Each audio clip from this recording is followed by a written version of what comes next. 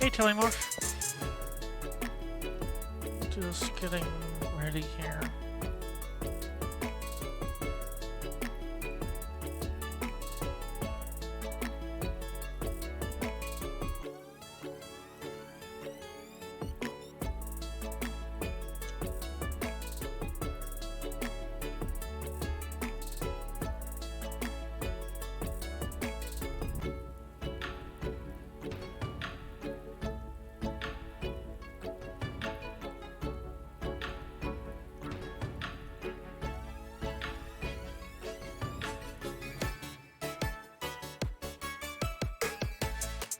Okay. So let's get this started here. Alright. No, I don't think I'll do any runs. I just want to do practice some room strats and general movement.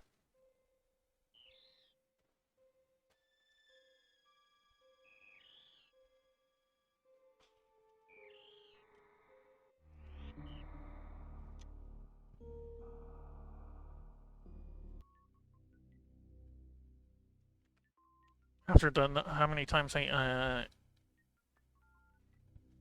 failed runs I had on last Tuesday, I'm just like, I don't feel like going through any more of that. I probably just need to practice my boss fights more, but in terms of time saving, as we discussed last time, it's really comes to, I really need to practice my room strats.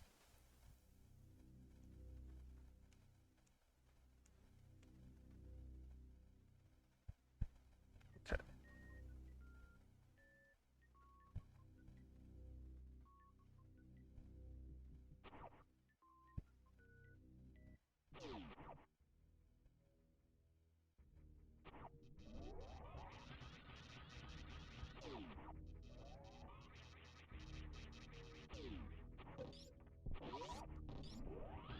Yay! One of these I'll be able to get this consistently. Okay, and that's good.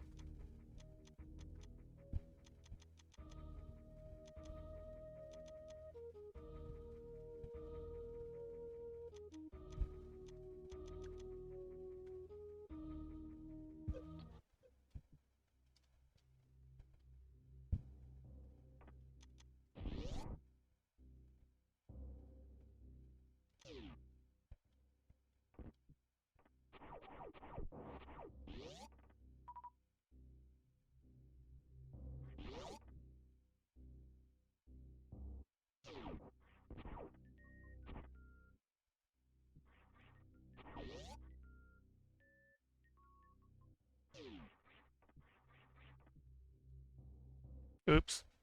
Oh well.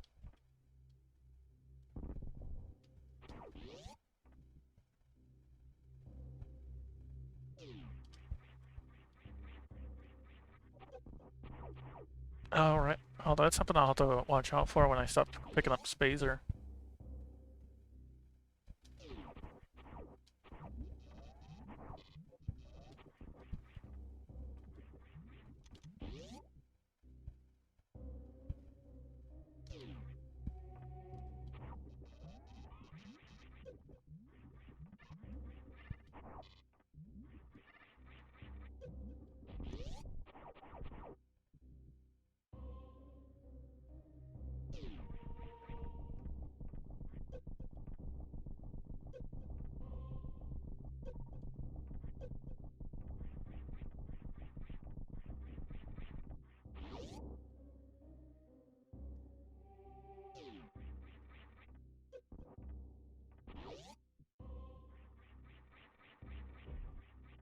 Ugh! The Weaver trolled me.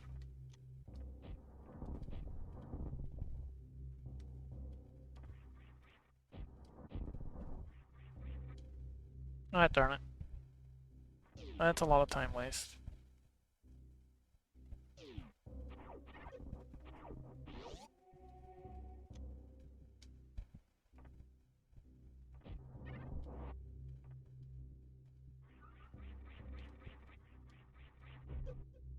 Again?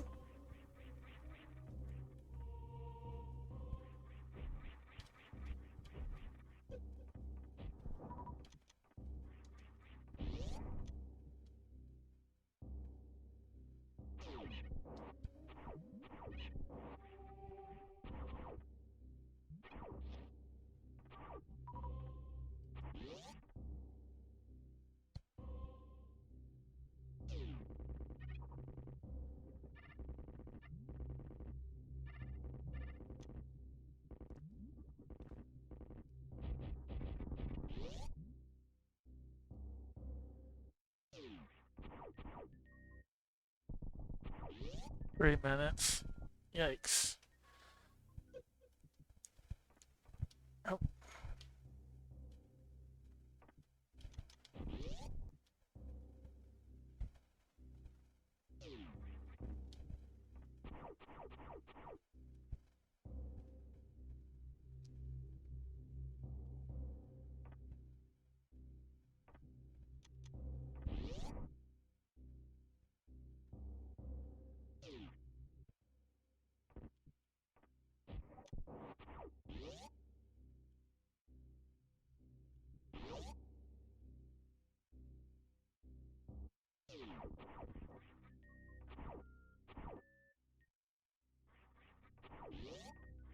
Oh, I bumped the ceiling of the door.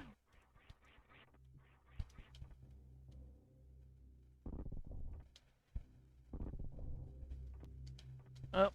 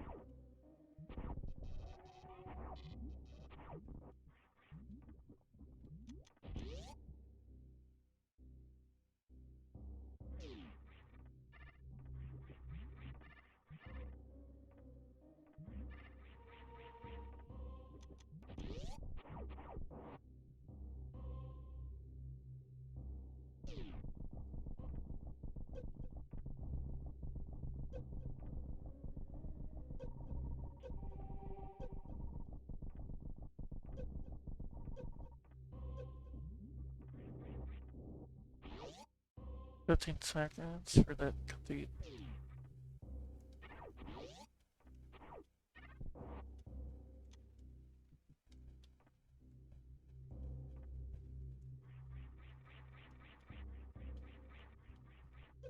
Ah, again.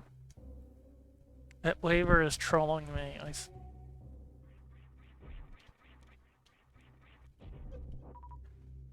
Oh, now the cacti trolled me that time.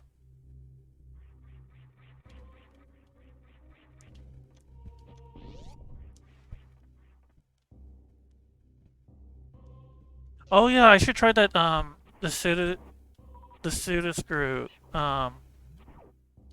tech you mentioned the previous night. Yeah.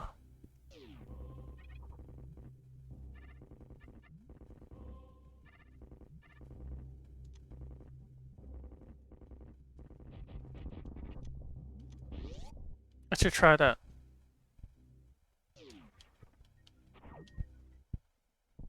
Under 3 minutes.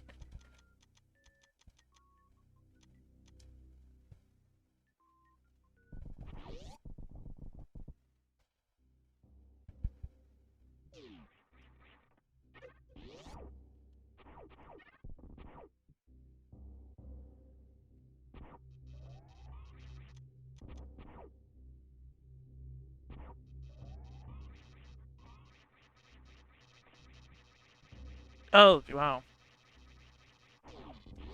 I think I have to do a piano grip for this.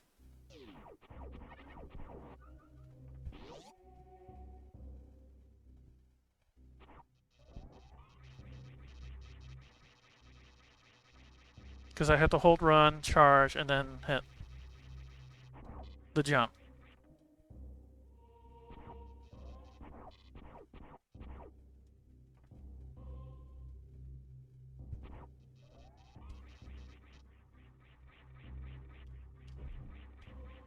Okay, I got it that time.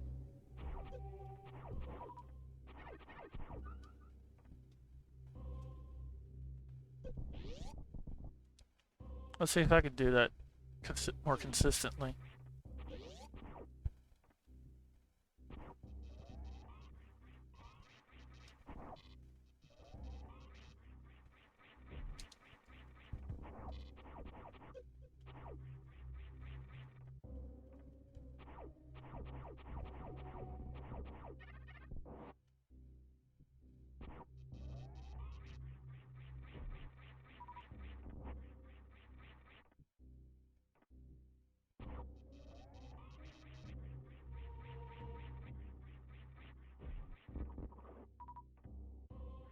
Okay, I'm just gonna keep practicing that motion. I think I feel like the way to do it is have a piano grip for the jump, and then while I'm in midair, I can switch to a more conventional grip that's more comfortable. Let's try that.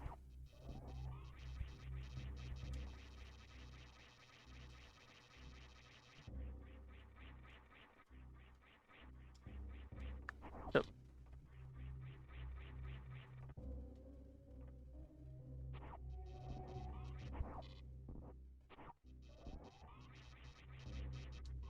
Nope.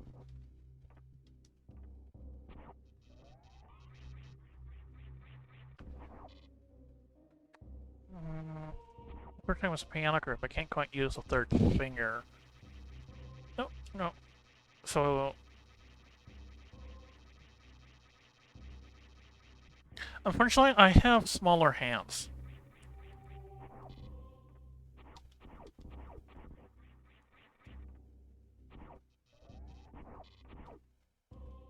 Well, unfortunately, well, I should say that I can. It's partly because of my control setup, because I have my Y as my shoot and A as my run. So, and then B as my jump. So I can like thumb both charge and shot, but or run and jump. But doing the three of those is that's when it gets it feels like finger twister.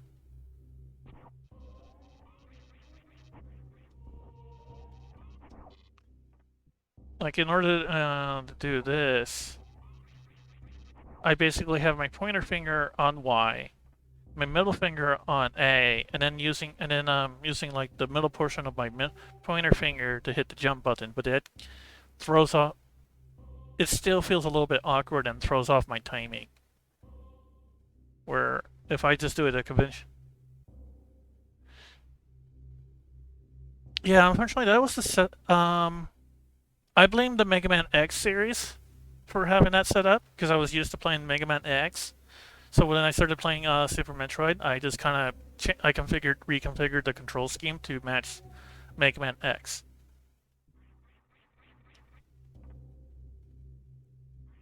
So when I have to do two buttons, that's easy.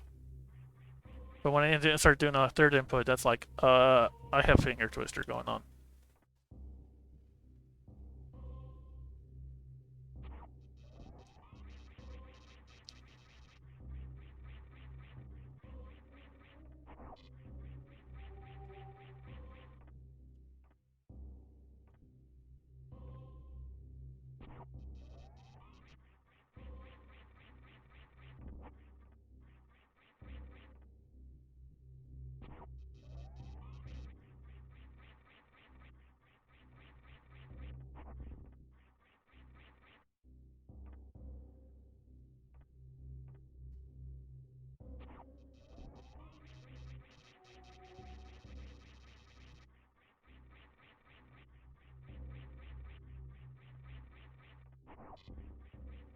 Let's see if I can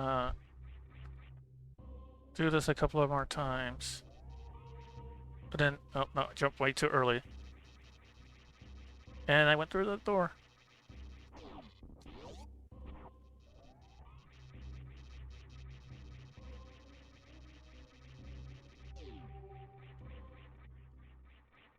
Ah!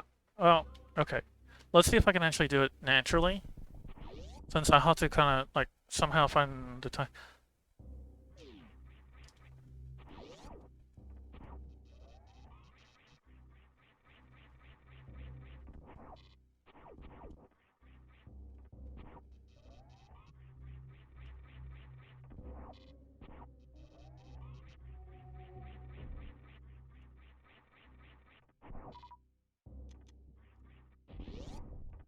Nope.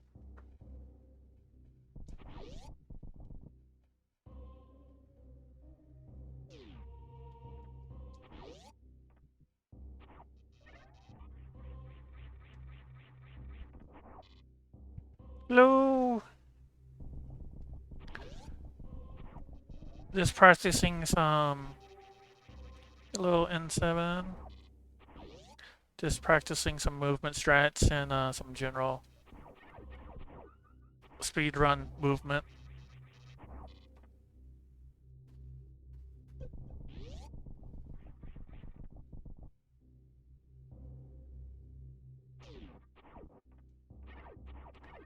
Morph is as you might have seen earlier, is a experienced speedrunner, so he's been giving me some advice on how to work through this. To kind of explain what I'm working on right now is that um, I'm trying to do this bubble mountain jump. Normally, as you can see right there, I got up there no problem. But there's been, let's see, let's see if I can make it happen. He's probably not going to do it because he wants to troll me.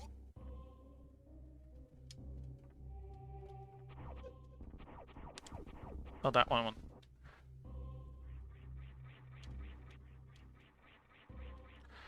But basically, this guy here starts hitting me just as I'm about to do that final wall jump. So then that costs me a lot of time because I now have to fall all the way down here, get back up here.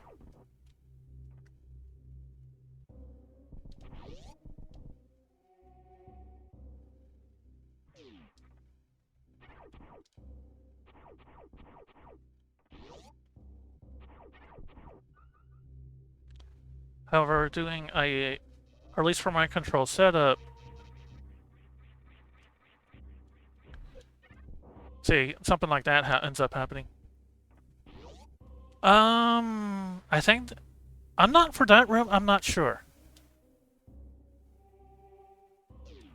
I think, well, I'm sure the movements are randomized, but it might be possible, depending on the room, it might be possible to fix the randomizer seed. So they always move the exact same way if you do the certain movements.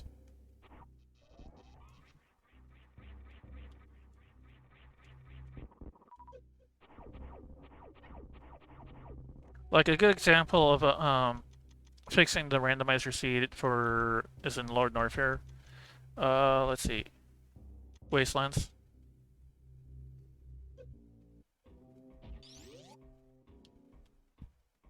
Like there's a example. Let's see if I got it. Okay, but okay, so that second hopper, if you do your motions correctly, he will always jump over you.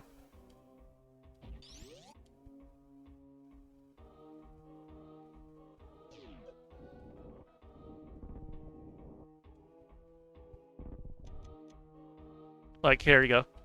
He jumped over me that time.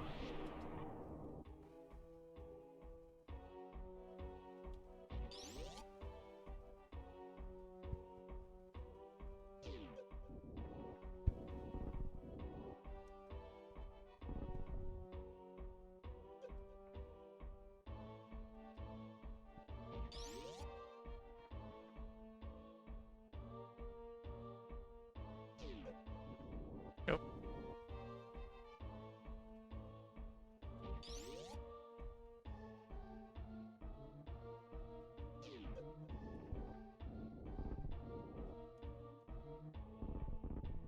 Okay.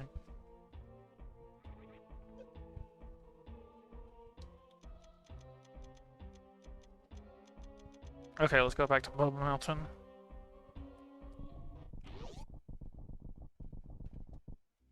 Now, and just in case you don't, since you're probably not unfamiliar with it, as I know, pseudo screw is when you have this charge and you do a spin, because then it acts like a screw attack, so hence the name pseudo screw attack, and you can do that, but it also makes you invincible to the spikes it shoots.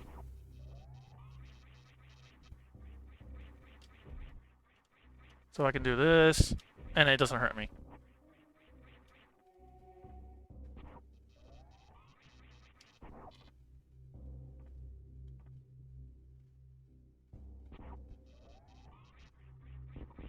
Or, like, or if that example there, if I didn't have that pseudo screw, that waiver would have knocked me down.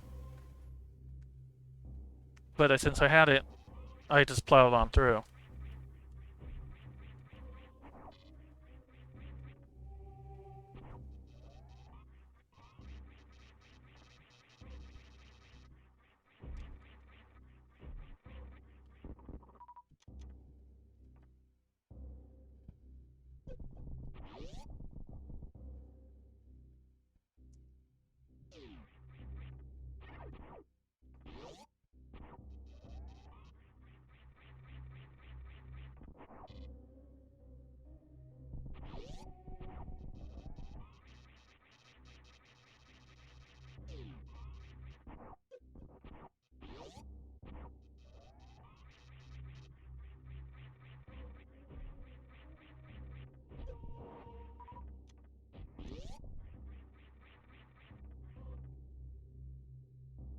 Okay, so we made it through the room in 15 seconds that time.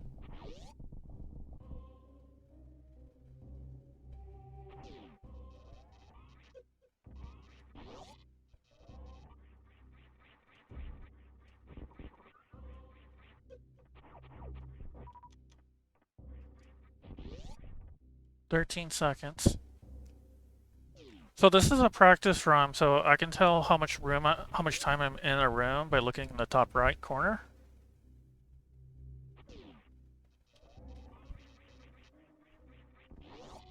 Oops.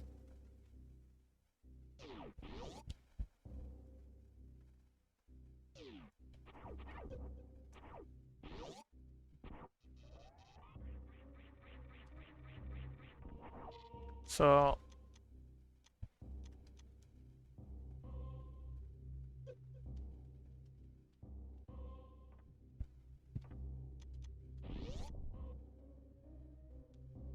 you can see I took 6 seconds there. Nope.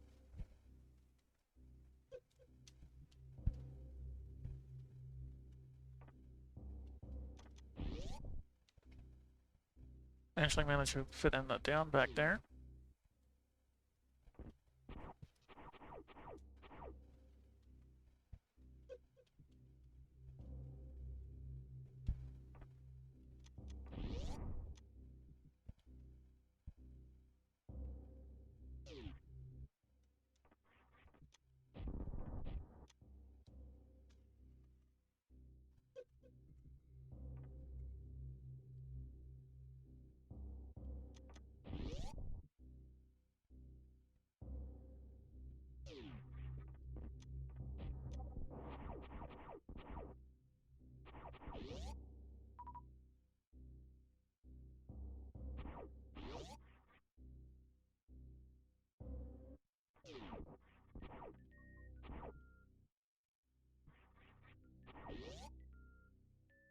Oops, I forgot to jump for the door.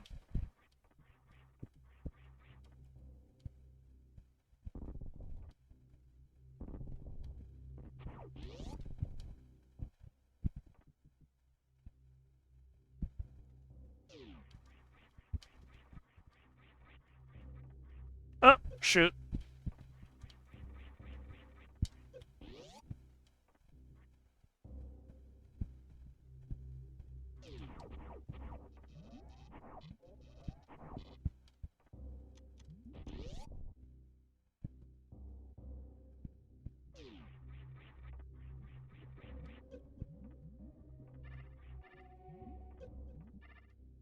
I just need to practice that. Okay, so I need to practice this room. That's the cathedral.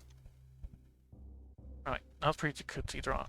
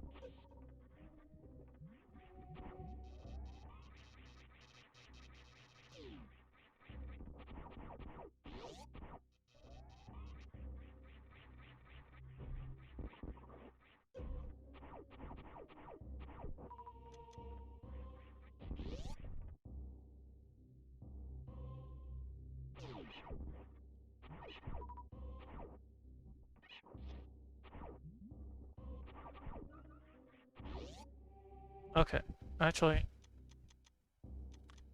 I need to check something. Leaving Varia. I want to check how much time approximately it takes me to leave Craig's lair. That was a damage boost.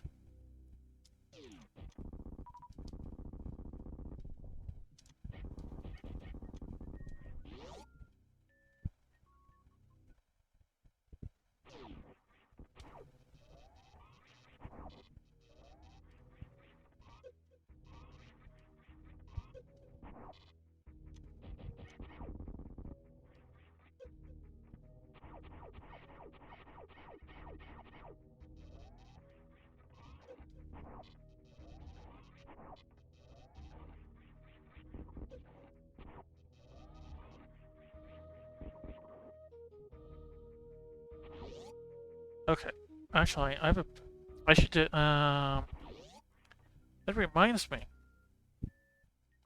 Yeah, that's what happened. I think you mentioned that on Lester. I just remembered just as I was doing it.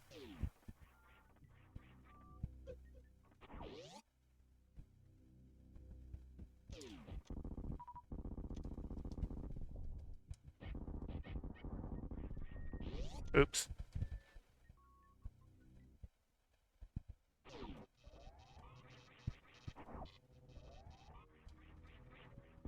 There we go.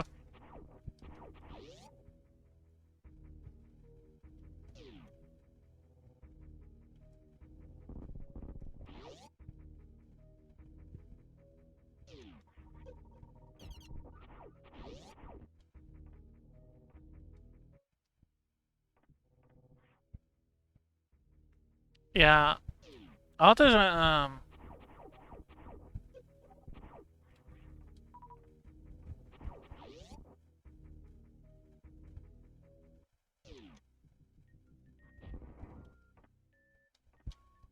oh shoot.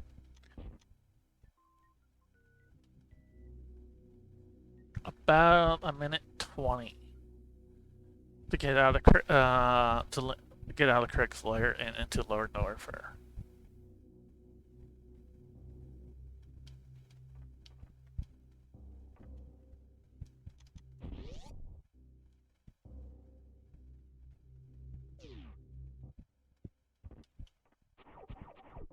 Oops, let's unlock it. Oh,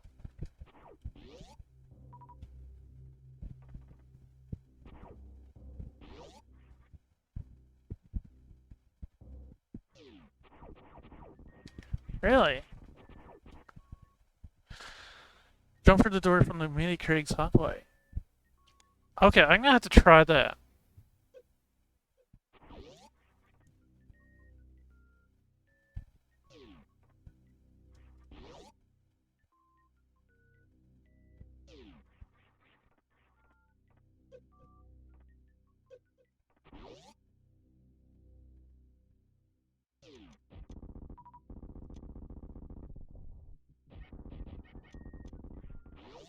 Oh wait, I didn't jump through the door.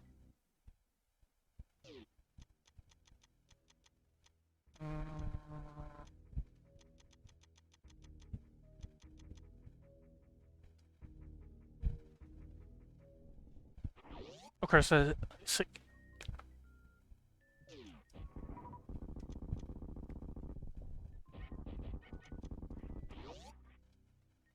see if that counts.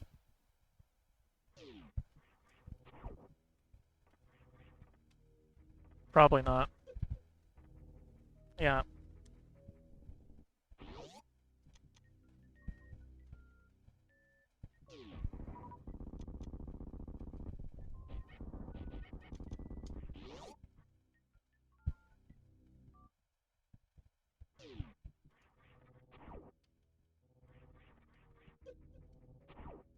I got a hit, but I was able to get through, at least.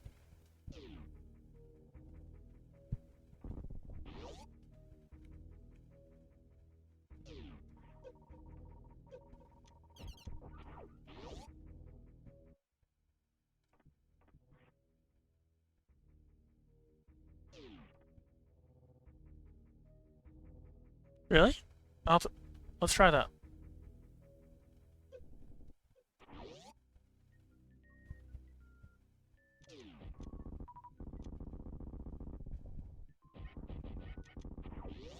Oh, it does.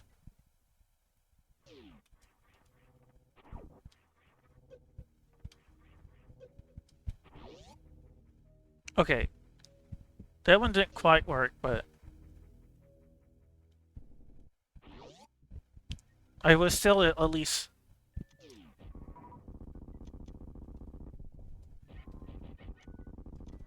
No, I didn't quite.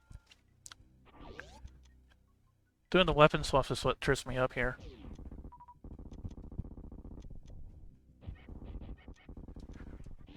Oh, no.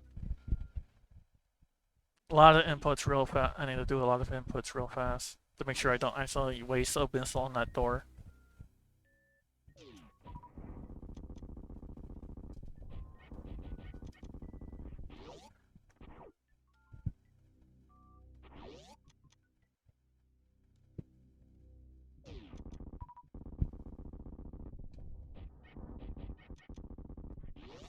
Got to shoot.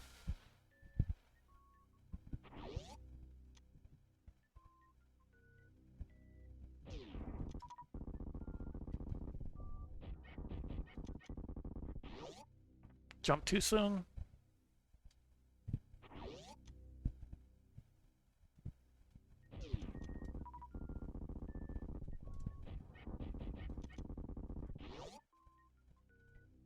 Does that count? I'll take that. Oh, 5 seconds. That feels really good. 5 seconds to get past for the key hunter room.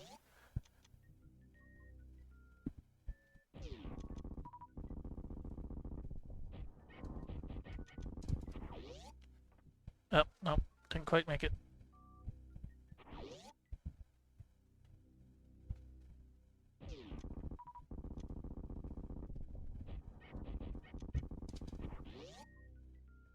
Five seconds.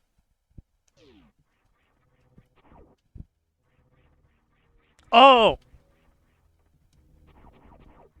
Yes! Okay, I took I lost some time, but made it through without a problem. I'll take that. Let's see if I can do it more consistently now.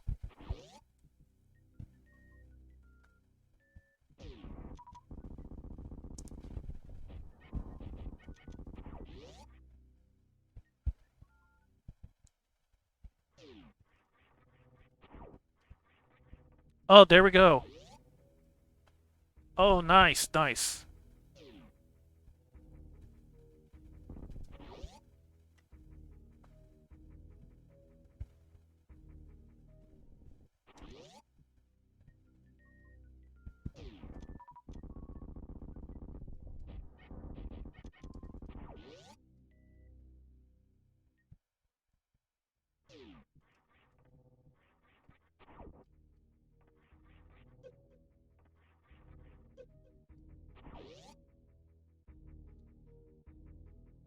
Okay.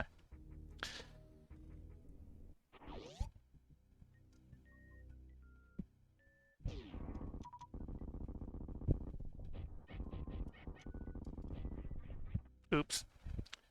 Yeah, I think what's really key for me to be able to set up the RNG in this room is that I need to take out those last two pirates with a hero shot, so that way I have enough time to cycle my missiles out and then make the final opening shot.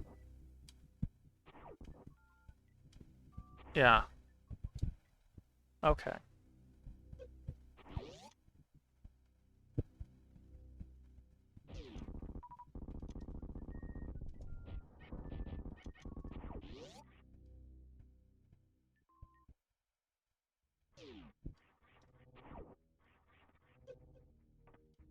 Oh. No. Oh, I lost 5 seconds that time.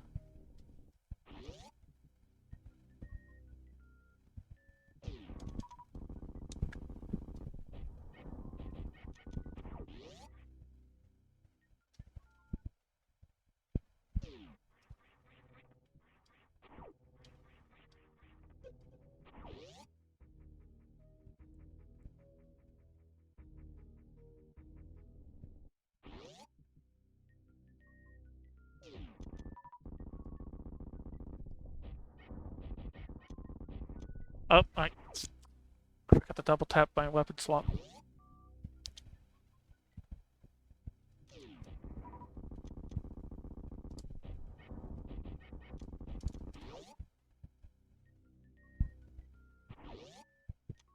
Let's try this again.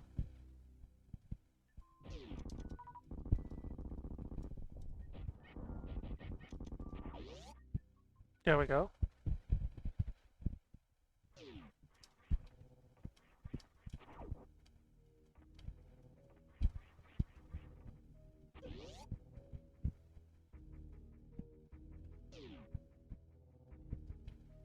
I think one of the main issue is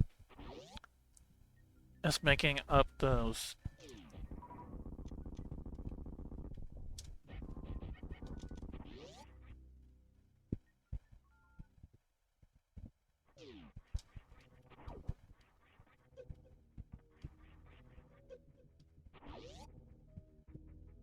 Actually, I didn't lose a lot of time, surprisingly.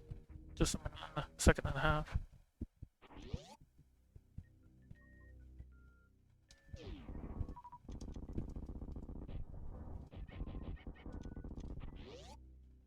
Oof. Almost didn't make that.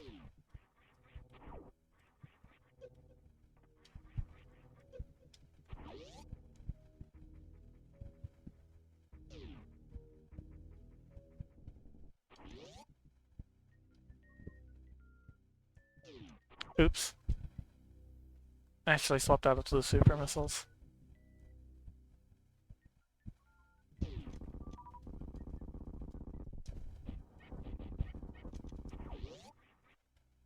Jumped too late, but still made it through the door.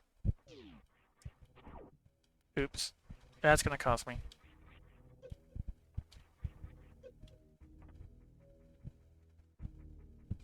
Yeah, making up that jump is something I need to figure out in normal.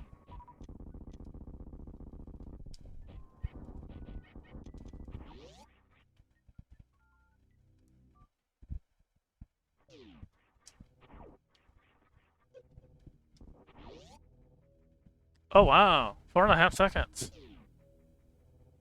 Okay, let's practice something different now.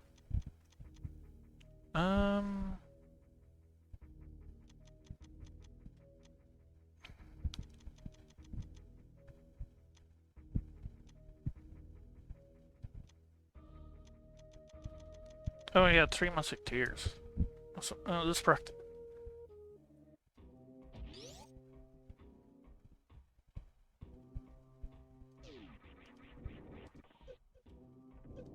Nope. Let's see. Did I want to, I think I was trying to figure out, was it jump through the door?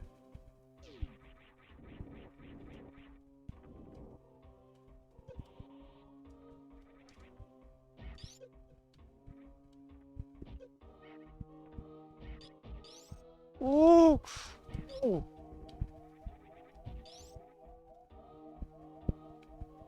Ooh! Well, I got through it, but that's not how I want to be doing it in the future.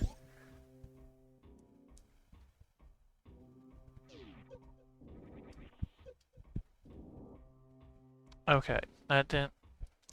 That was a. I couldn't quite mark.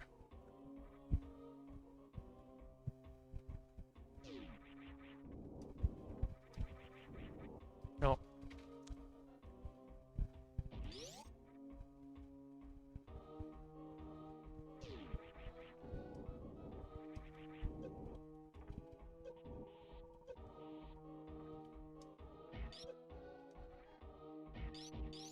Ooh.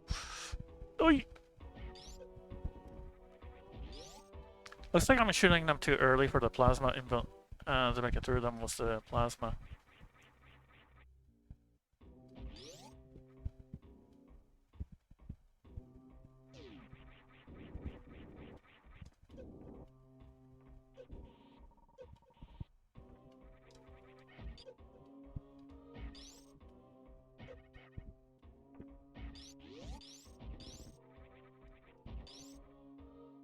Hello, Cancel!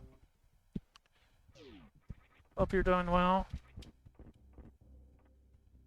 Just doing some random practice.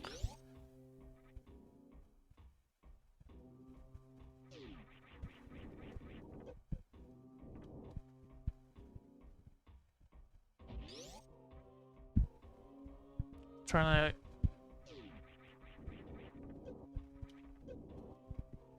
be able to go through some of these rooms more efficiently on a more consistent basis. Oh.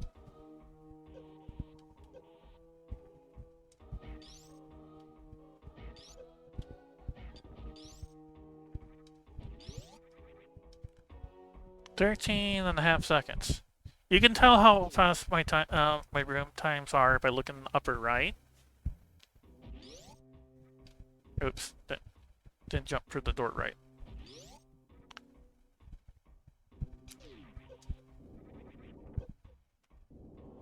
No.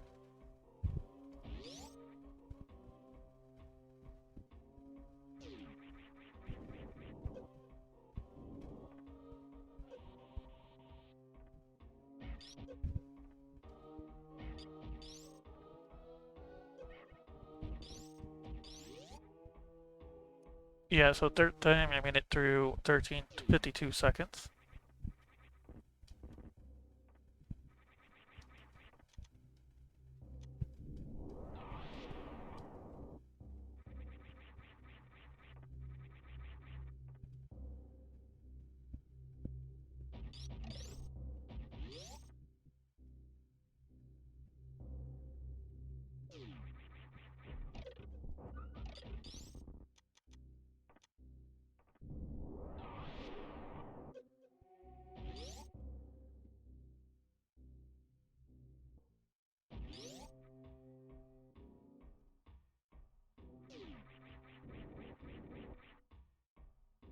Okay, I probably should nope.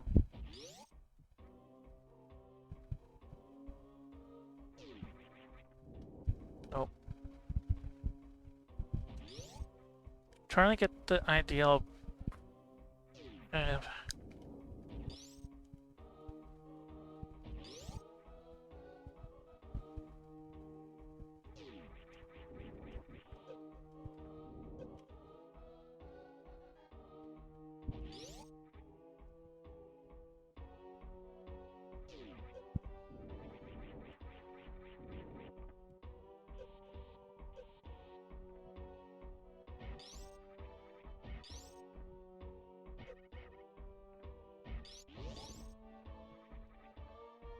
Yep. I mean, I'm not at the point where I'm counting the milliseconds, but some of the top runners definitely are.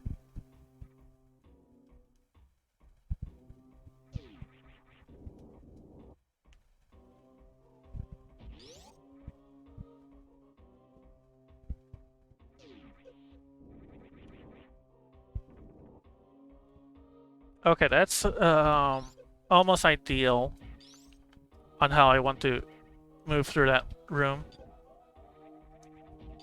Yes, this is late ice.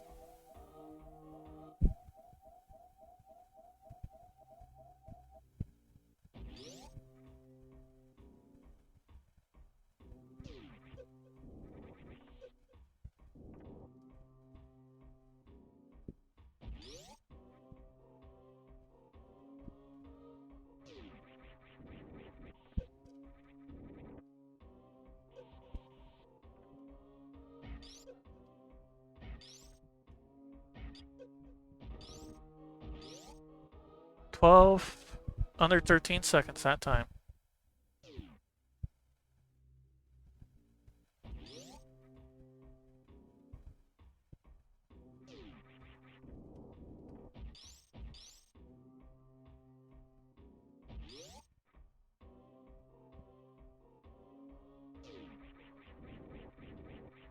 Oh, darn it.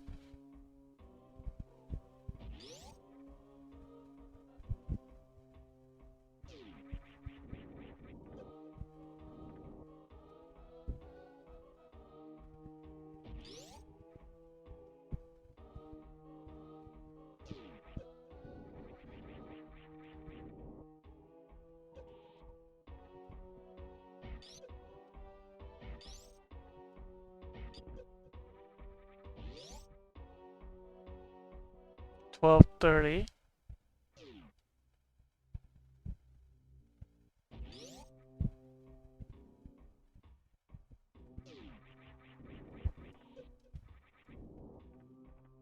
No. Ideally, I'll be weaving through all these pillars. Do a mock throw through that so I don't get touched by the lava. Use the plasma to go get untouched from all of these guys, like I just did that last one.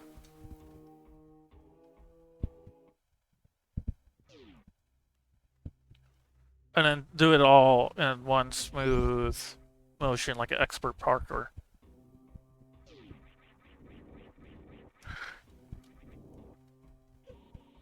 Yeah, see, that's bad.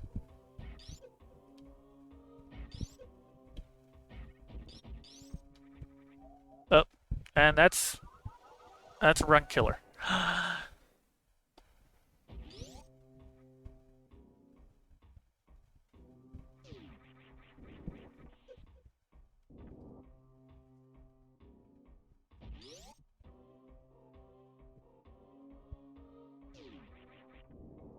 I didn't jump high enough for that time.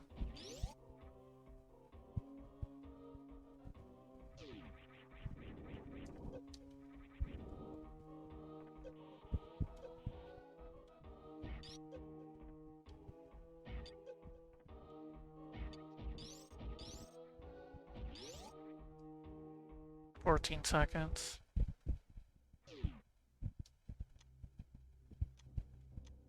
Alright, wait.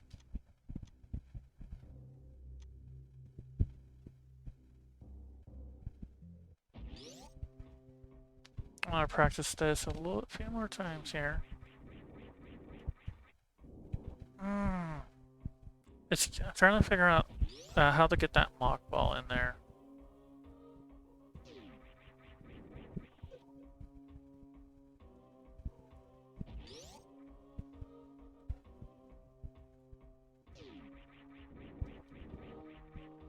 Because if I hold jump, I land on that platform. So I have to let go of jump so I don't jump too high. Or wait, maybe what I need to do is...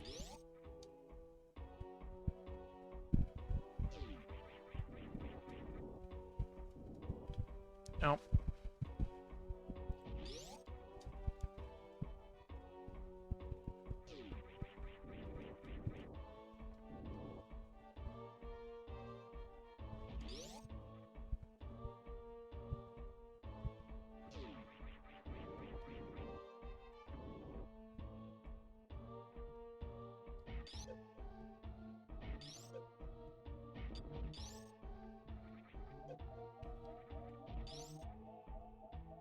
That wouldn't... Man, those red key hunters hit so hard even with the both gravity suits. Oh my gosh.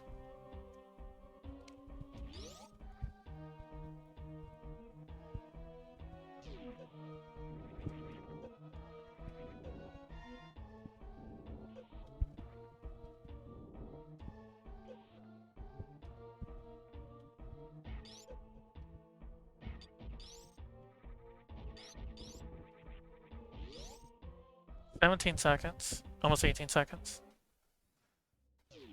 Alright. Let's see here.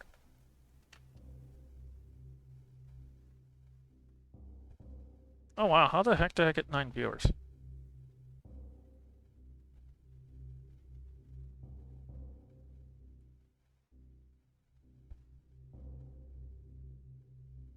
Well, considering my average viewer count is like 3 or 4, that's a lot.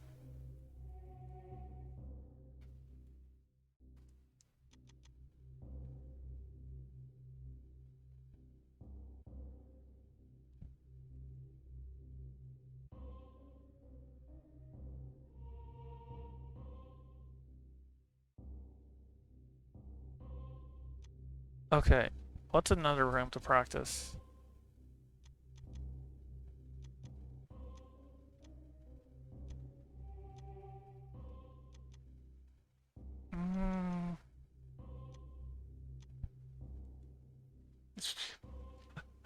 You all guys are all lurking. Well, I hope I make a pleasant background then, I guess. What's another room I should practice?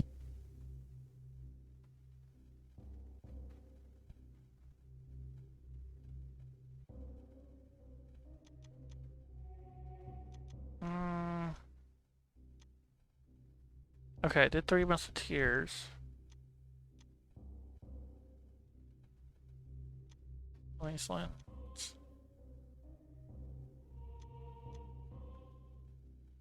I probably should do a worse room in the game a little bit.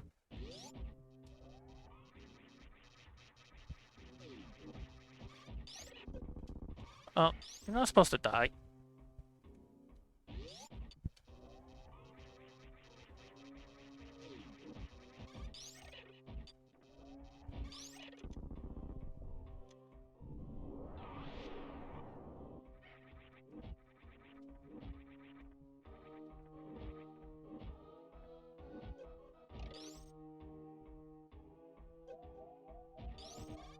Oh, nope.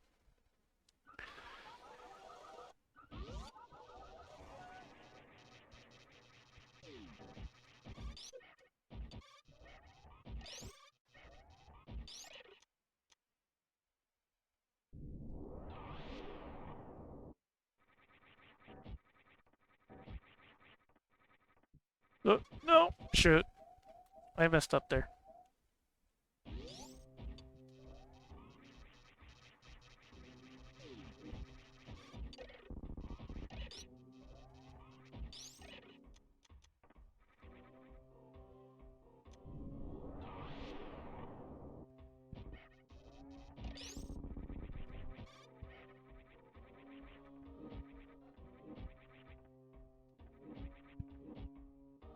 Ah!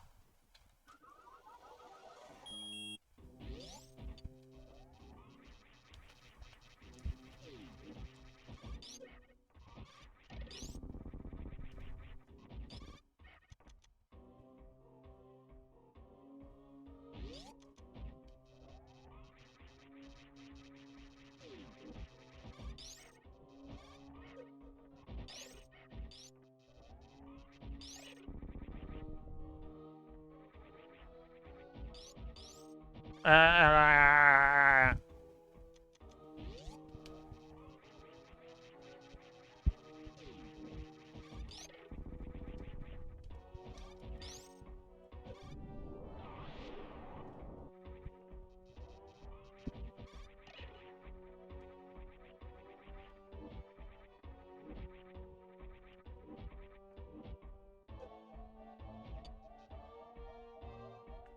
19 seconds. Oh, they do still call this the worst room in the game for a reason, after all.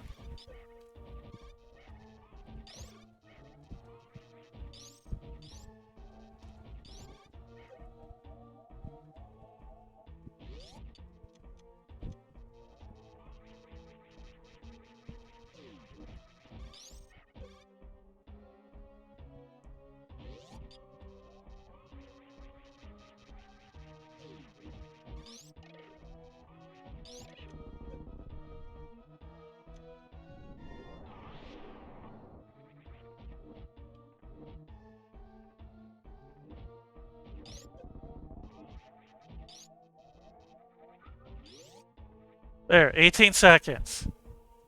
With way too little health. But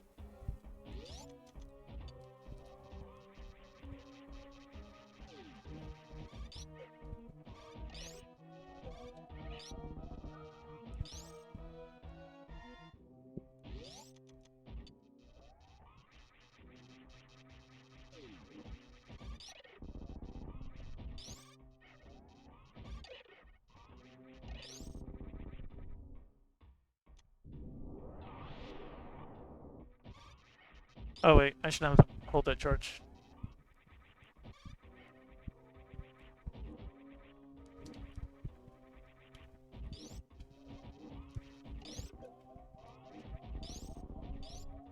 That was terrible.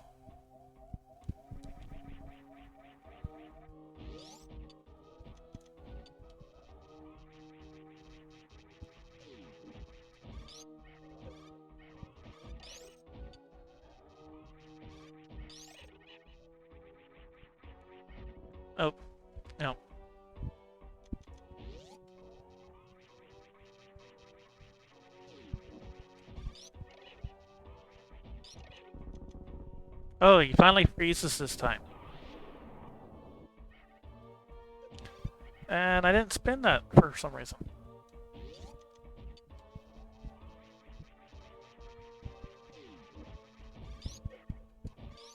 Okay, I need to...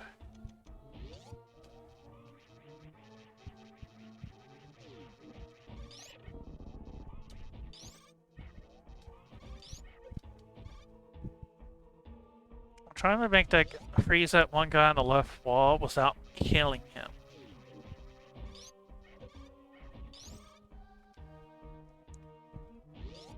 But if I'm too far left, he dies. If I'm too far right, I miss, or he...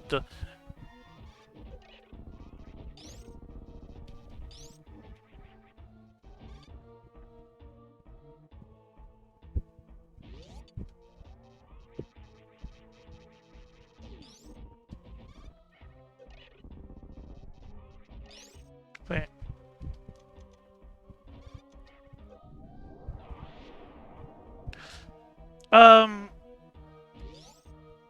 Oh, well, the beam I have, you have at this point is a plasma beam. So it can hit multiple times.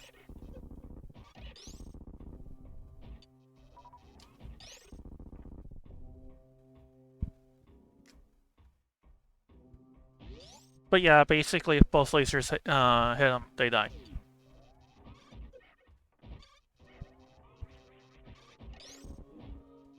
Here. Here, I'm gonna look at the speedrunning wiki, see what I can find out. First room in the game, speedrun. Metroid. Oh, right. I don't want to hear that acid.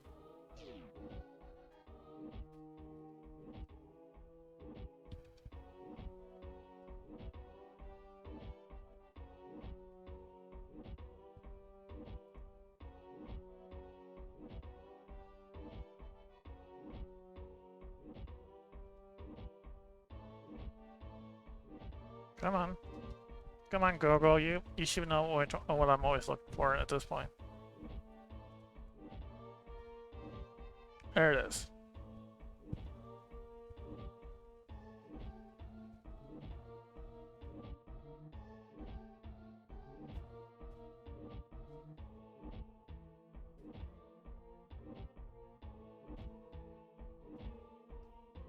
Oh, it has a somewhat narrow window. That's why I have such a hard time of only freezing that left part.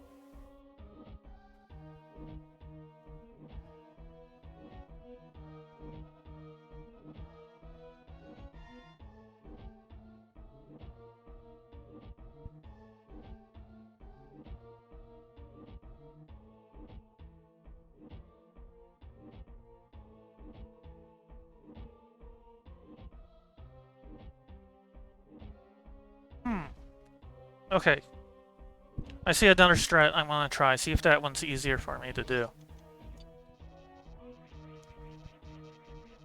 So I jump here.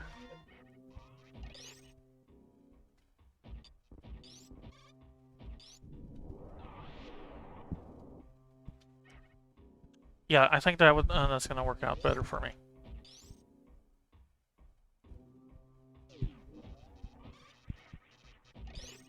Oh yeah, that works a lot better for me.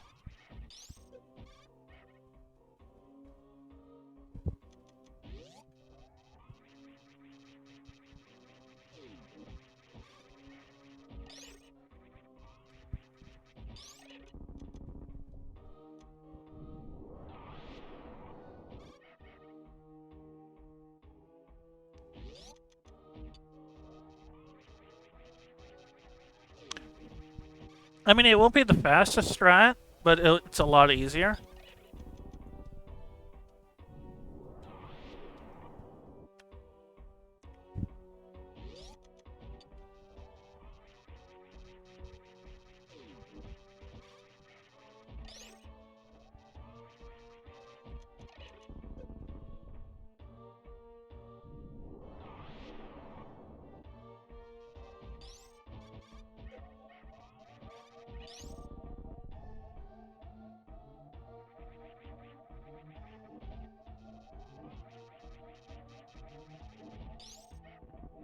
Ah!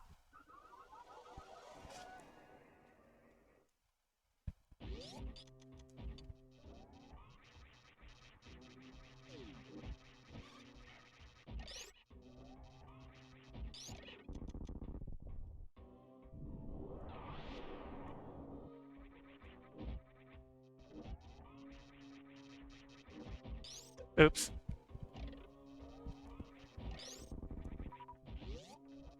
20 seconds. It's slower, but a lot safer.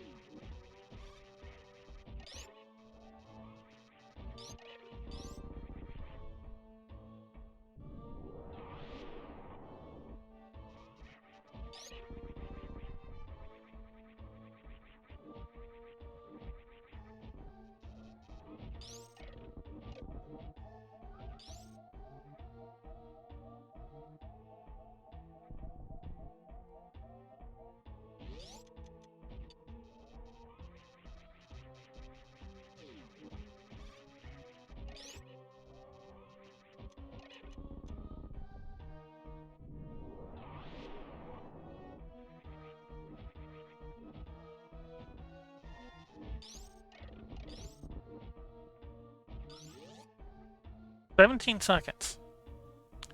So if I can get practice this, I can probably make it a decently fast. Yeah.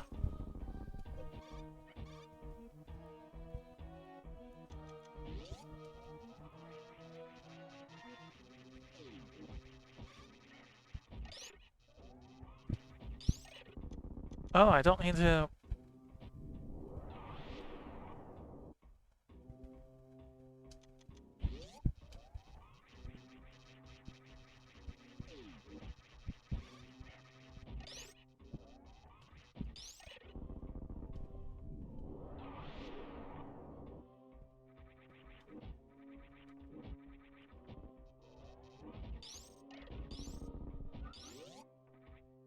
17.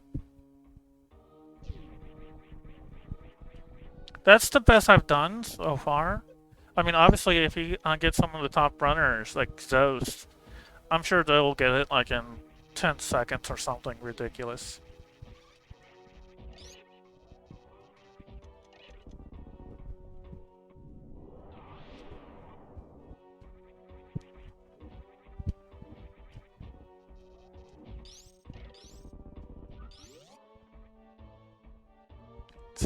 Under 17 seconds that time.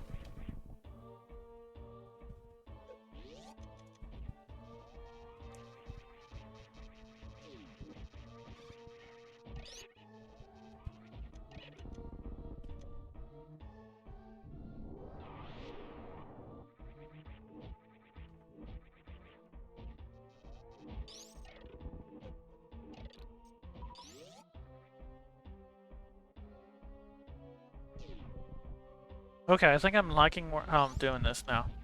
I think I'm getting it at a good spot.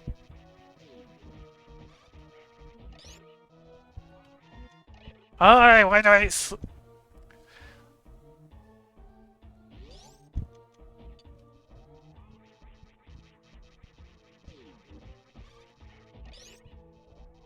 Okay, that was too early.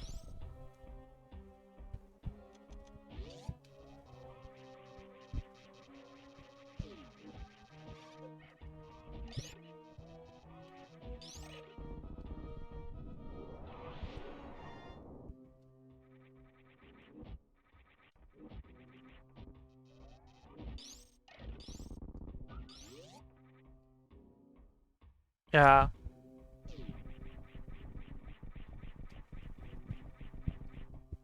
So about 1652 seems to be probably the best I'll probably likely manage out of this room.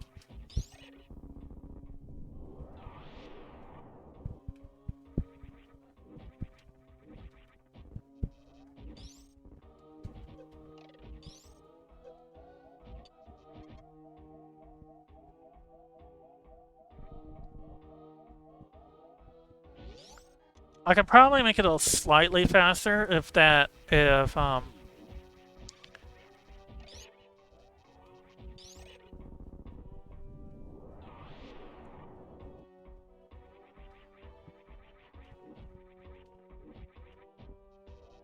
instead of doing this hero shot, that is shooting him from off screen, I just jump over him, but that's kind of requires some precise. So.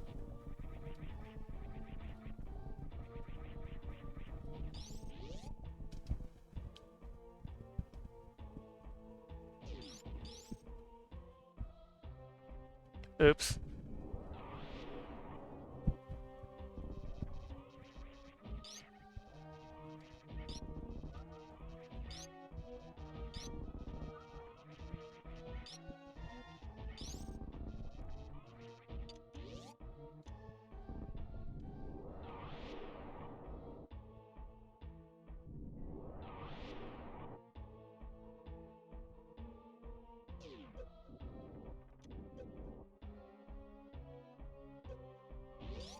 I'll try that one. I want to be able to do that one more time to make sure I get it consistent.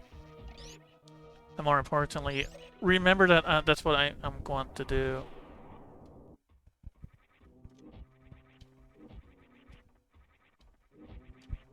Oops. 17, 17. That's not bad. Okay. Let's find something else to practice.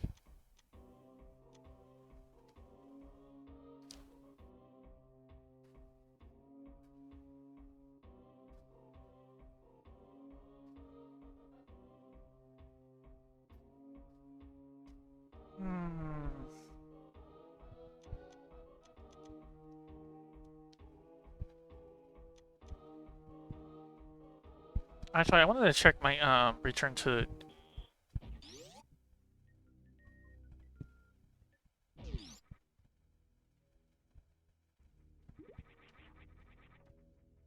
No. One thing I've noticed is I do it. Let's see if there's some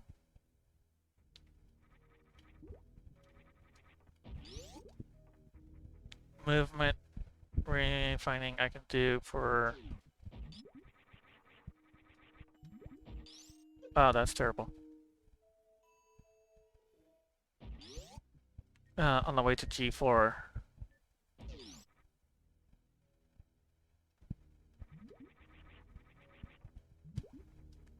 No.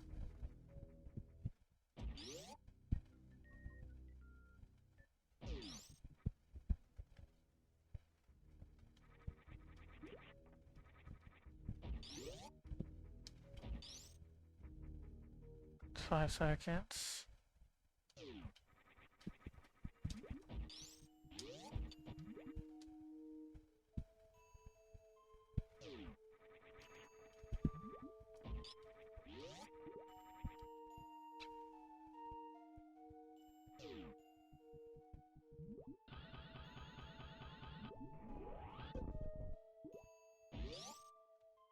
Seven seconds. I wonder if that's I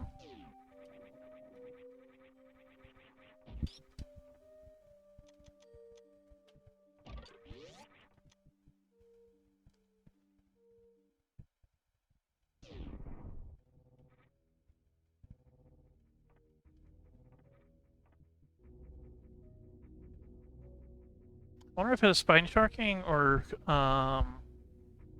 space jumping up is faster.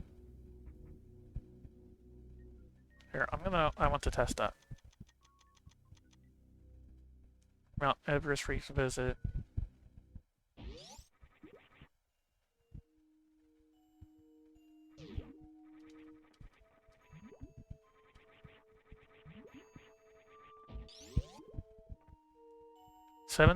That's 7:45. And that one lost time because I jumped too soon after opening the door.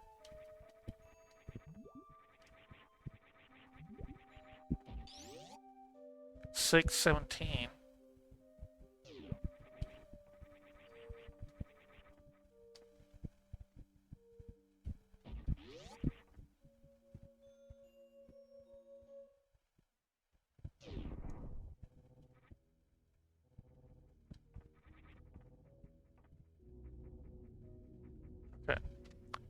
And then let's see what kind of times I get if I spine shark up.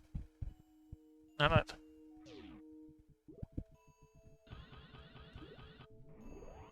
Without bonking.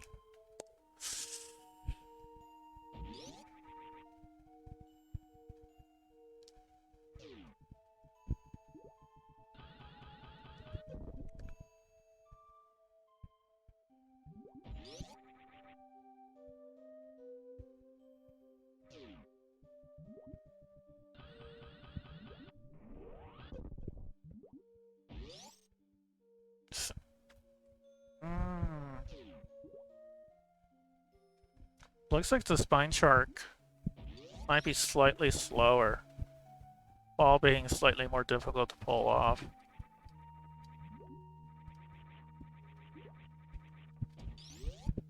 Yeah, it's better to just do that while jumping in space jump up.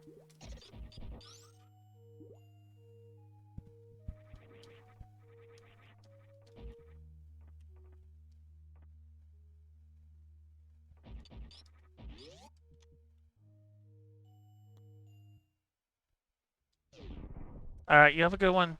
I cancel.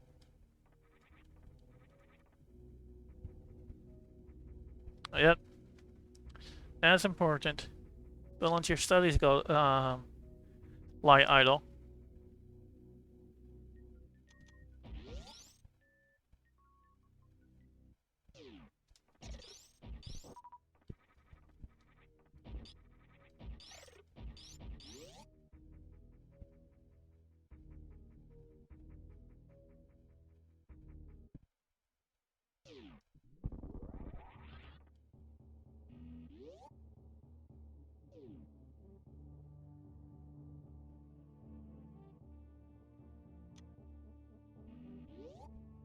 Yep, you have a good one.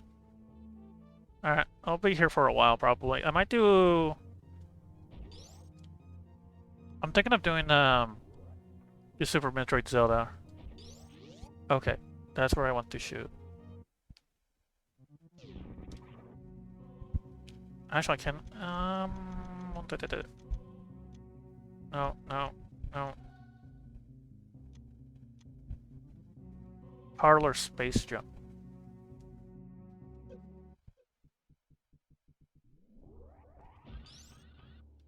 Oh.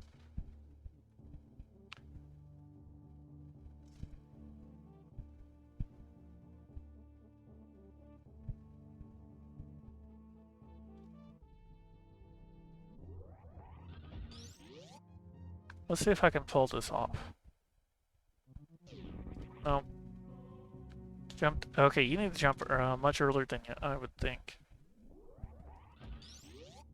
Oh, no, didn't open the door in time.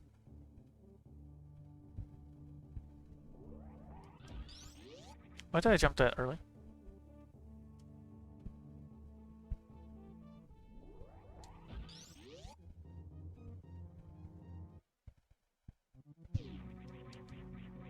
Oh, I did it! Oh my gosh, I did it!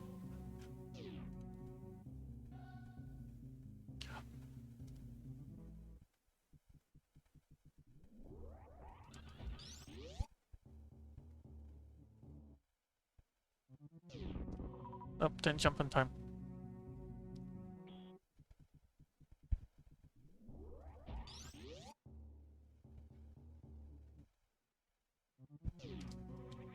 Jump too early.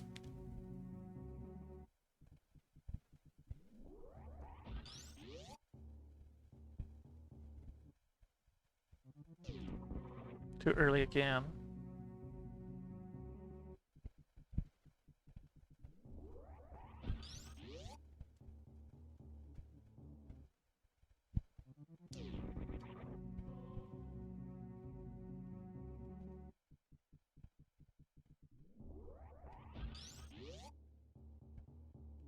Okay.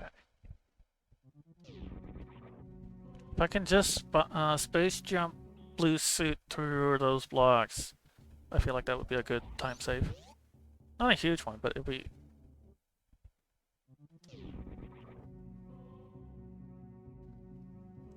But definitely it feels like something worked.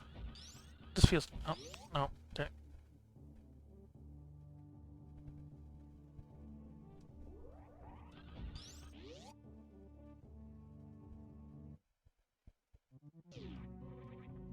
No. The window jump in that room is very small. It feels like...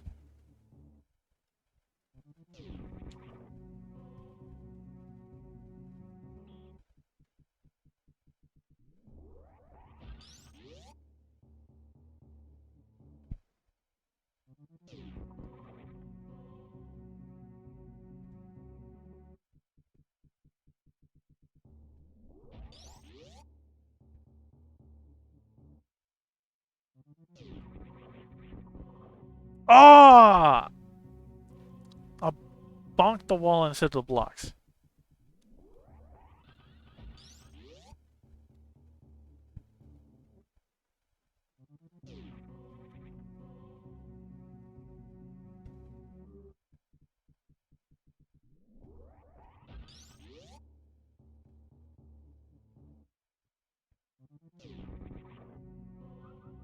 Okay.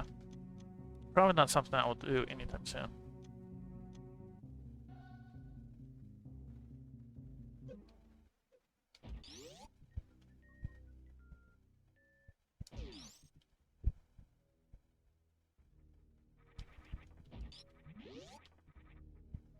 Okay.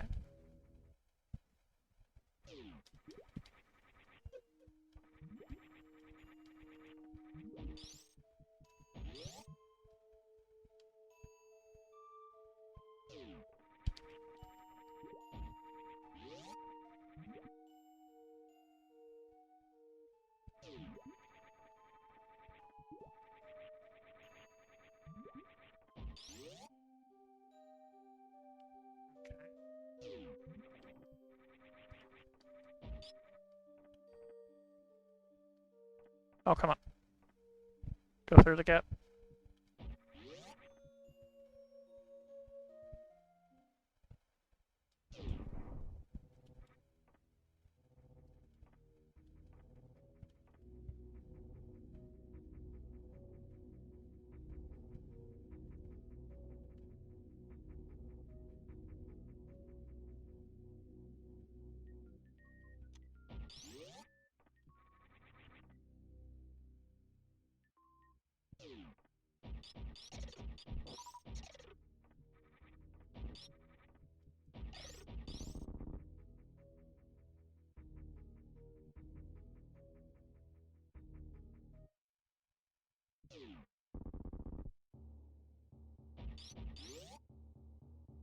Ooh.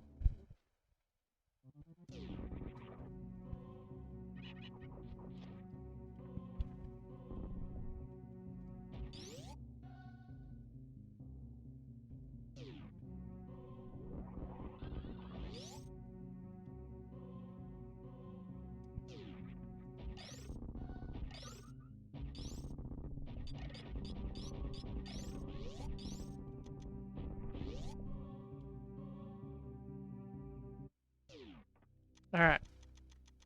Actually, I need to practice Tarium. It's probably the last one in particular.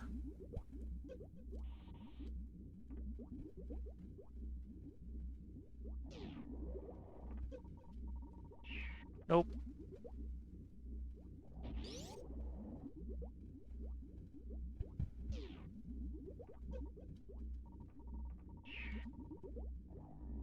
Okay, how is this done?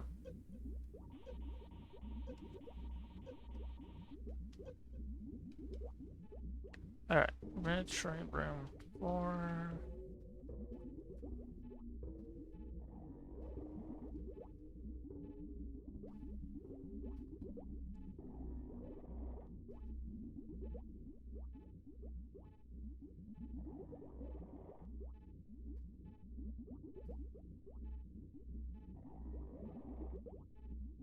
So, let's see. Burning off the top platform. Let's see. Oh, okay.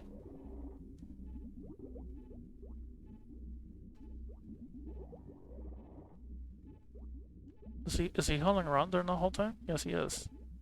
Okay, so did not hit run all the way to the wall. So let's try that.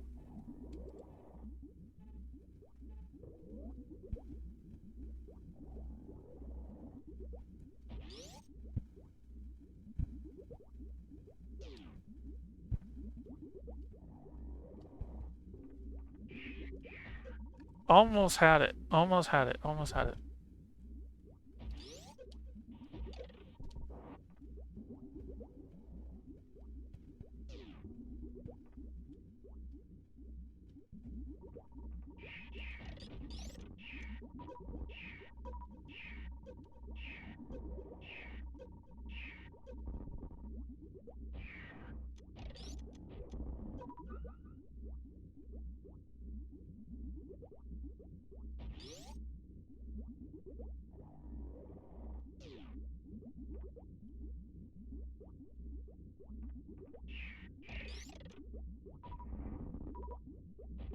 Oops. But, oh well, I got it that time.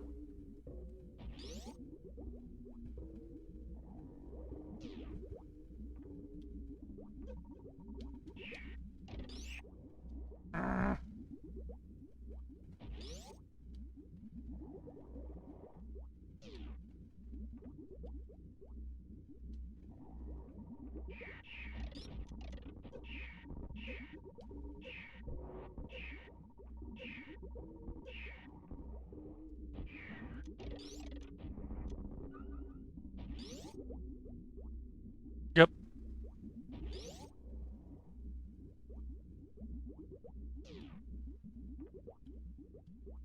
Oh, shoot.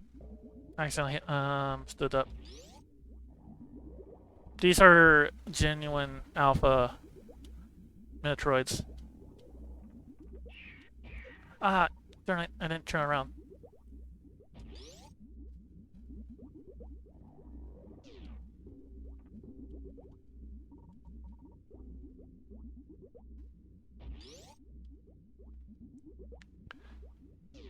Now, in this case, it's not so much about being fast. It's about properly grouping them. If I'm fast, that's just a bonus.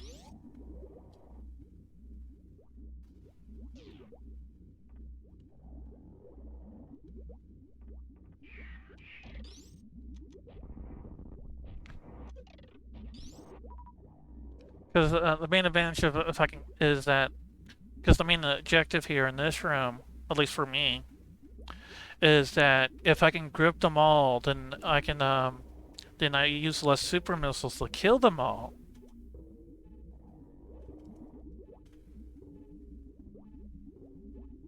And then that way, I have more super missiles for the final boss fight.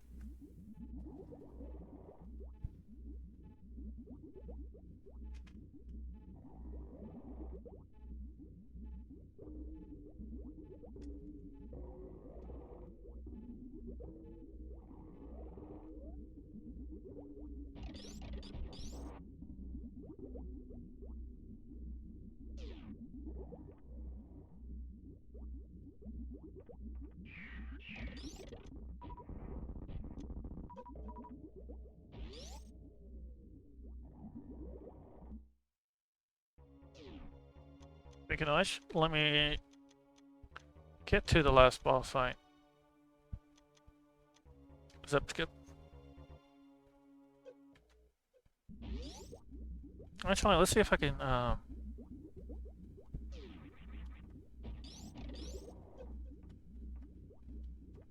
Nope.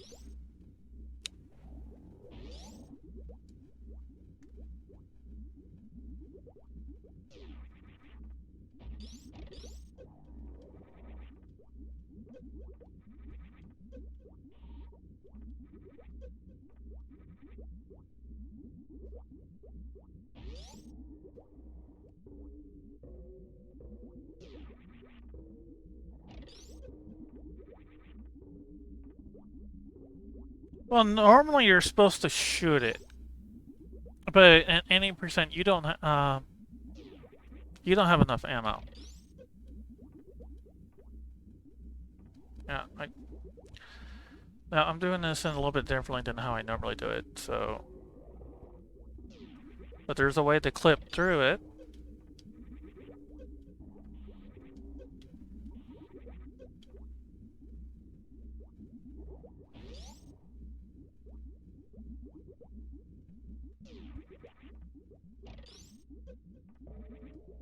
Like that.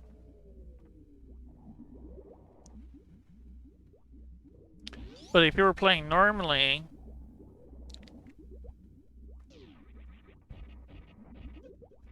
you have to give it like 4 super missiles, which is a lot.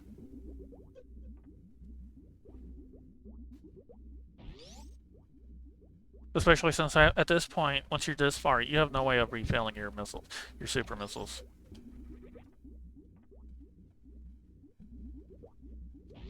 Of course, if you're in 100%, then it's like whatever.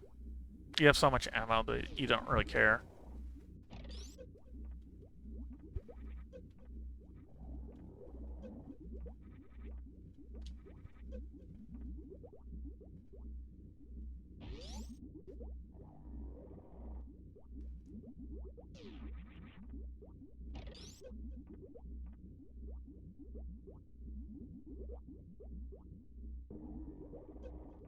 Oops.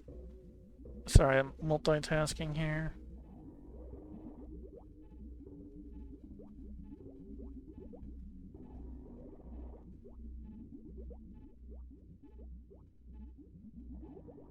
Okay.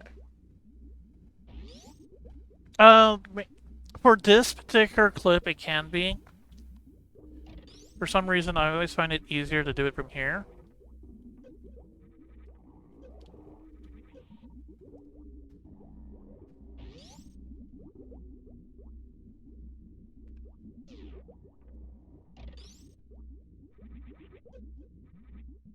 I always find that, for some reason, I always find that easier. But it takes like another second or two. But the most optimal strats do this.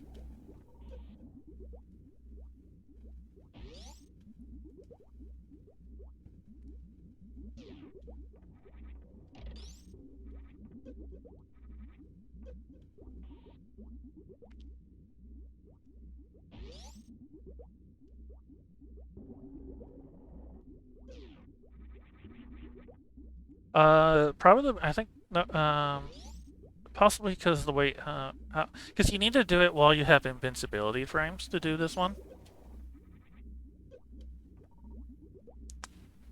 And you have, if you're doing it from here, you have a little bit less time to lose a little bit less time. You have some of your initial invincibility frames is, while this is like the optimal way of doing it, some of your invincibility frames is kind of spent getting back onto that ledge.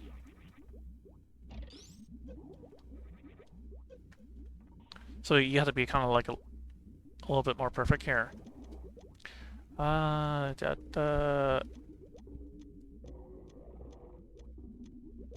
Higher.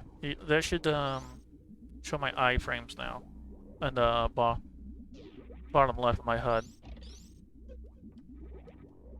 See?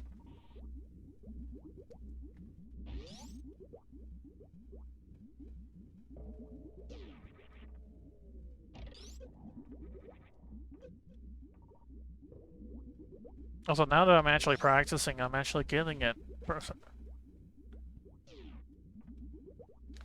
Whereas my...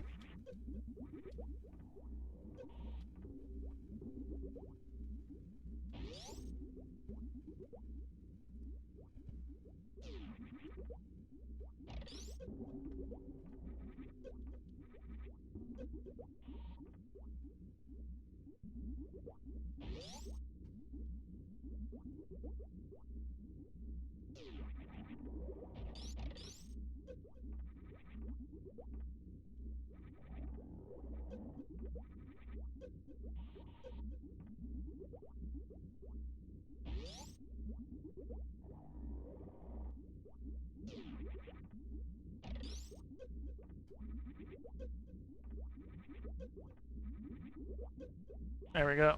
And then that way I don't have to use any ammo. Now in categories where you have a lot more ammo, then what they'll do instead, like 100% or GT Classic, which I've done, they'll do this strat.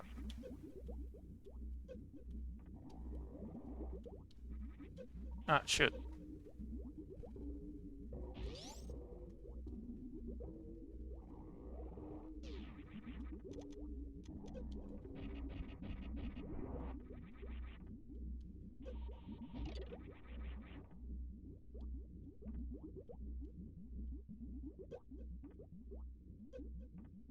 Yeah, it's actually clear.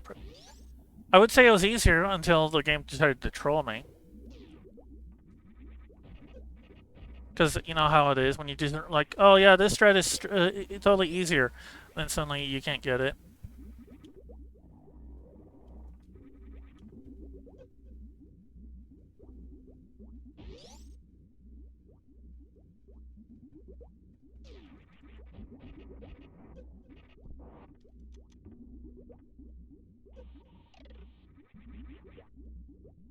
There.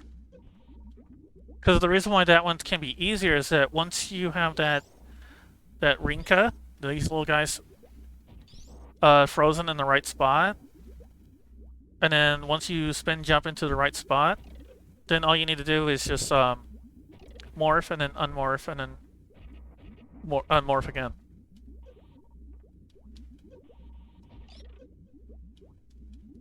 See, I don't have to worry about invincibility frames because since you're already inside the thing, you get unlimited invincibility frames. And if you have spring jump, then it's like, oh well, I'll just jump my way through it.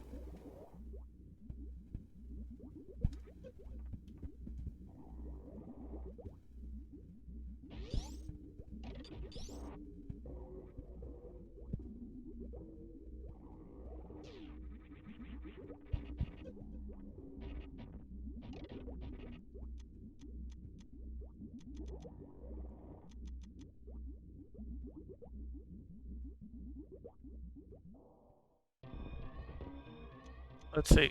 So, in fact,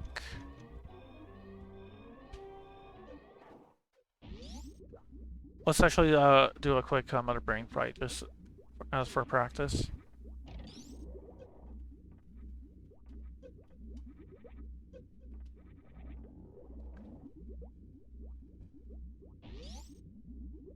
Now, this preset has the minimal energy, so that's gonna be a challenge for me.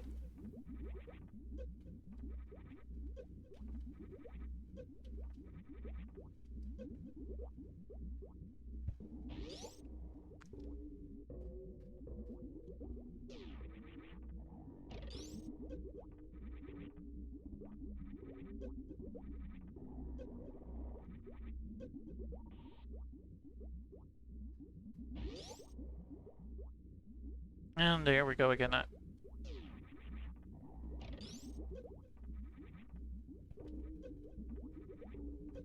There we go.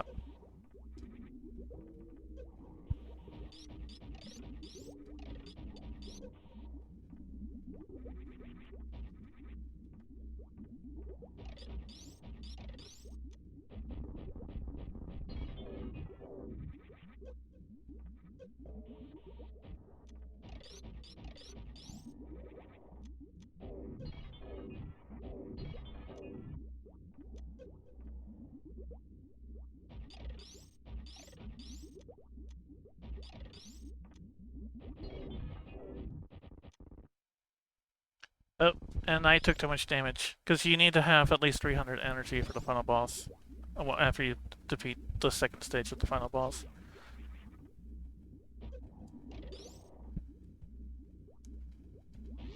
Otherwise, it's just an instant kill.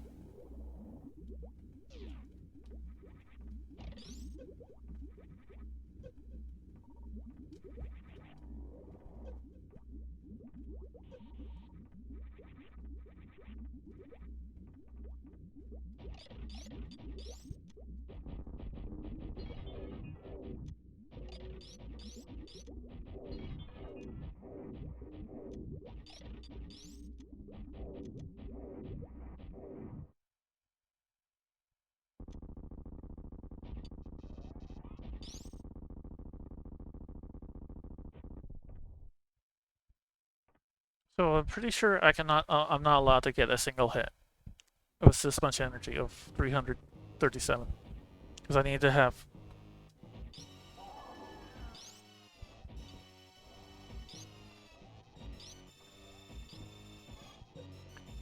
Yeah. Okay. So I could take that hit up and up, that kills me. Okay. What's another room I need to practice? Oh, that's why I get a lot of in my gets a lot of safety energy. Normally I have equivalent of 600 energy to play it safe, so that way I have 300 energy I can take hits with. Mm.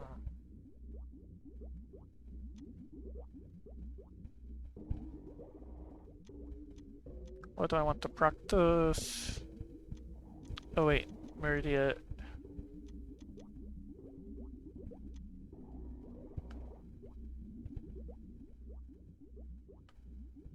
Uh,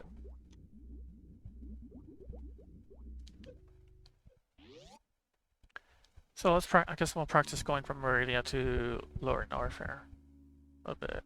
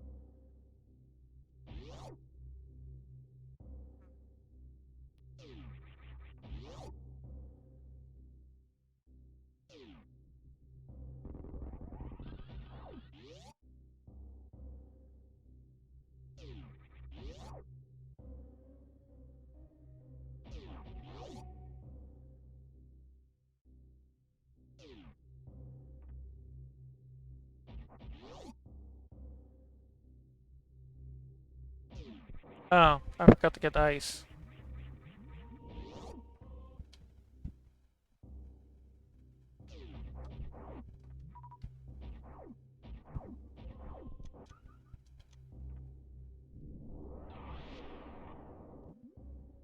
Mm, hmm. Uh,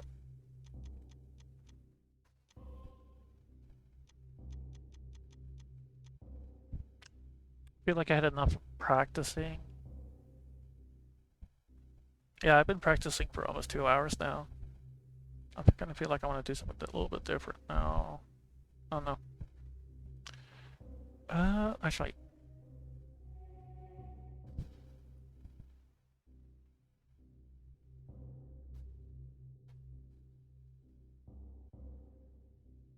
let me take a look at my life splits.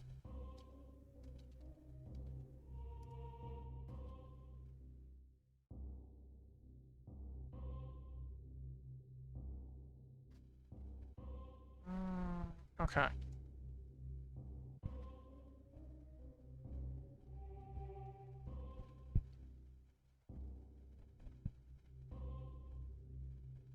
Going to create a speed booster, and then from there to power bombs has been like it's been about 8 minutes altogether. Yeah. So the 108.18 is my personal best for any percent KPDR.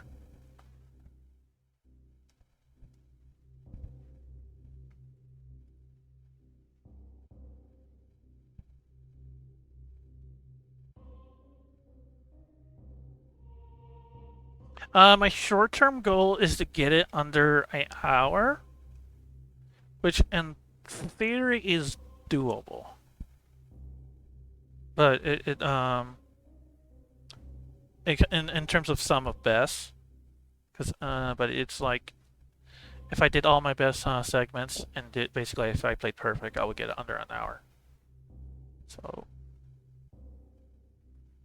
actually, something I wanted to test is after giving gravity, I wanted to.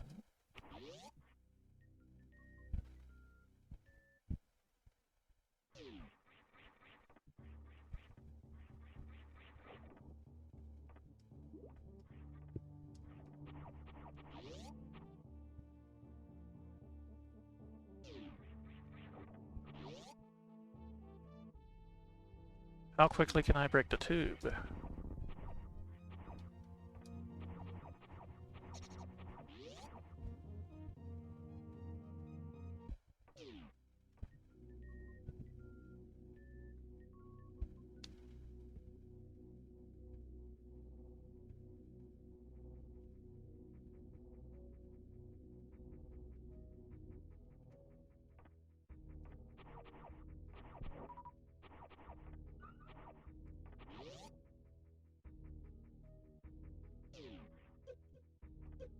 No!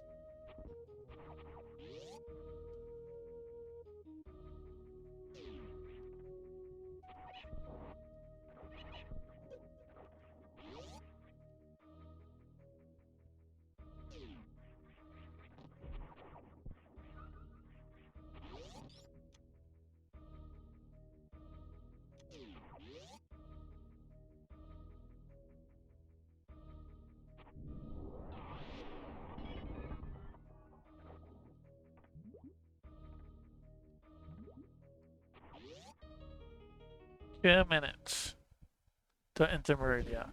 Let's see if I can do better.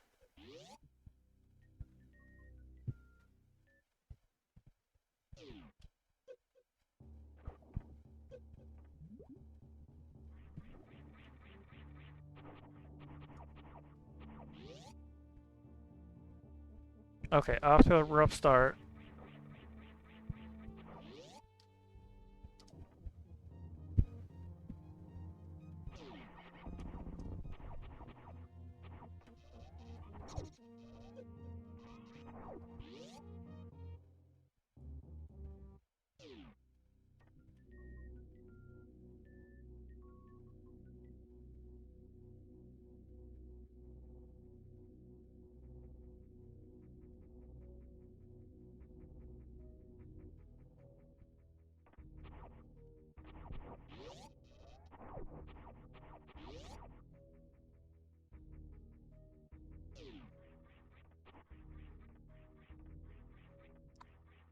Ultimately, it would be better to jump damage booster that room, but I want to play it safe there.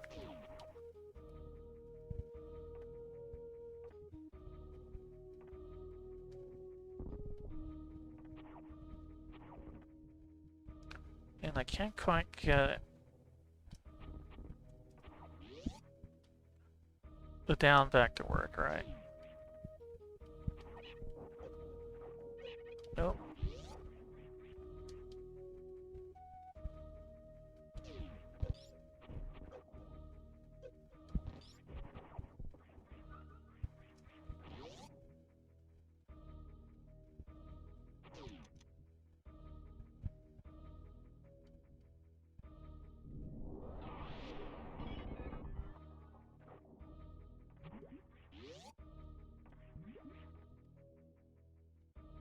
a little bit faster, but still took me like a whole 2 minutes.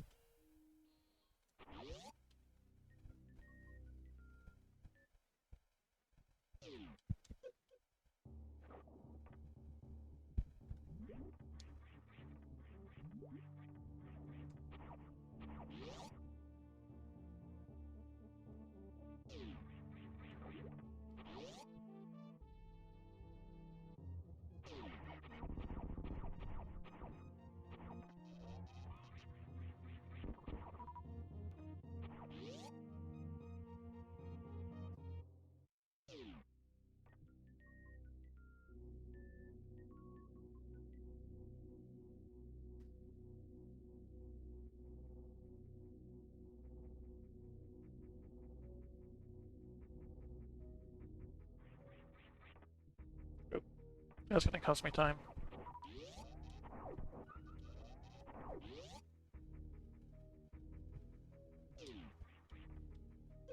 Oh.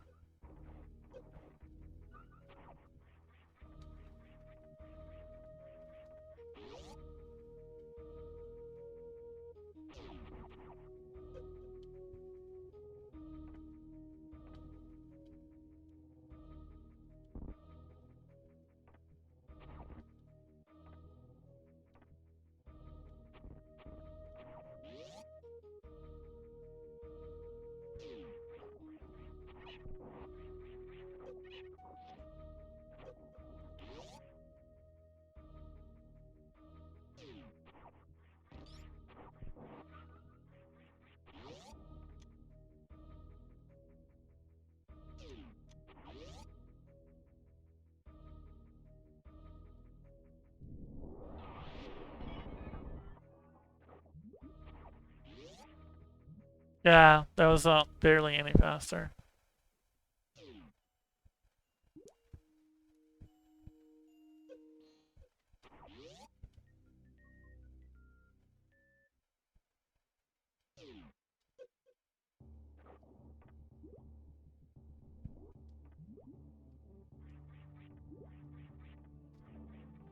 Yeah, there is also that. Oh, it's kind of like...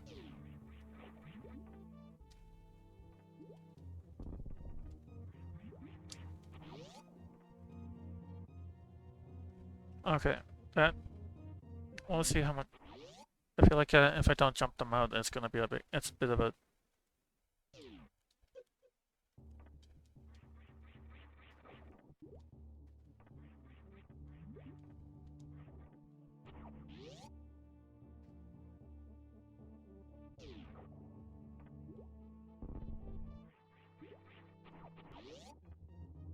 5 seconds. Okay.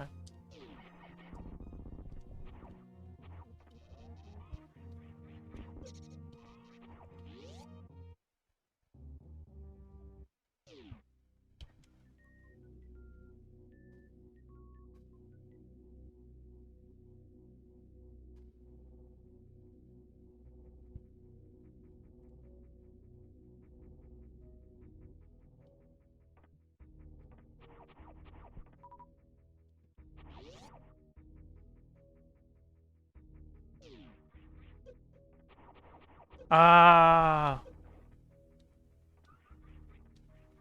So that's like 4 seconds of loss.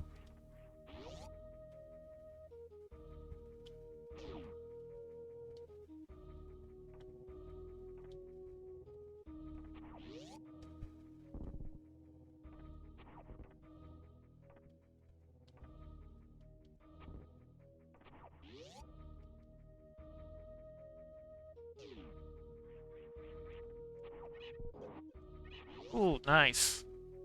Got the damage boost.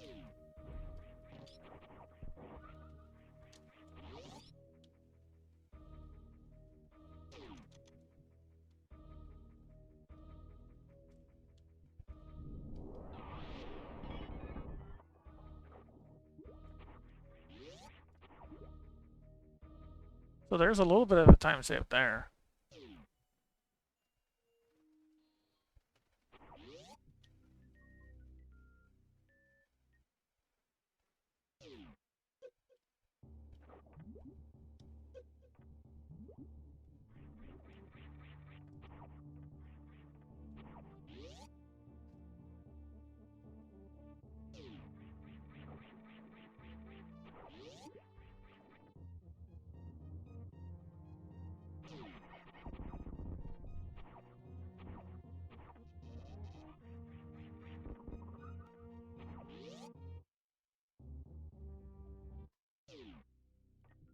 You asking what was a damage boost?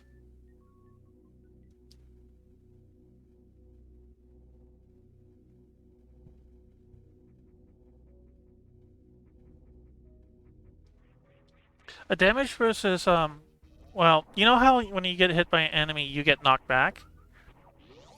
A damage boost is when you utilize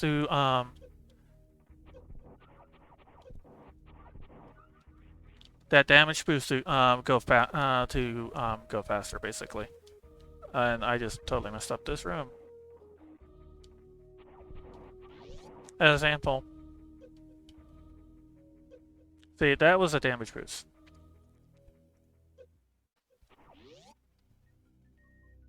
Now with spikes, I can usually get it, but if it's off an enemy, I usually don't get it.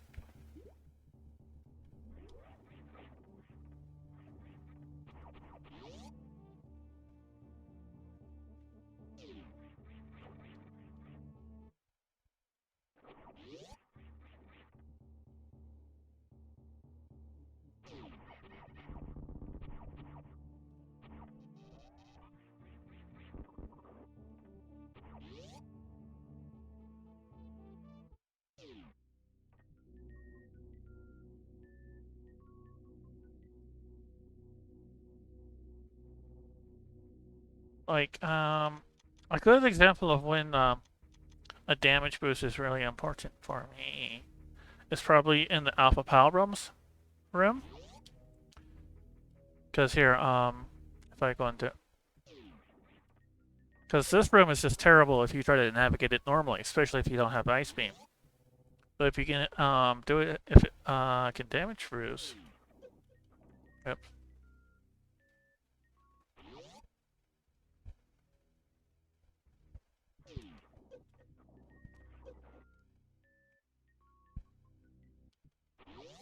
And of course, this room is always like either a troll for me or I get it right.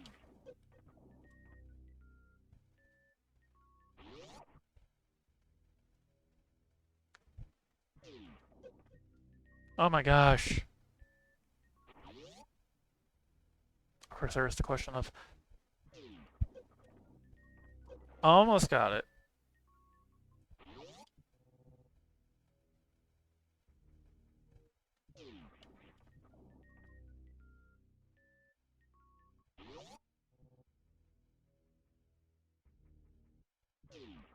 There we go. See?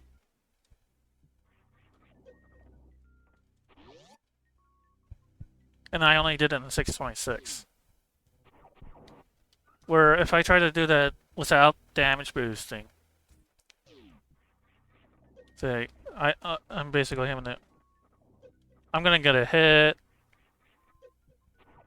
Go grab the thing. Worst case, I get knocked into that.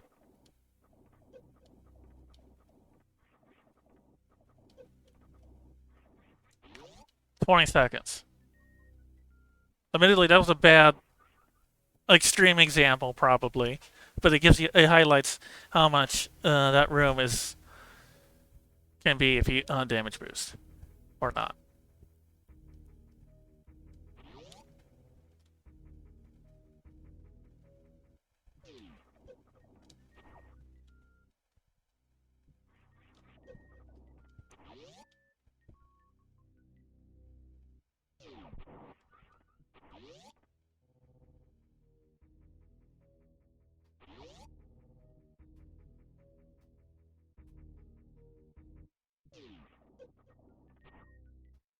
Yeah. Oh, the one damage boost I think is really cool is they do it into the lava dive.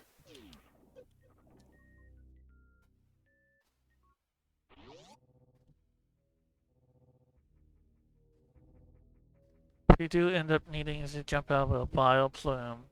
Jumping and morphing will make it so taking a hit knocks you up. Huh. Interesting. I might have to keep. Have to try to keep that in mind.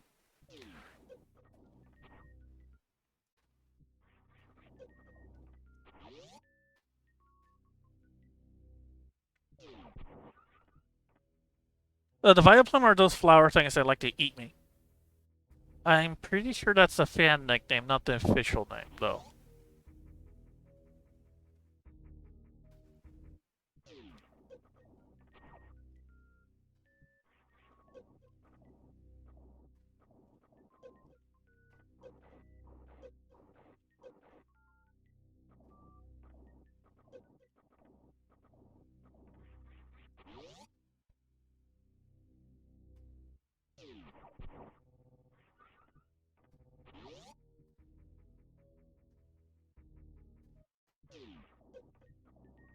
Of course, what makes the damage boost so hard is that you have a very narrow window to do it. I think for normal enemies you have like 10 frames, or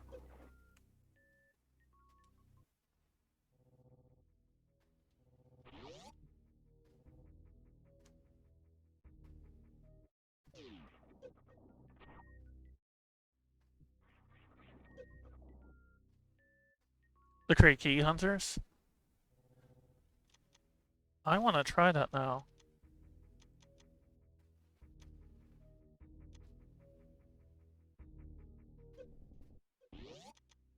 Samus Eaters is the official name? That sounds like really lazy.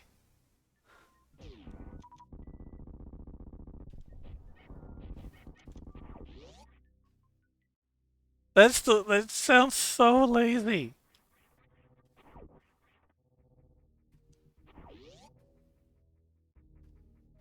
Samus Eaters. Either it's the most laziest name,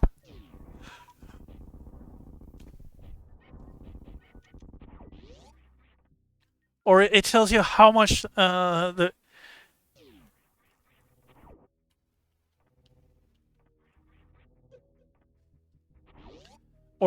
space pirates feared Samus so much that they genetically engineered um a plant to eat Samus.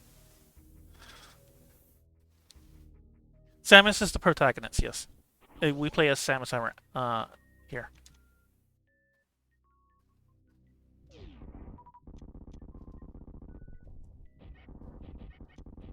Oops, I didn't.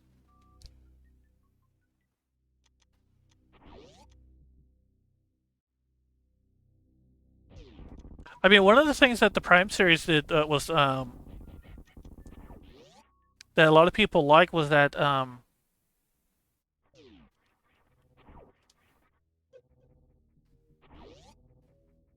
457. The Prime series did was really neat was that they made wow, the music glitched out. Um they made the Samus to be like the boogeyman for the Spice Pirates.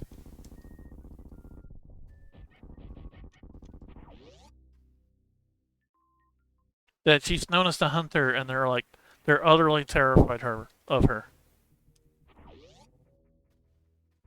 So it's less that they hate. I mean, they do hate her, but they're terrified of her more.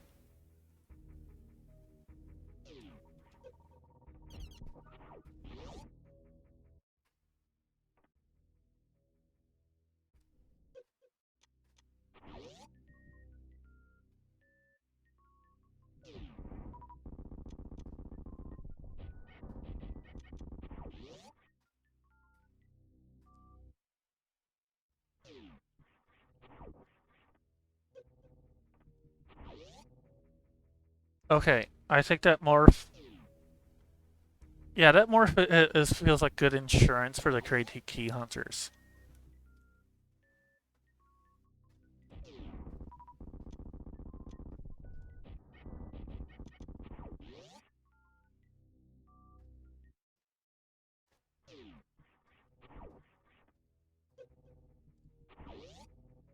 I mean, I end up. Let me see. Yeah. Oh, there's a music glitched out again.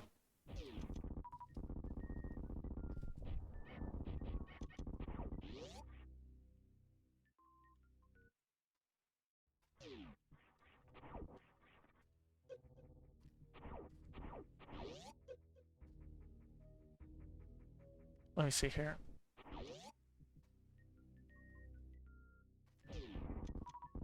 Yeah, I don't know why it starts playing Crate's boss theme.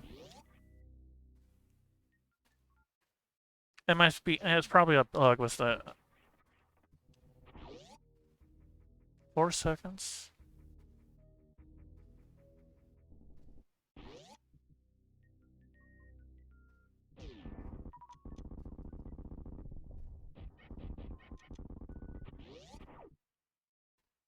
And I messed that up.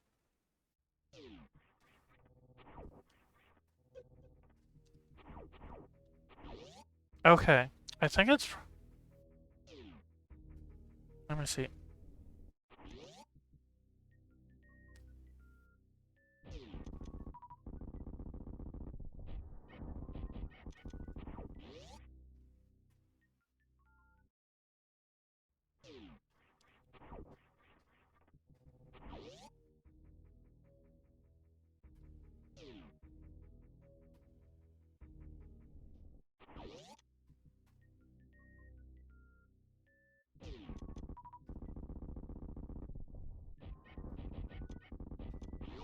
Oh, I goofed that up.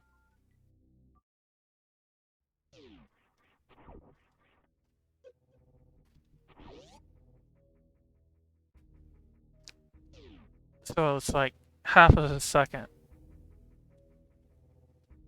So, well, the main thing I was testing there was to see if I should morph ball or not. See how much of a time difference it did. Because here, I'll show you what I'm talking about.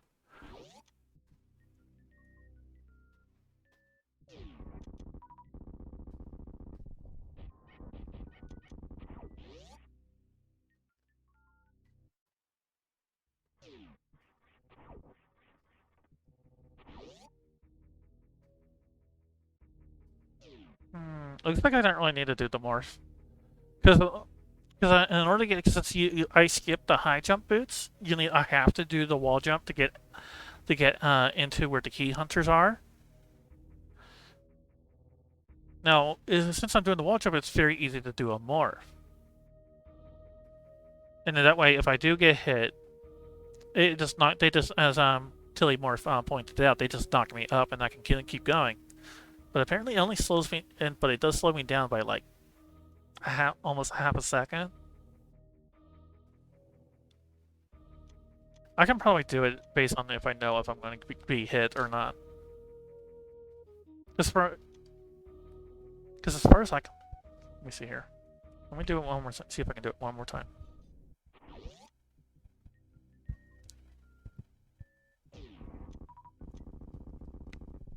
Yeah, there is that. Oh, I goofed up again. The main thing is I'm wondering is that am I consistent enough in avoiding the room or and just outright dodging them that I don't need to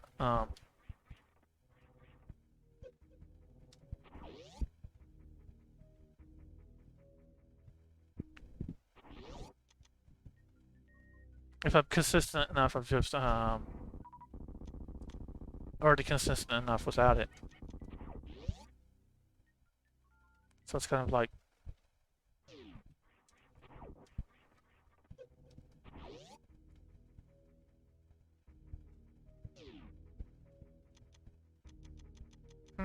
the Three Musketeers.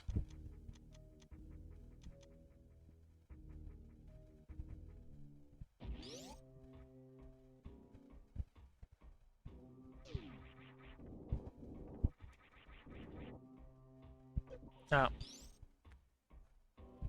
this weave, it always bugs me.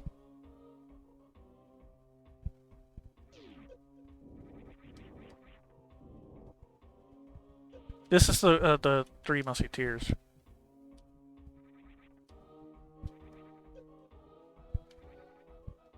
Oh wow, I dodged that.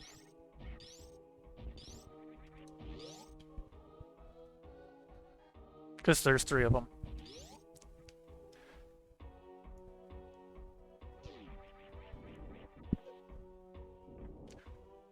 Although honestly though, the main struggle I have with that room is less than 3 Musketeers, and more of just weaving through those pillars in a quick manner.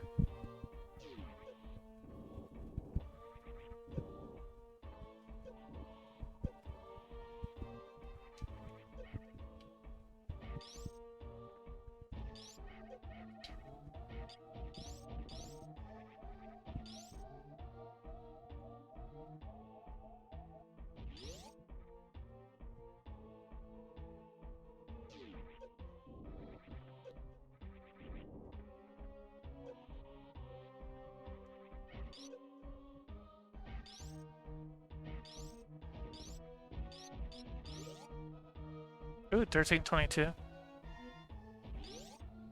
Because I know ideally...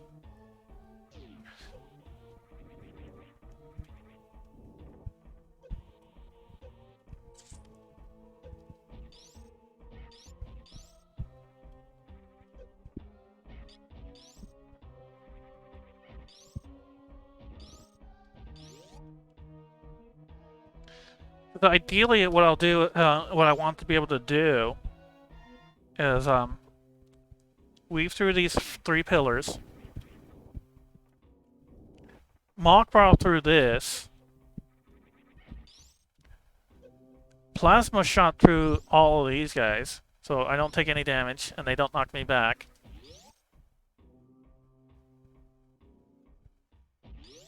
But I don't have a consistent setup for that.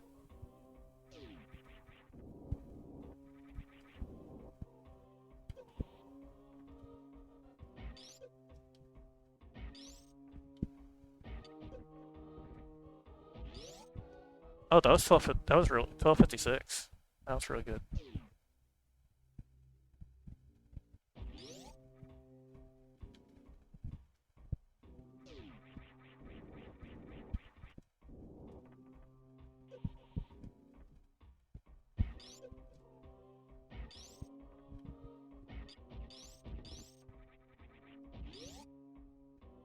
I don't see myself doing a new route. I mean, new routes is not something I'll end up doing for a very long time.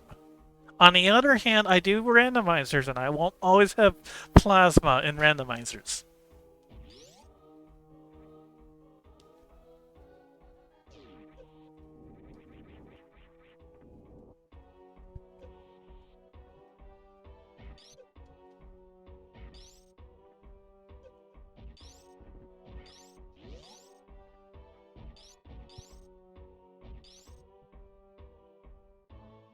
Damn, they're rude. They're rude.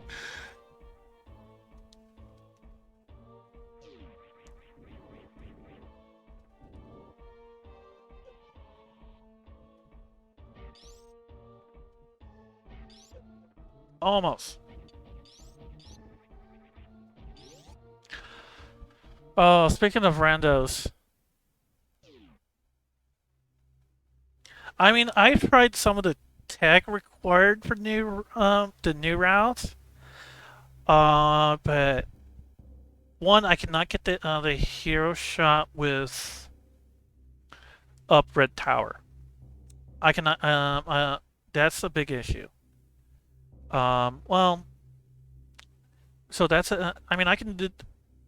If I was gonna do it, well, then again, I can do it for GT Classic, but it's like I'm going up, breaking the block, coming down, falling down, then coming right back up.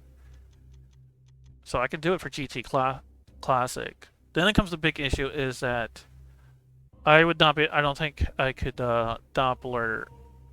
I'm not good with the Doppler strat on Ventin. That would probably be the big key thing. It's just a overall a much more difficult route, and that's probably where I'll struggle with.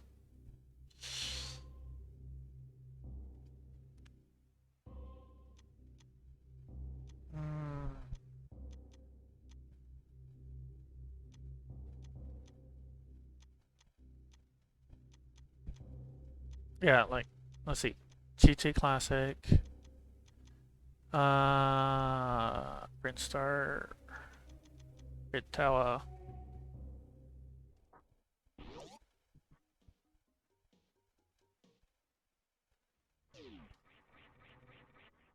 Oops.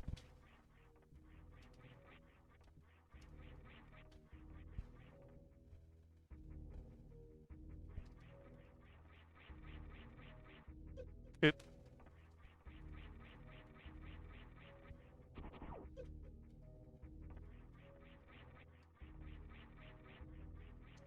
Yeah, so I'll have to do it like that.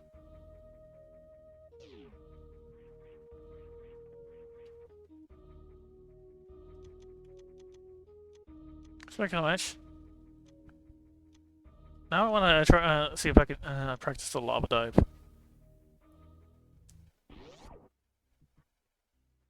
Also, getting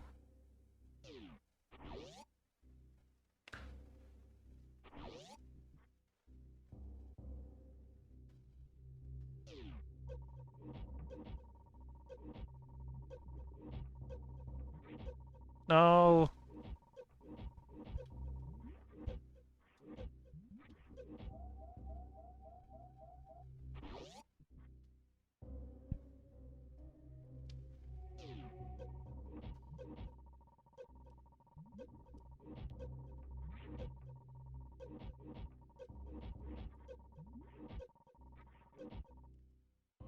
Ah!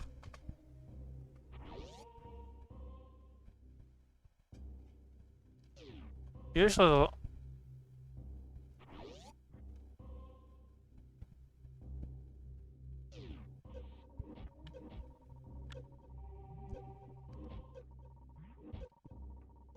I forgot my timing for the last Namine.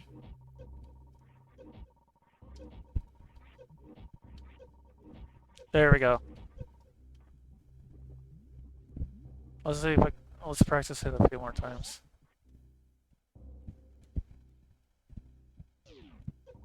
Dang.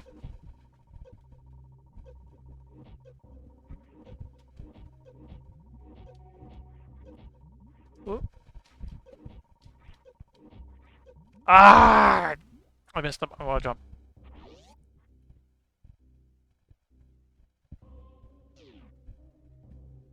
So getting through the door for the right spot for the lava dive. Oh, darn it. It's something still hit or miss. Thankfully, it's a lot easier to recover from going through the door wrong than it is to... Oh my gosh. Speaking of Oldred, I have noticed that Zeus has been running Oldred again and claimed the old record for old route. So that was kind of interesting.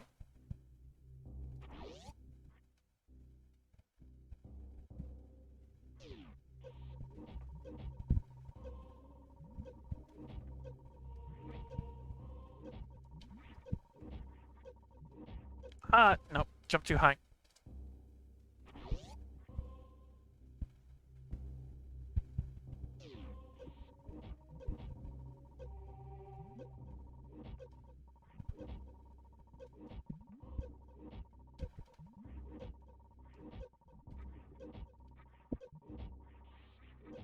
There we go.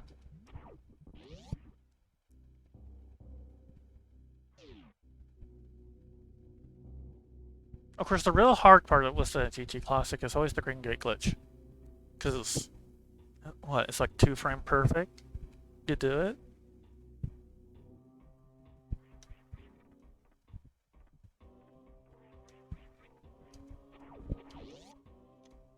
Oops. I wasted the PB. Oh well.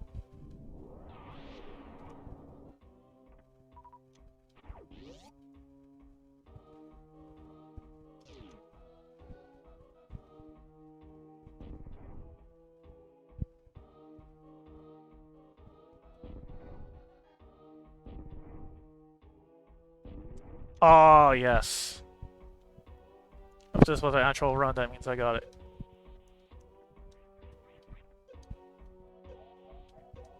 Assuming I don't die. 8 health left.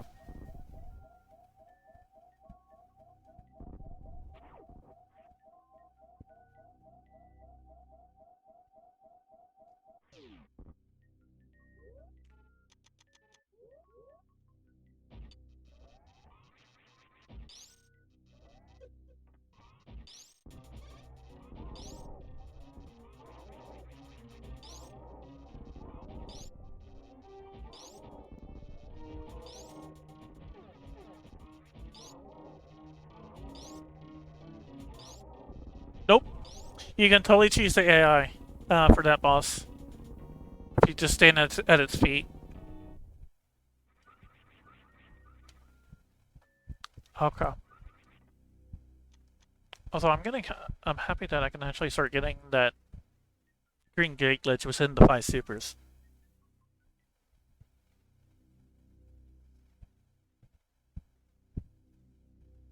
Also, I'm still kind of half tempted when I think about doing GT Classic to get another super missile pack as a safety item.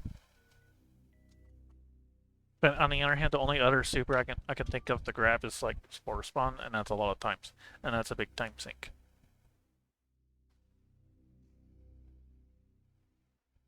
Mm,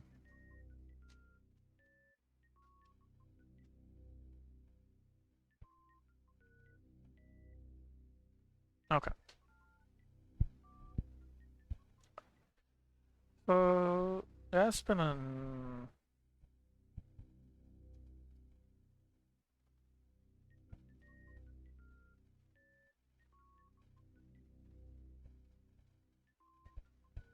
at this point I think I have enough practice for today, but I'm not quite done streaming yet. I don't feel like doing a speed actual run.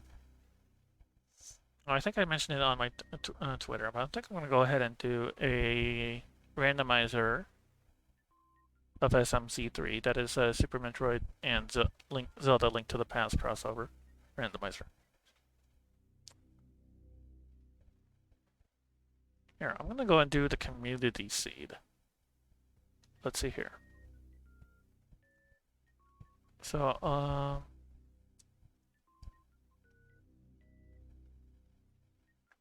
one moment while I get this all set up.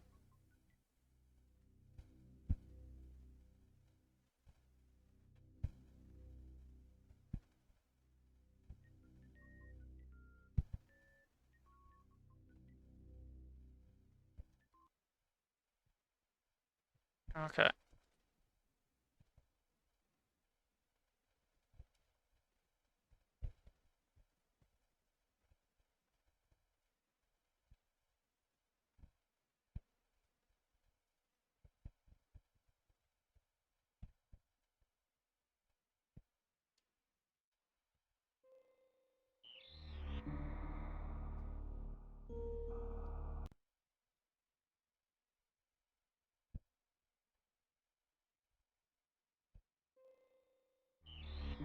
Okay, so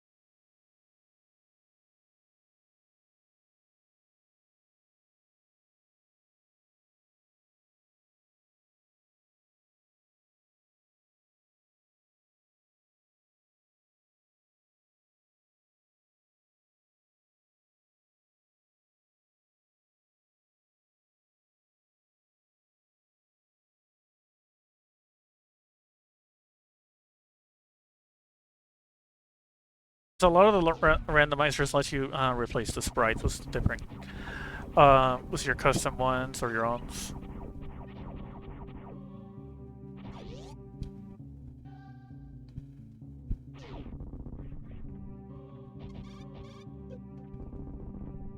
I mean, she does. I mean, it does look odd to have a little girl, a young girl, who shoots enemy space pirates with a magical doll. So it does. That does. I mean, it definitely does look weird.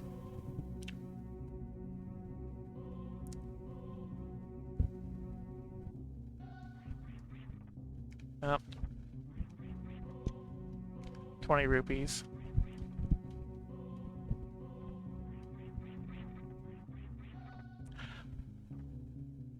One thing I would like to I don't know how difficult it is, but something I would really like to see, if it's doable, is that if I get my own ooh, a mushroom. I'll grab that. Is would like to be able to have my own avatar.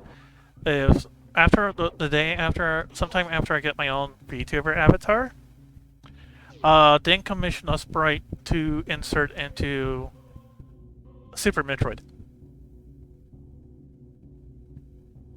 So instead of playing as Alice or Samus, it's my own avatar that's running around in Super Metroid. The only issue is I'm not sure how difficult it would be to get the sprite inserted into it.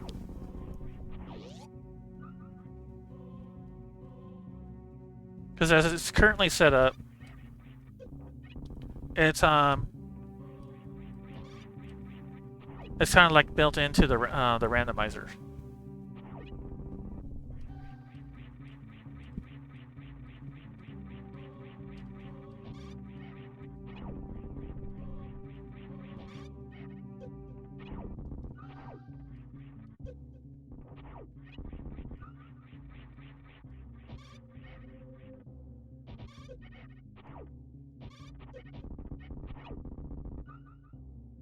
Oh, what?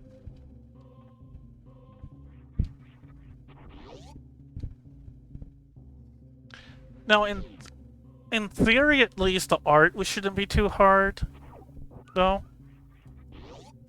It's just that I'm just not sure, at least. So there's that. And I can also do the exact same thing for the Zelda side. What is that? Oh, Super Missile.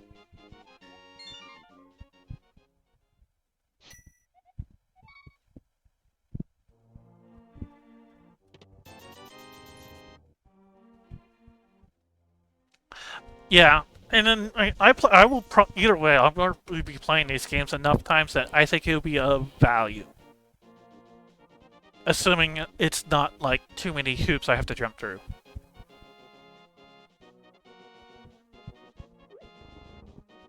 Oh, nice bombs. Okay, that was very good. I got bombs there.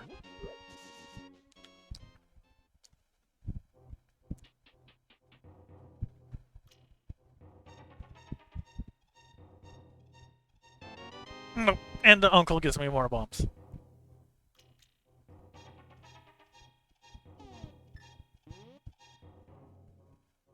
Speaking of my own avatar, I have been working on the design for my own avatar. Obviously, it'll be another fox. I've been looking around for some artists. I have a few I've been kind of narrowed it down to.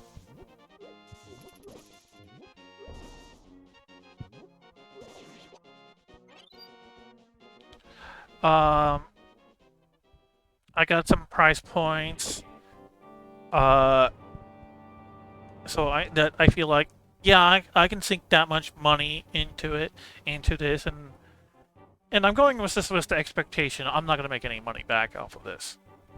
I'm not. I mean, it would be nice if I get to the point where I have enough fans that start giving donating money to me, but at this point I don't feel I'm there yet. So I'm gonna assume that I'm not gonna get any money back from this. But it's like I've been streaming for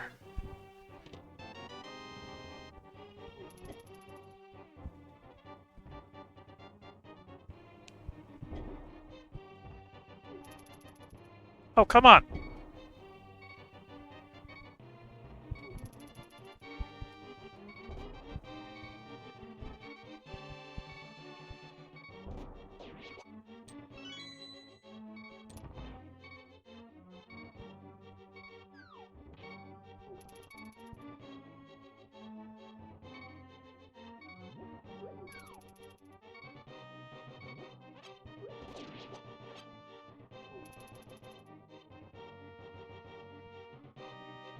But I haven't already. I'm kind of leaning towards. Oops. I should have. I could have avoided this notice. But I'm not firmly set yet. Plus I need to kind of build up my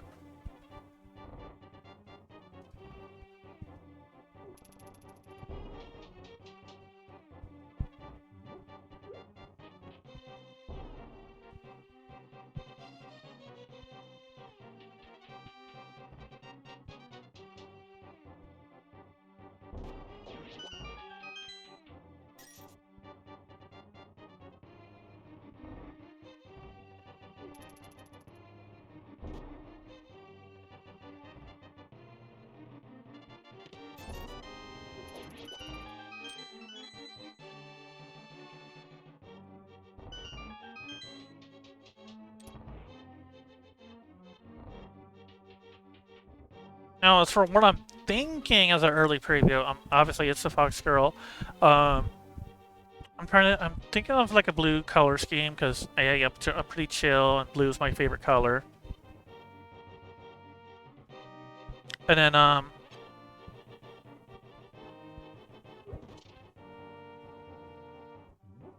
trying to think. I'm thinking like something that makes of an Asian Western dress. Oh, well, that's disappointing.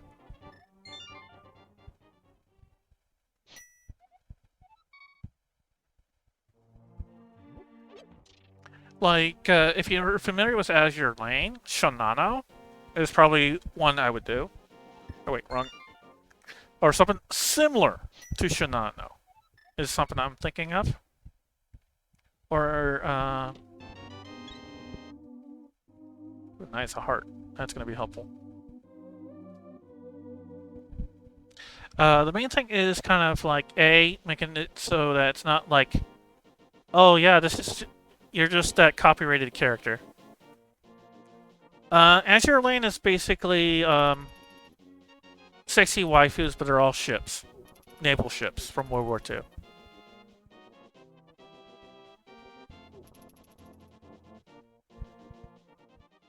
I went the wrong way.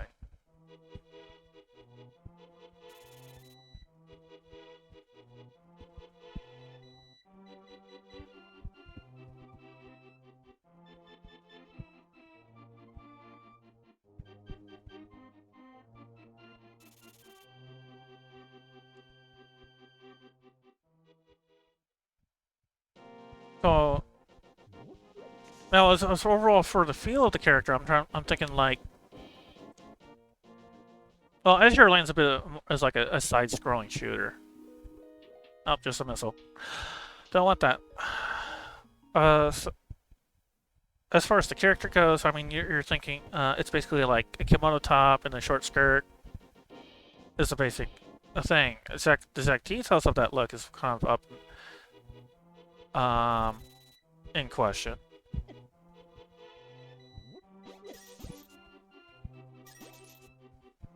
Oh wow, red rupees.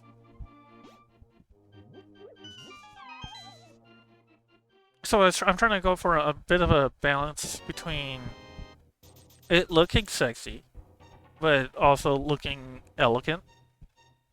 And perhaps one of the hardest things in terms of like finding an artist, or like when I'm looking through them, is that I want someone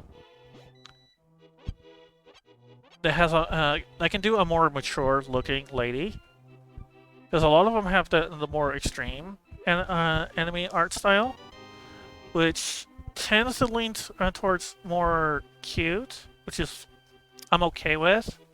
But the bigger issue is that it can also make them look really young.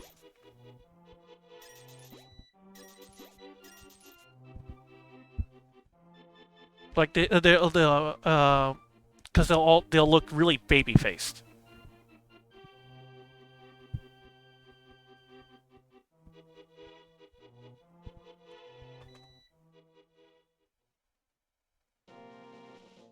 A good example I think that comes to mind is Rosary, who did a new avatar for Ironmouth, and as well as did some commission art for Hololive.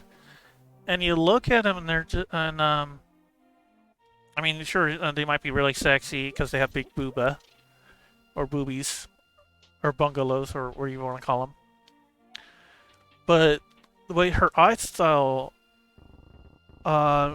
gives them all a very baby-ish face.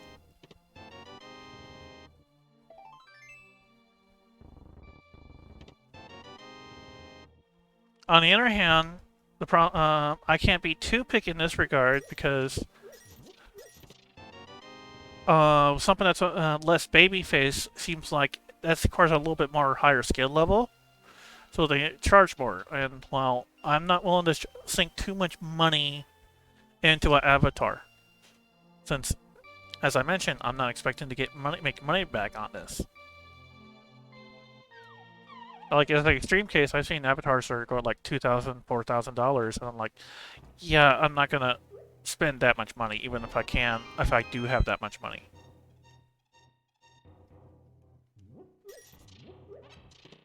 Ooh, sweet, a hammer!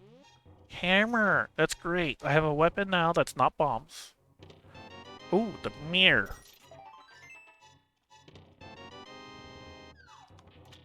Ooh, that's some really good items there.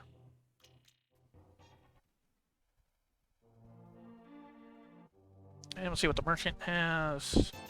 Speed booster! Oh my gosh. Hariko Village is stacked.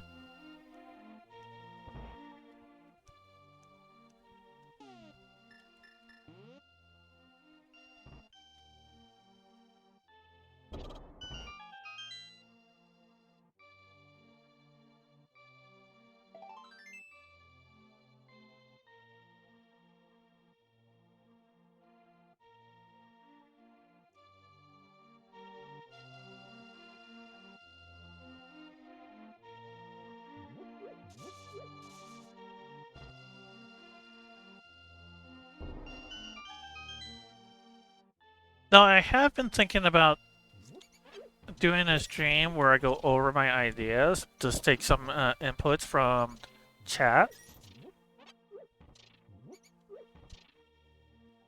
But I'm not sure when exactly I will do that.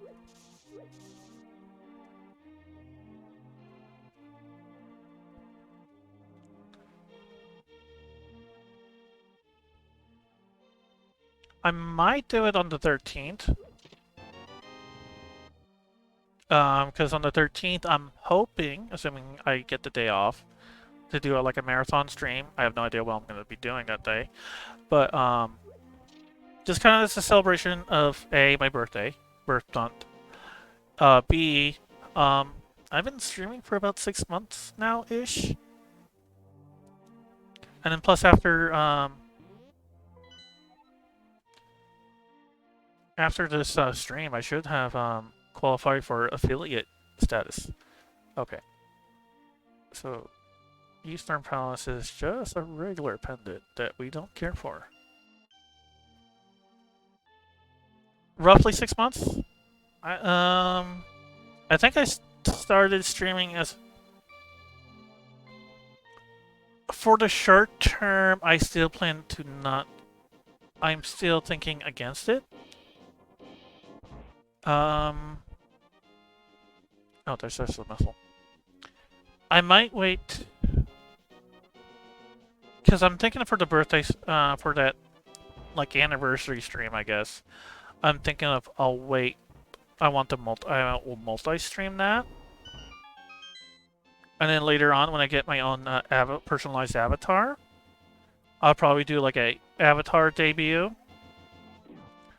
and then for the avatar debut, I'll probably multi-stream that as well, and then after that, I might go for affiliate status. Mind you, that's just a tentative ideas.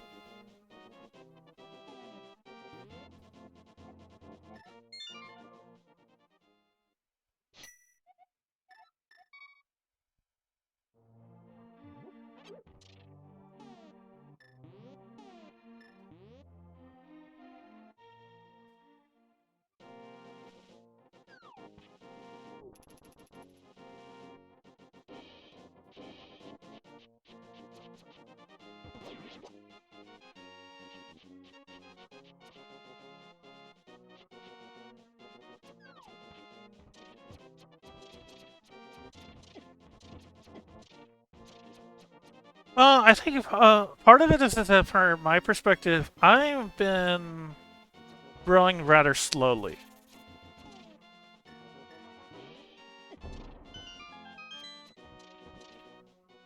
For some of this, from what the little I've seen, some of them are like really fast growers, so it makes sense to go affiliate right away.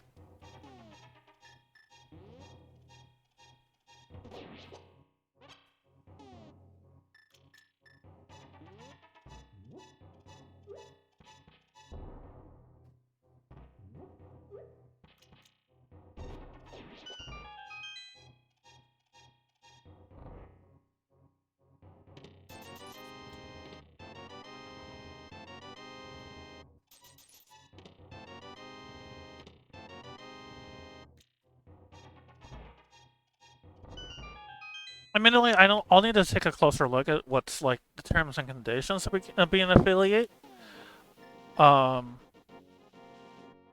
Yeah, it's multi-stream is 2 separate sites at once. To Twitch and YouTube at the same time.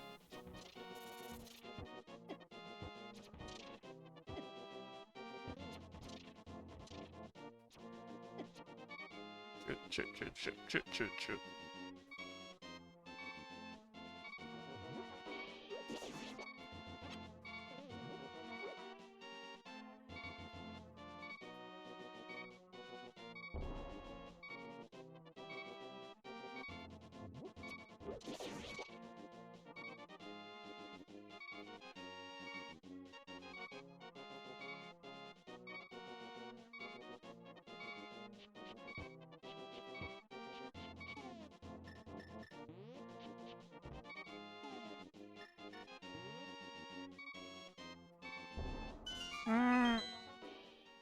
I would say that the Zelda are much more casual, and I don't know of any of the advanced techniques. Like, I do not know how to do I would not be able to do pull up the bomb jumps.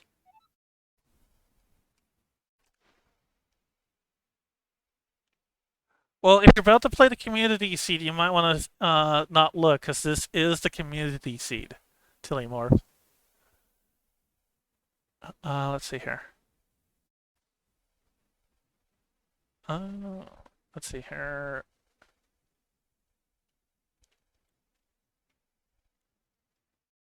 Let's see where else I can check. Fair enough.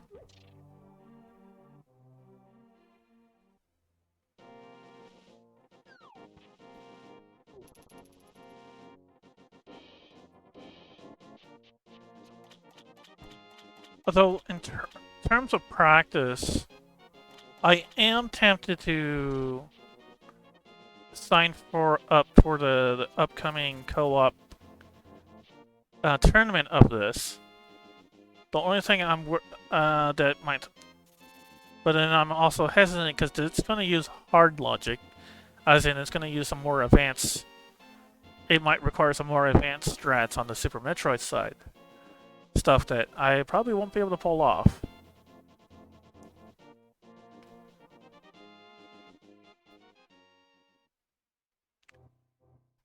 This is the June 1st community seed from the Discord. It's on this one's on normal logic.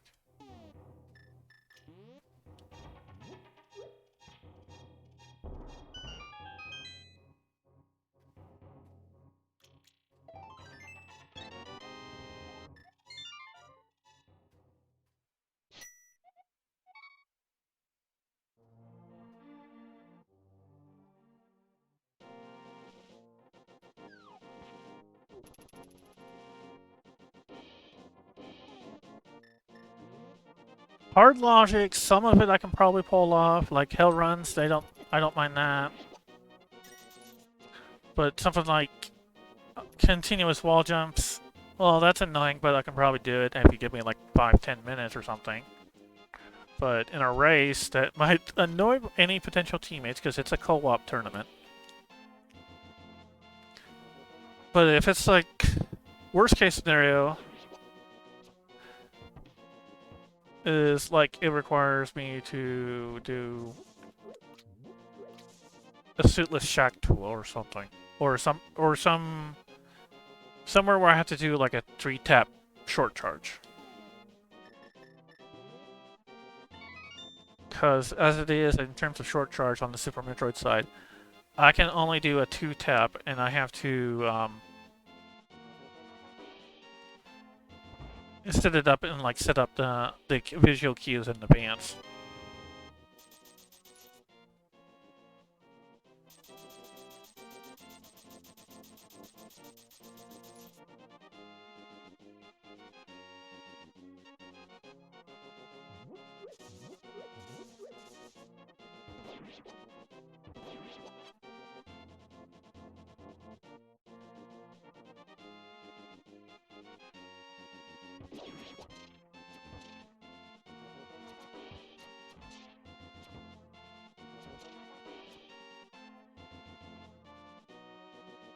Because when I do a short charge, I can't just like watch Samus's feet or anything like that. The SMZ3 tournament, I think it's late July to early August. Is when they're planning to run it on. Last I checked in the Discord, they're still doing working on the setup. Mystery Mire, so I can probably skip that.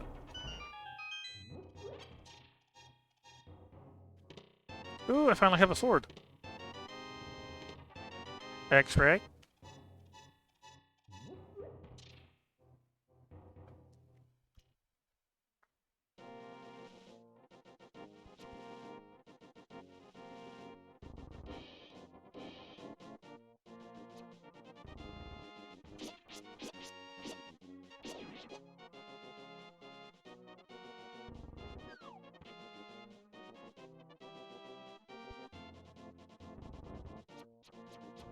Although I might stick to just commenting for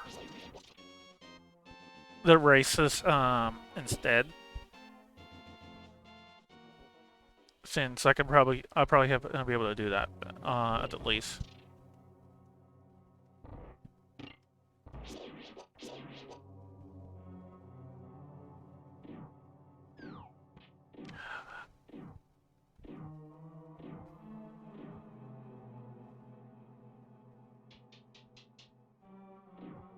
I mean, that would be. I mean, that's certainly. I'd certainly be open to that.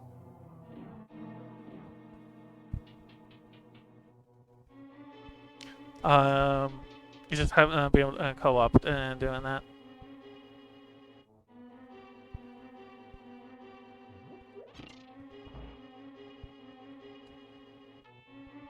Although, if you've never done one of these, I would and you don't know one of the games, I would definitely play a few casual games with a auto tracker, so you can kind of get a handle of where the items are. Because like my first game of this, well, I was decent at the Metroid side.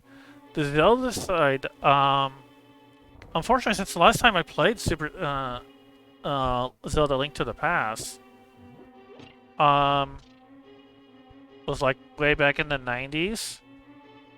So I could not remember. Well, I have a general idea where everything was. I did not know some of the specifics.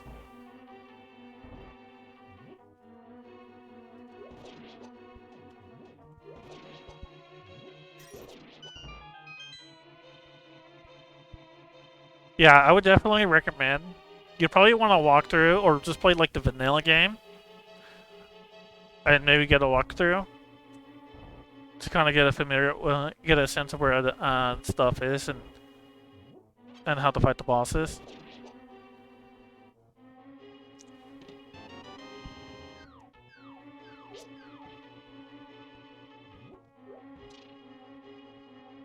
Yeah, back on the 90s.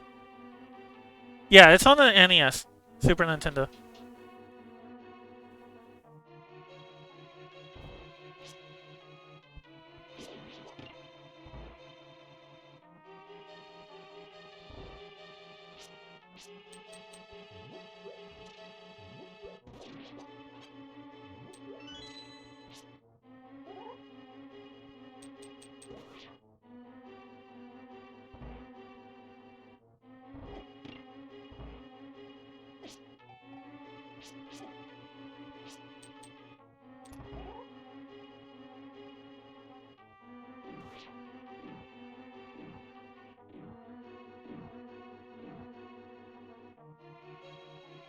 Now, note that if you want to do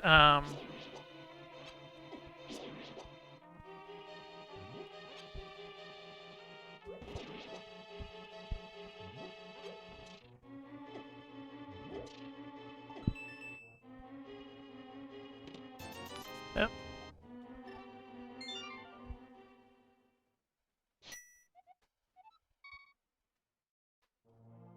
Okay, let me check my tracker. Oh, I forgot to check the dam. Oops. Although one thing that might be counterintuitive is that this crossover randomizer actually requires you to get the Japanese ROM. I think it's because certain Zelda speedrunning tech only works on the Japanese ROM.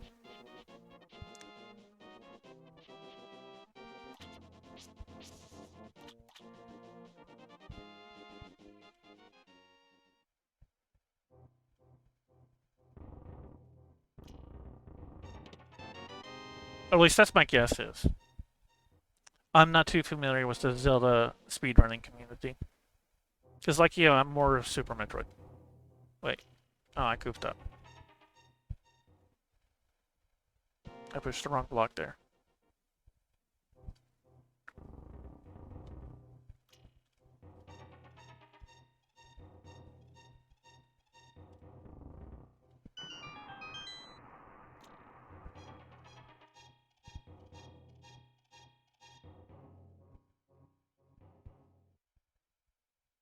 Yep, Super Missile.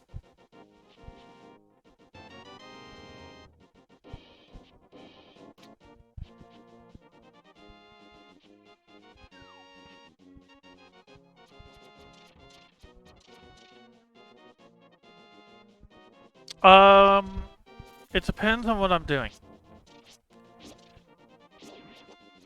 Now the general, I generally, in my emulator, I generally use, let me see, which one was it? Was SMZ 9X.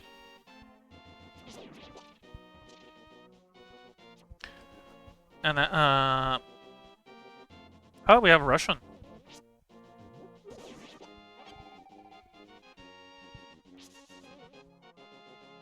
Although I believe there's another one that's that can be more accurate for emulation. Oh wait, not this way. Unfortunately, I don't speak Russian. Sorry.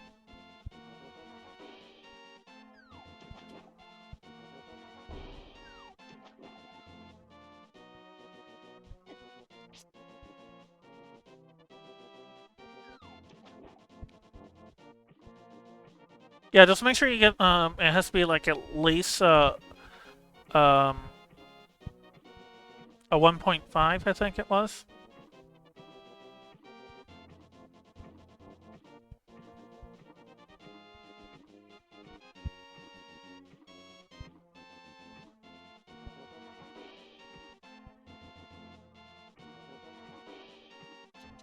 pretty yet?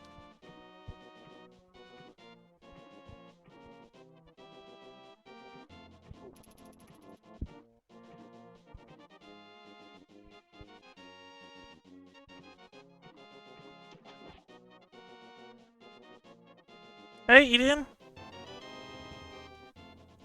I hope you're doing well.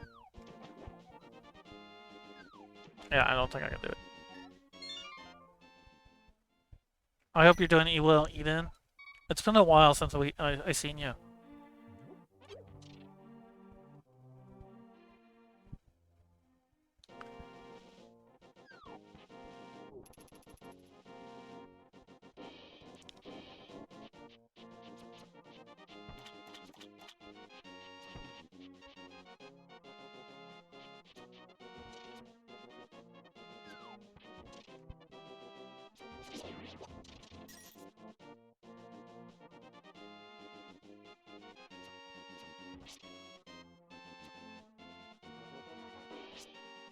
Yikes.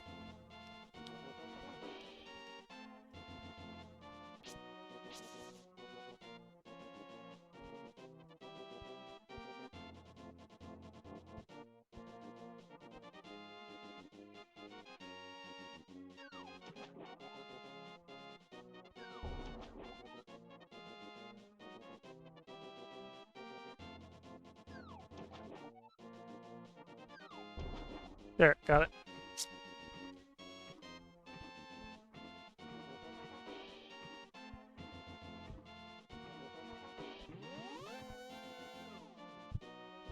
Okay, I think I should be able to do this since I have the mirror.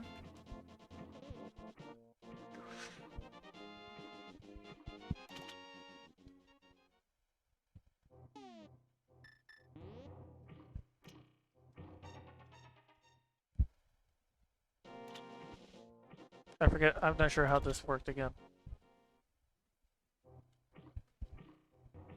Oh wait, no, it was the moon pearl. You need the moon pearl to do this.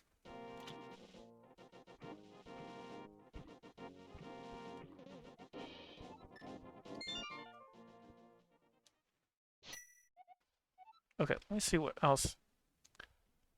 Um. Well, I guess I'm off to Metroid. Because there's nothing else I can do here. Alright, reset.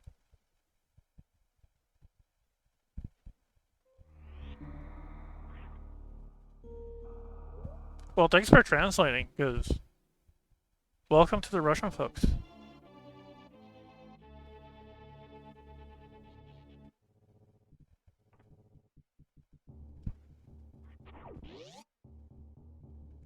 I still don't have more ball.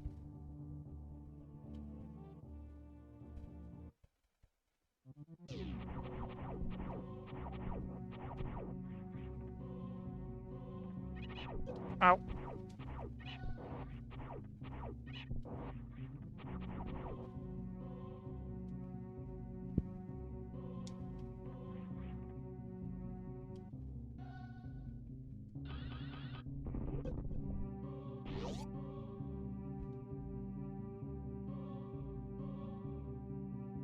I mean, as good as Vernia's saying, if you got a Russian fan base, you want to kind of like treat them well. I mean, it reminds me of the Hololive streamer, Shishiro Botan. She has a very large Russian fan base somehow. I'm not sure how she got it though. Probably because she does a lot of FPS, I guess. But it got to the point where where every other Hololive they'll have their rules written in Japanese, obviously, because they're all Japanese, and they'll have it in English because they have a huge English fan base. But for Shishiro Botan, they also have Russian rules because she somehow exploded for the Russians.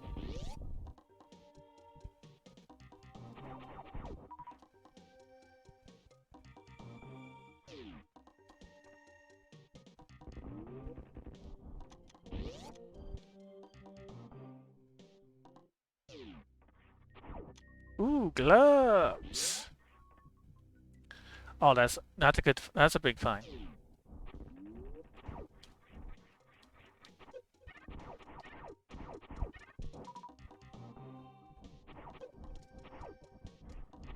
Ooh, ice beam. That's gonna be helpful.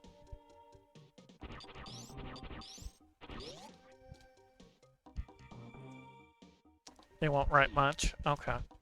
Well, as far as I'm concerned, they're still always welcome.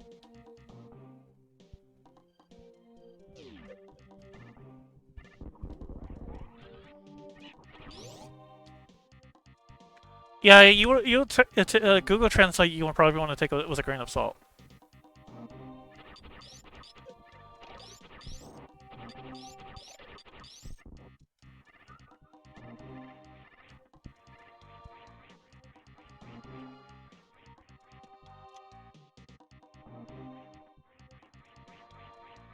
Oh wait, I should just.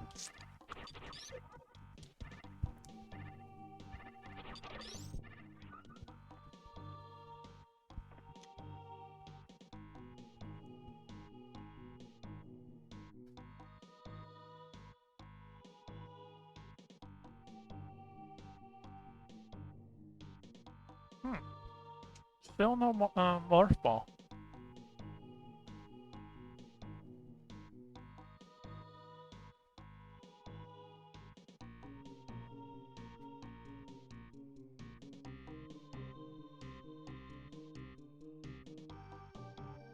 I've done the early supers from.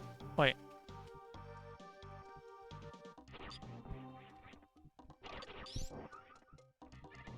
Is it in the spore spawn?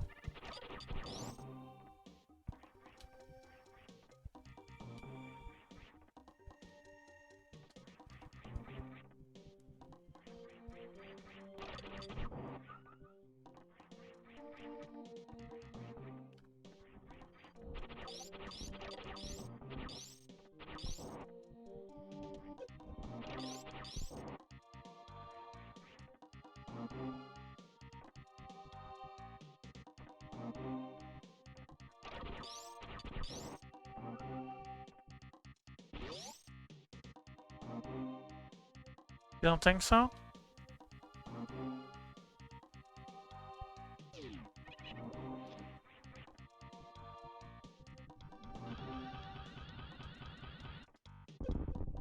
Oops.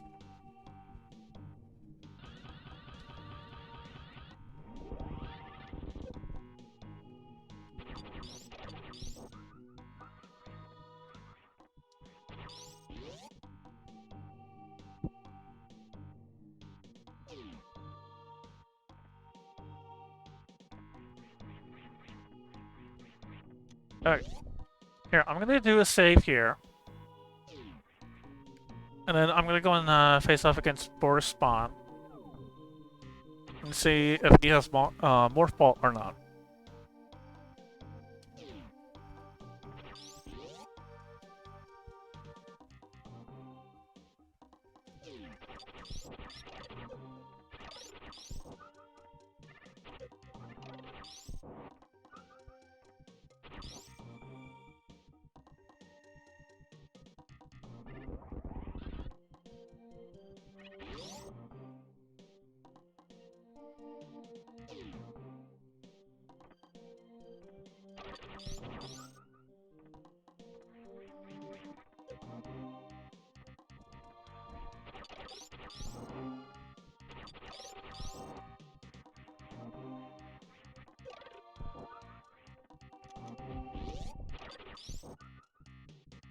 Translating the movement.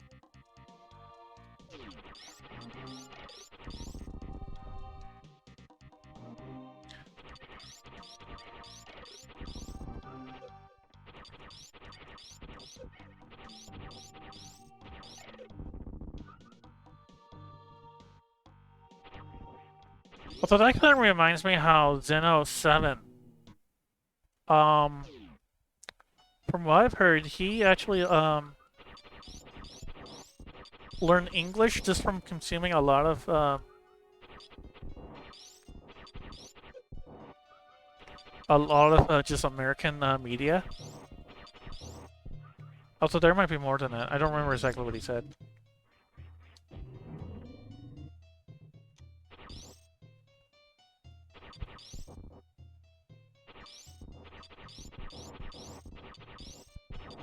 Learn English.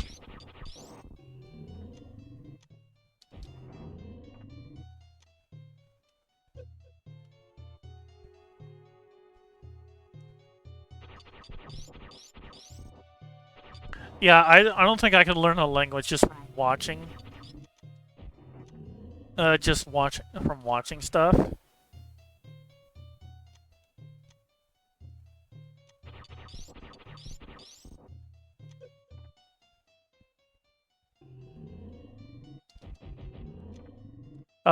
I think the main issue for me is that the reason why I can't just that I don't think that works for me as a to learn a language is that I grew up in a mix. Because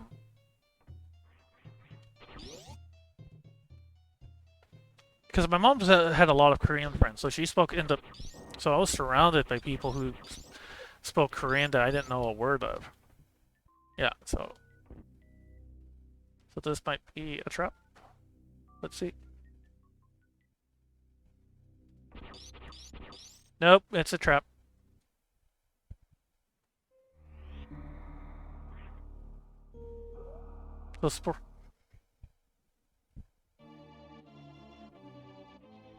I mean, I believe Total is the one that made SMZ3.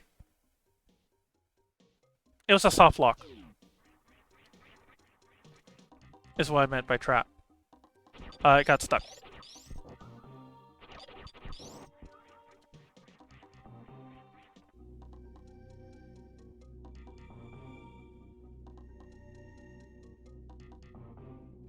I think my first supers was at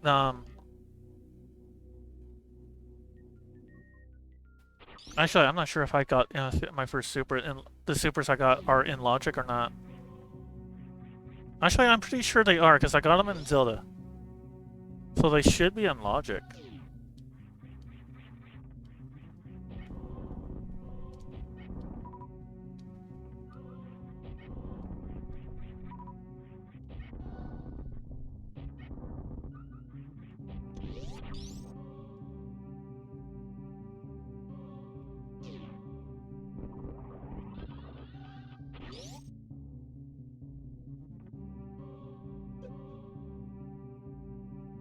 Oh, no. Oh, sweet. I made it through. Alright, I'm gonna refill the ship. And then I need to figure out where else can I check, because I am kind of at a loss of what else can I check. Oh, wait, no. I know I can check. I can go to Death Mountain. Because I have the gloves now. But it'll be out of Logic checks. Hmm.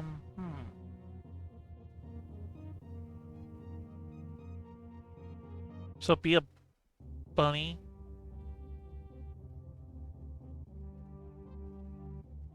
I mean, what can you get as a bunny, though?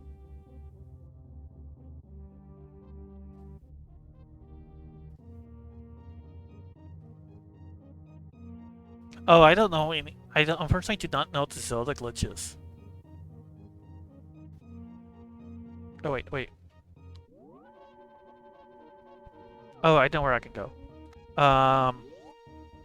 The escape, yeah.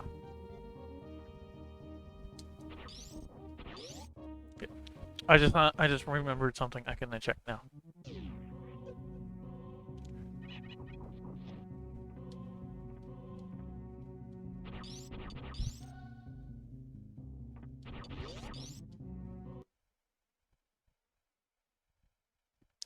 There's the escape, the castle escape, and I can do that here from the sanctuary. Tracker says it's not quite in Logic. Wait, I went the wrong room. I want the sanctuary.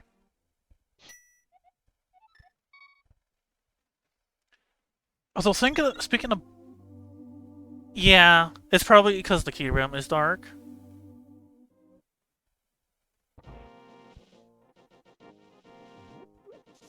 Yeah, that makes sense.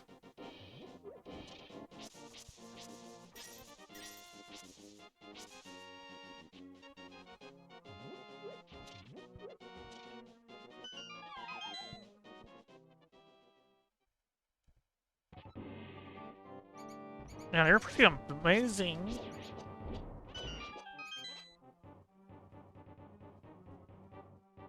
That. Oh, yes, missiles.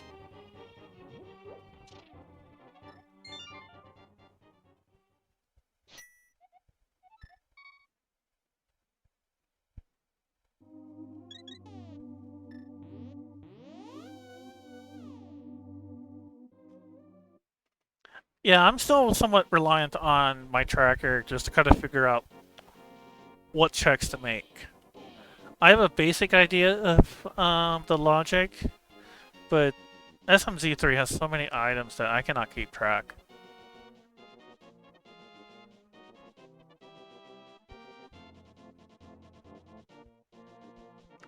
Not to say I don't try to keep some idea of what the logic is like, but it's like I play it. The logic is very loose in my head because just again, as I said, there's so many too many items.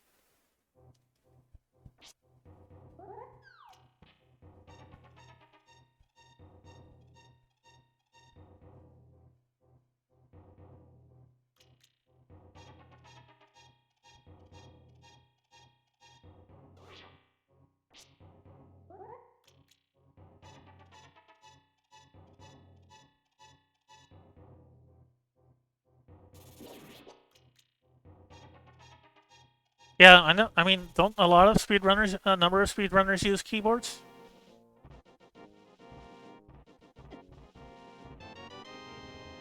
MM2 also hates Spring Ball.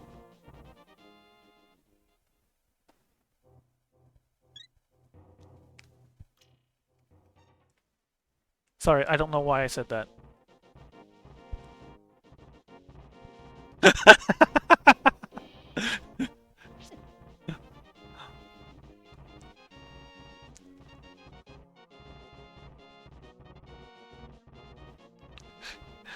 But that said, I mean, I can kind of see why one might dislike Spring Ball because it can throw if you're trying to do mock balls, it can throw you off.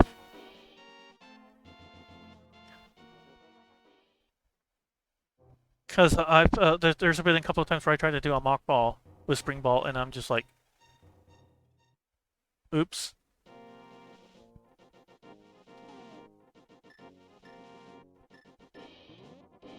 Yeah, same exact. I'm the same way. I'm the exact same way.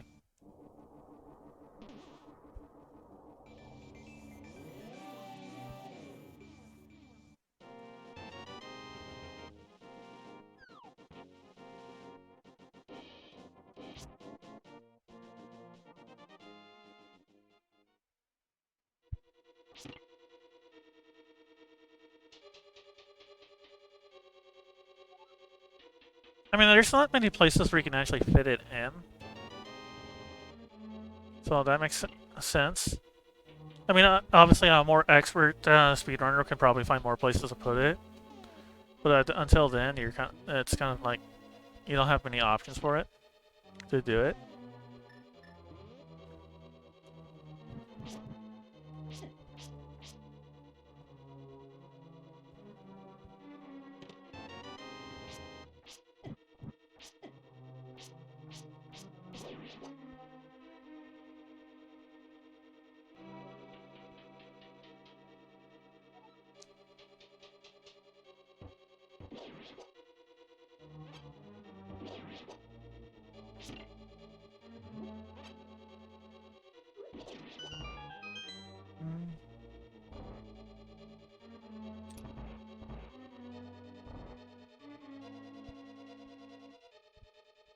I mean, but at the same time, it's like you get Spring Ball so late in the vanilla game. You kind of want it to have a bit more of an opportunity do stuff with it. Especially when, at least for like randomizer, there's the spring ball jump that's some nice tech you can do with it.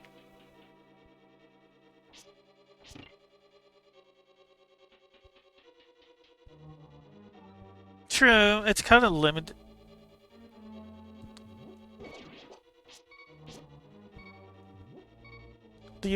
Oh no, I died. F.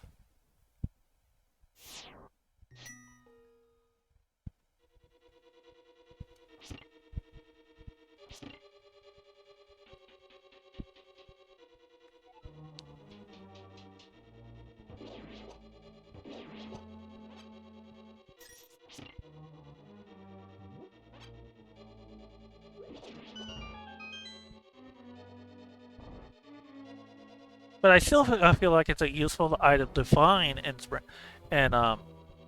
oops, and a randomizer. Wait.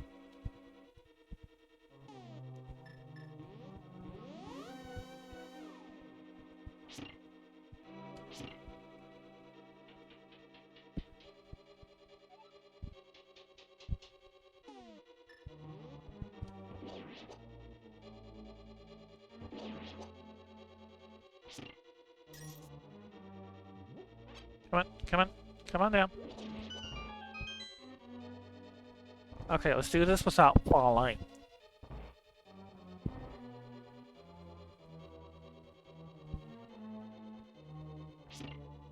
Up in there.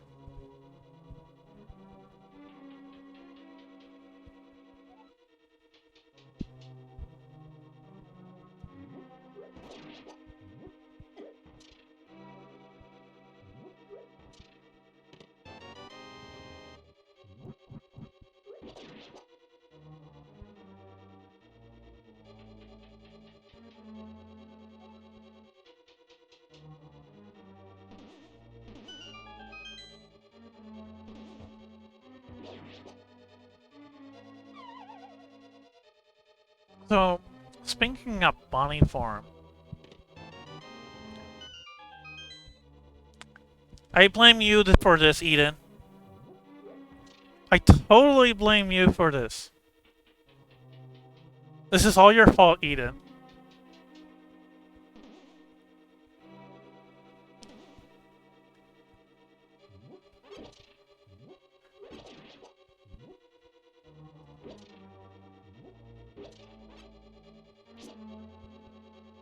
So the big chest had the so to explain cancel, that big chest had a small key, which is for the basement. Unfortunately, I can't access which has a chest for an item, but I can't access it because I don't have any way of lighting torches. I don't have the fire rod or the lantern.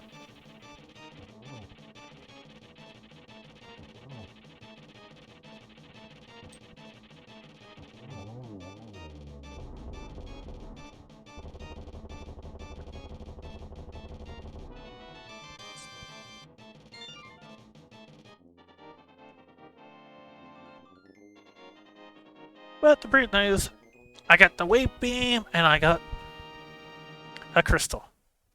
So that's progress.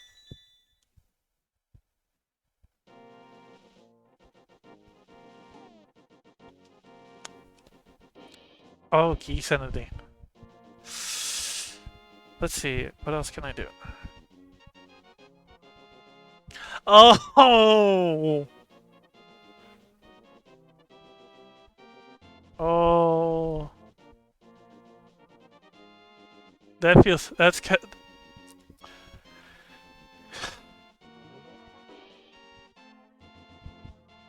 that reminds me of for the GDQ where it was Oats and Goats and Andy doing SMZ3 where something very similar happened. But it was kind of, but probably more humorous in a way. Because they were about on track to do like complete the whole randomizer in like 2 hours, but Andy skipped the big chest in Talavera. Then they go to Ganon's tower, and they need the Pegasus boots for the Pegasus boots for the Ganon's tower big key. So they spend like another hour looking for it. Turns out it was in that Tower of Hera big chest.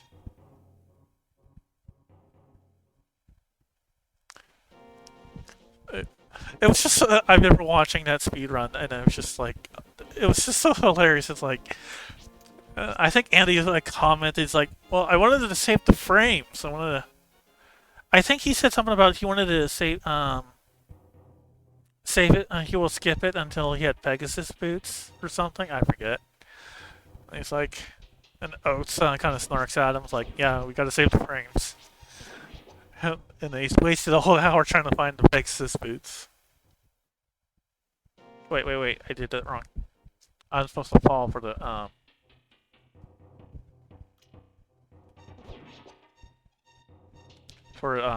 Paradox Cave.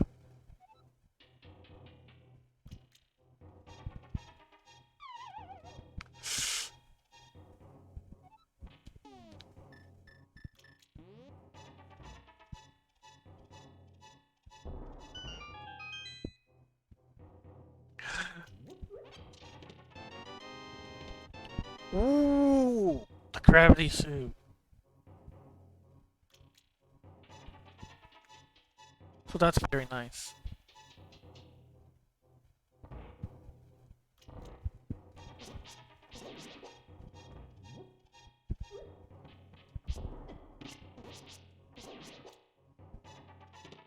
Oh, there's our morphing ball.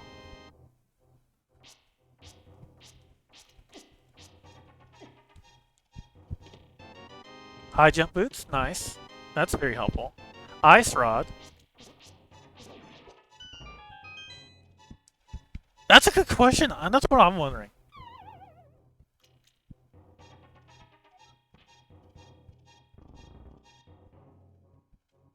Let's see.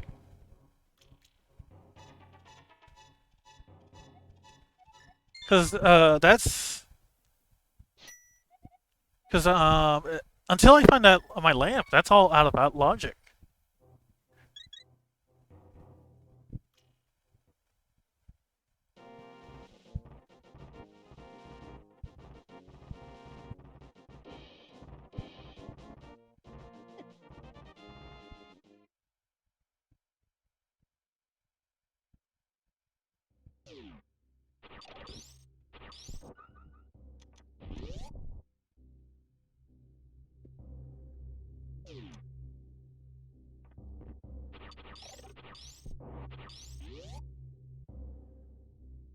Oh, there's plasma.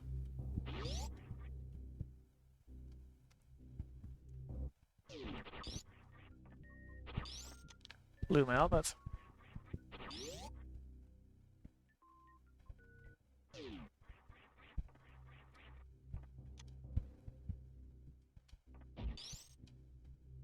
Oh, right, I don't have bombs. I need to use power bombs. It's been so long since I've played... Oh, wait, I don't... So, other than charge, I have a full beam combo. Nice.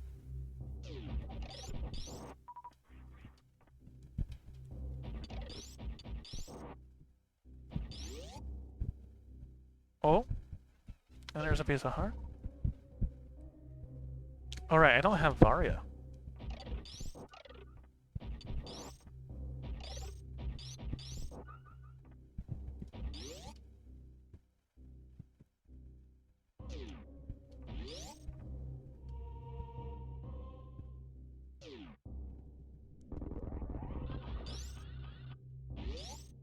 Never heard of it until 2019. I mean, that kind of makes sense if you, weren't there. Okay, that's just a...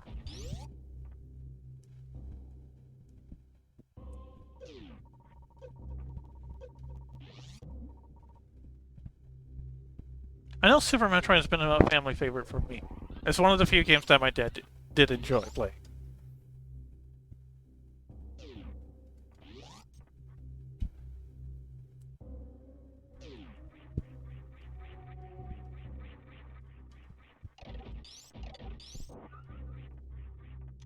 Let's open that just ahead.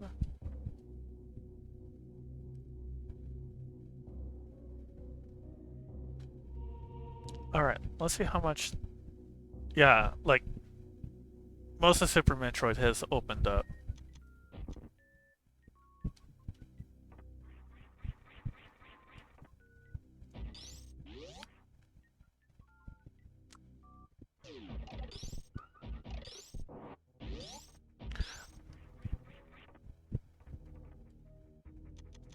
I'll admit that one thing that I'm on the fence on is that I kind of wish I had key sanity for just the Metroid part.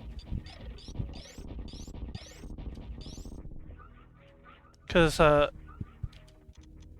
Metroid opens up really quickly.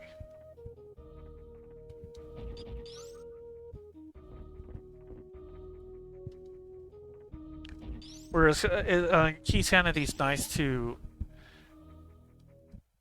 slow down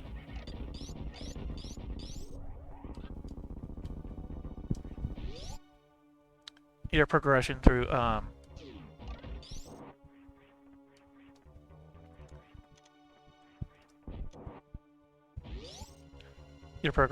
Super Metroid side of things, so you don't feel like it's all pure.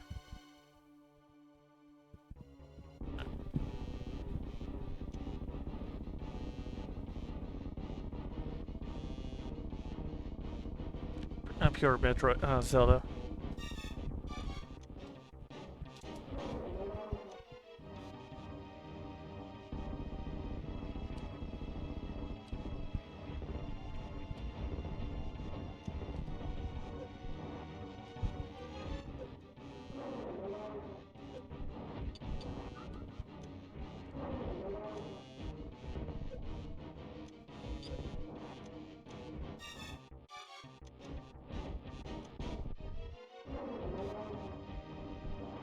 There we go. Also, something that made me the mention about the bunny form earlier. It made me wonder if I did do my own custom sprite of my own personal avatar in this game, what would be my Dark World form?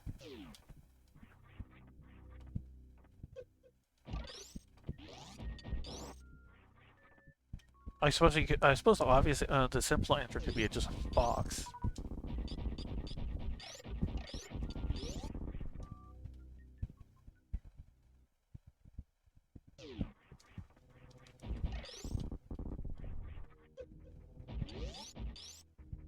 A tanuki?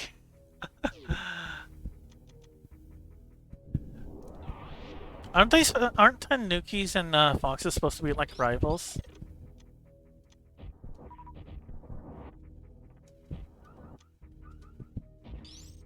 Oh. Okay. MM2 now hates this run. I have Spring Ball.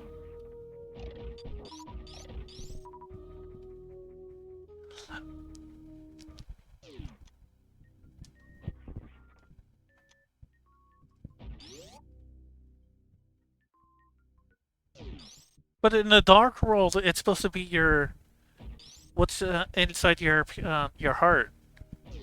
It's like Link is he's pure at heart, so he just turns into a rabbit. It's not like your an evil form.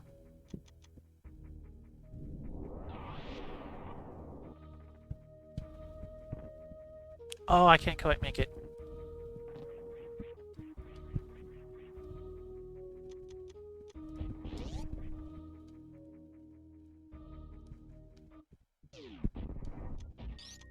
Oh, just money.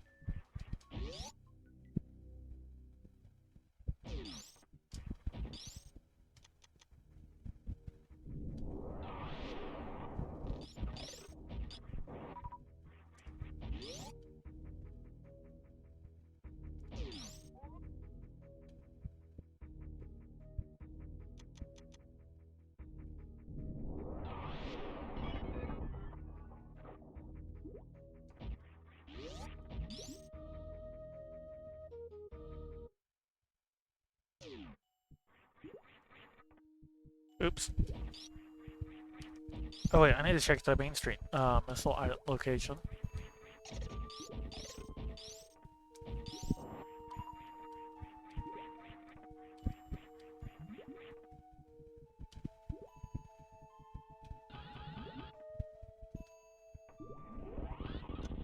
Oh, we have level 2 gloves.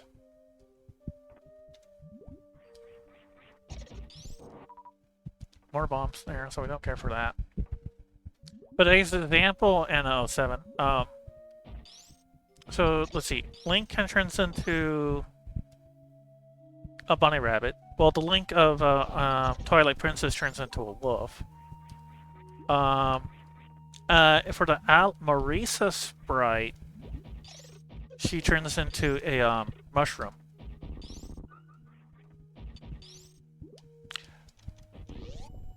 Whereas I think it was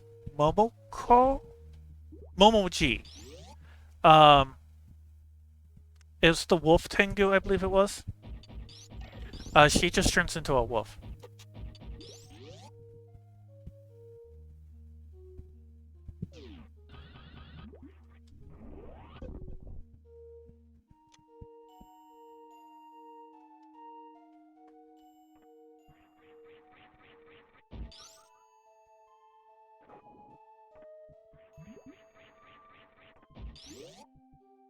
I don't know what the other fan-created sprites turn into. Those are the only ones I've used.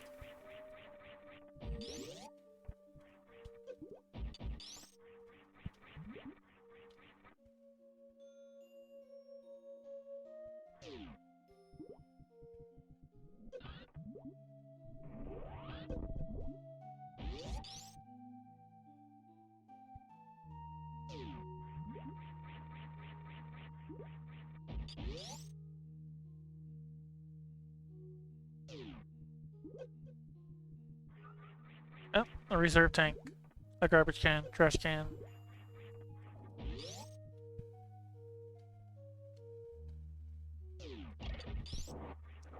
Unfortunately, they're not that useful in the SMZ3 randomizer. Just because you're all likely will find all the other E-tanks. Although in SMRAT, reserve tanks save lives, if you ask me.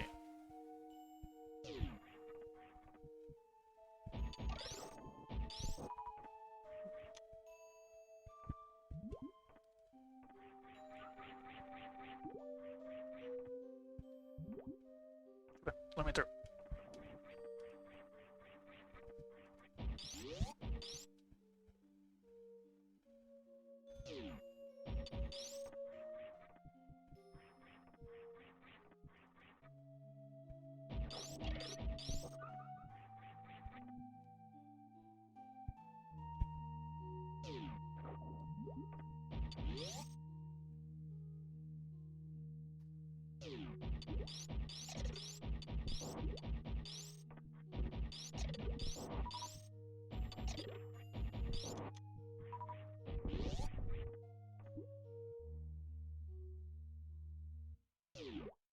I want to face off against Drago. I probably can.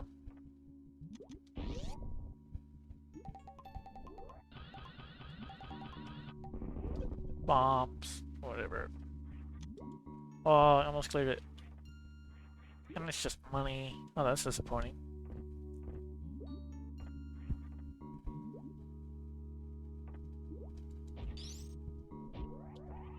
Alright, I'm gonna do a quick save. So we can do a sand pit check. If either of them has something good, I'll probably get it on my way out, unless both of them have something good, then I suppose I'll have to do it. Figure out what's the best way to route it after that.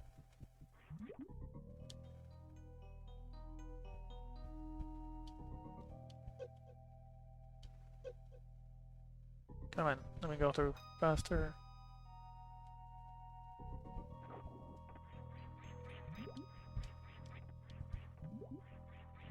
Shannon!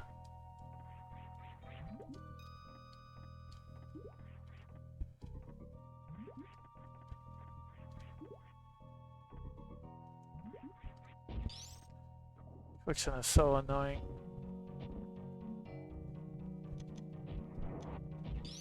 Heart container. And a shield. Okay.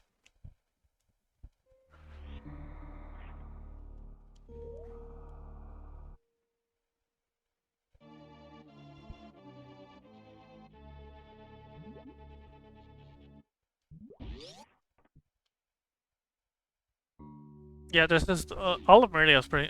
Most of Meridia is underwater for Super Metroid. Although one of these days I probably should, just for randomizers, just practice a little bit of doing suitless on Meridia, where you don't have the gravity suit, because then you move like molasses.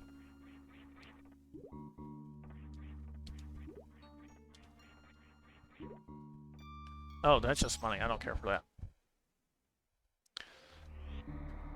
Of course, the most evil thing in Super Metroid is not the water levels; it's the quicksand.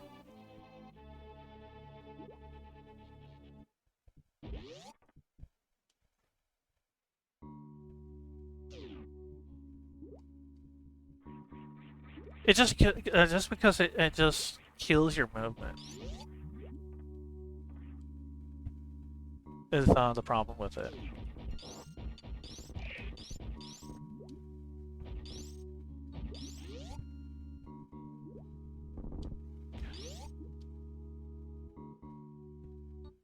In fact, there was one of my early runs. I lost like what 5 minutes or something, 3-4 minutes, somewhere around there.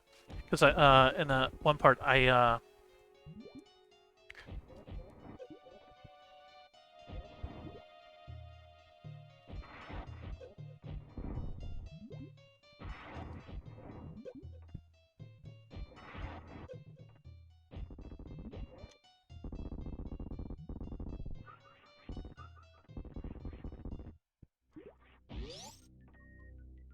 yeah.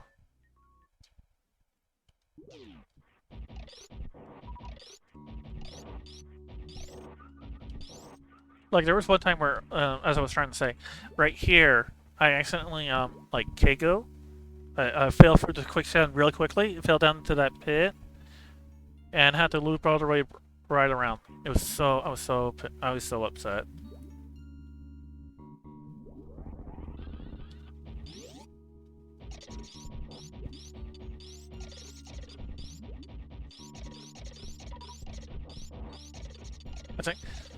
I mean, I still completed a run, and technically it was a PB, but that was because it was my first PB.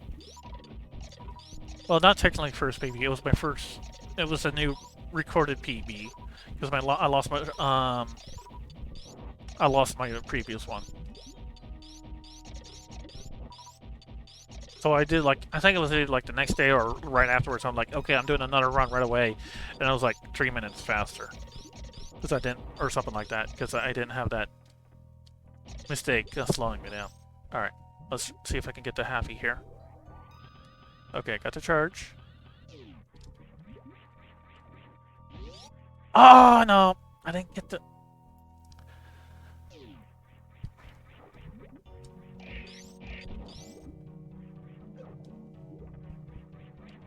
I was trying to do a pull off a Happy, but I have mixed...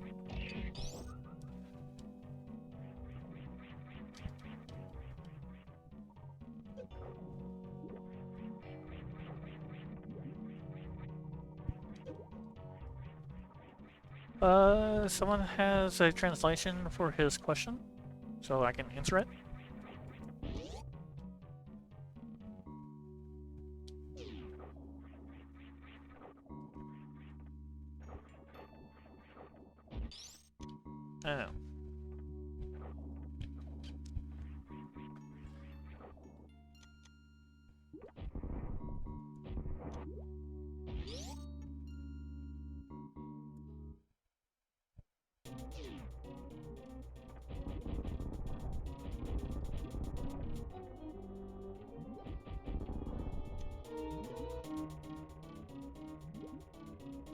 Oh.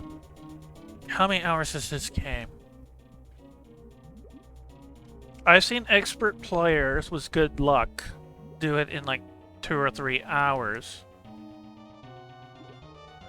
But I am not one of those players. So this will probably take me closer to 5 hours.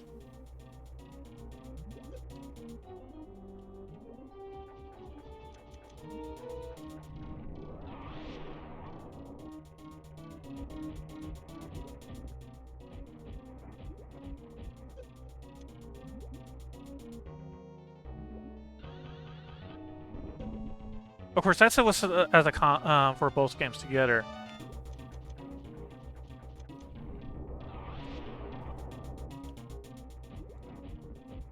If it was just a Super Metroid, I mean, we saw my PB was like 108.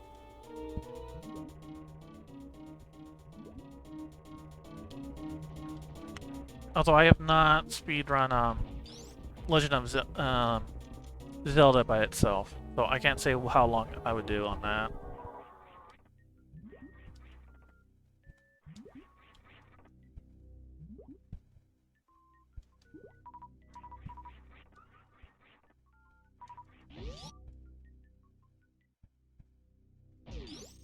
Oh, there's a grappling hook.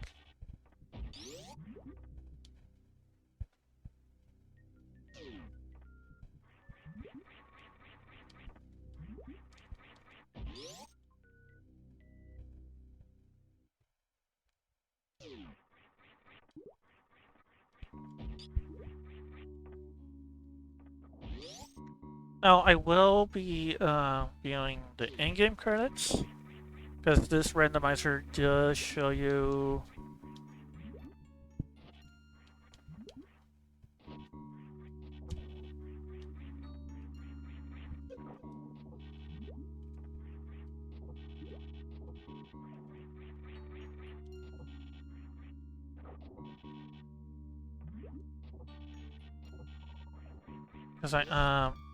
Because this randomizer mod will show you your in-game times.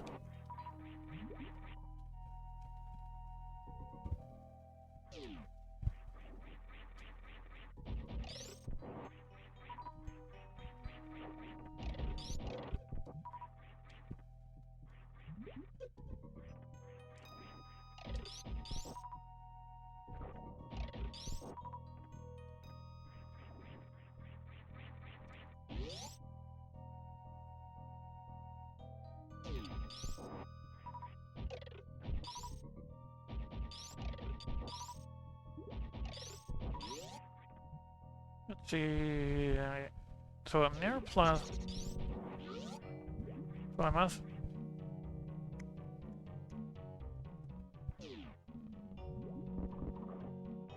So I might as well check the plasma beam room. I think I can make it clear that room. I have plasma beam, so I should be okay, and I have high jump and speed booster, so I should have no problems getting out of that room.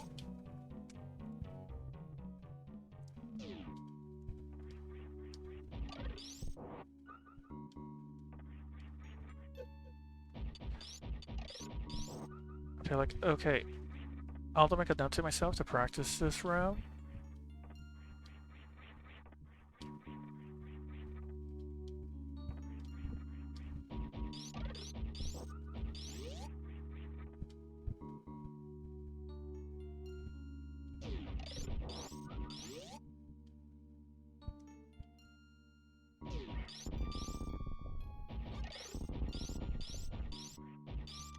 Nope, just a super missile.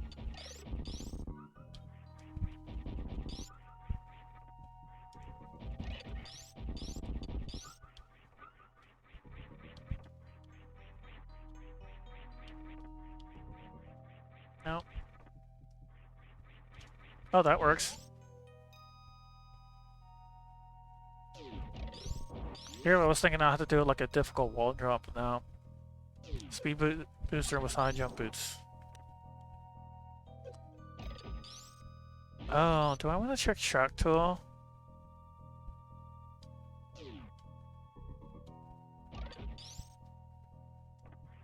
I probably should check Shack Tool, but I was thinking of going to the wrecked ship after this.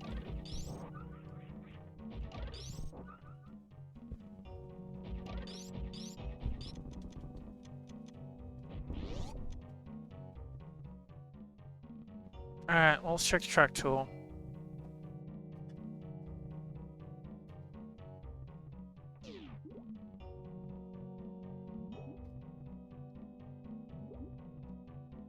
Okay.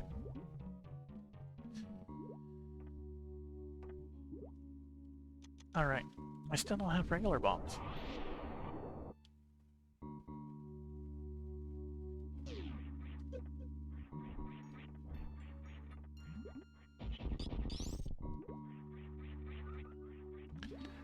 This falling sand is also terrible, too. Oh, wait.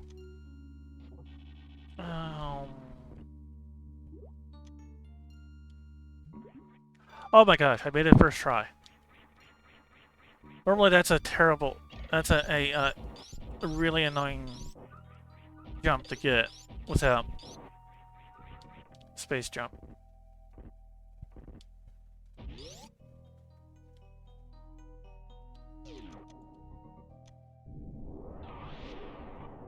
Alright, now we just wait for Shock Tool.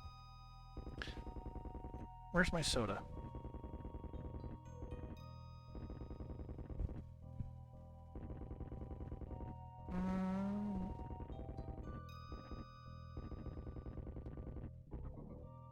Did I drink my soda already? I think I did.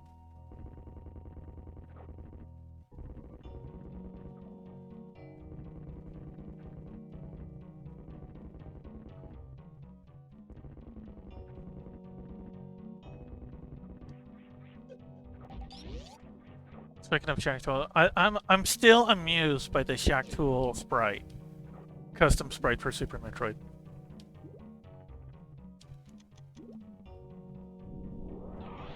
Oh wait, I have Spring Ball. I don't need to... No soda, only gamer juice.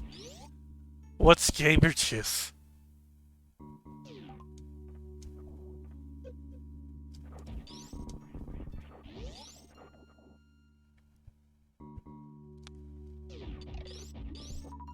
I'm just amused by it's basically like a tank. I just think it's like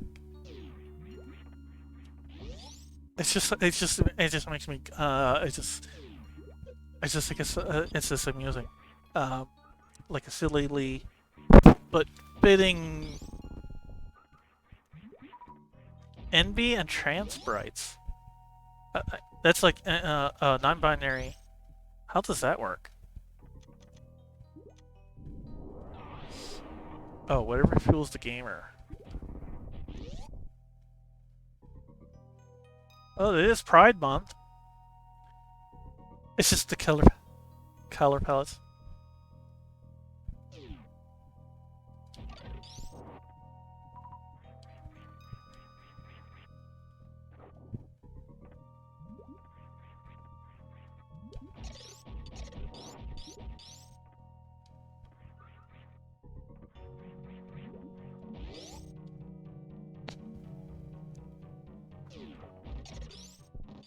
Oh, I totally forgot there's a grabber there.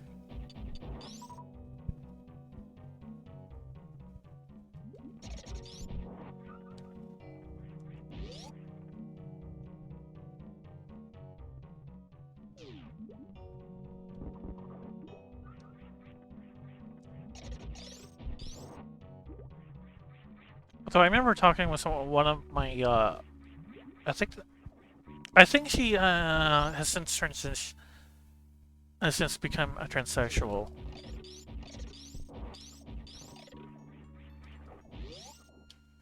So, yeah. Now we're going through the Forgotten Highway because a randomizer like this is probably pretty much the only time you ever go through this way.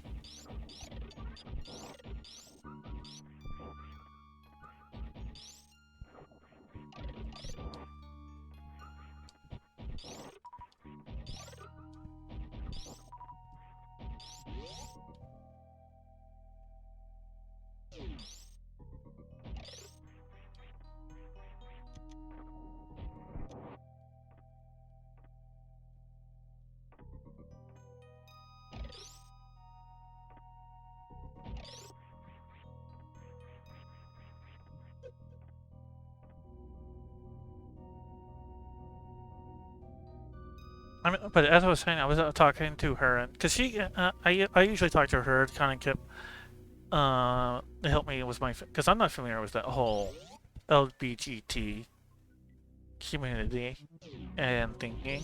So I usually talk to her to help me figure it all out and understand it all, as well as understanding trying to figure out my own identity if it matters. I mean, based on on what we discussed there, we're like, yeah, you're probably gender fluid, and that, or bi-gender, I guess it might be the word for it.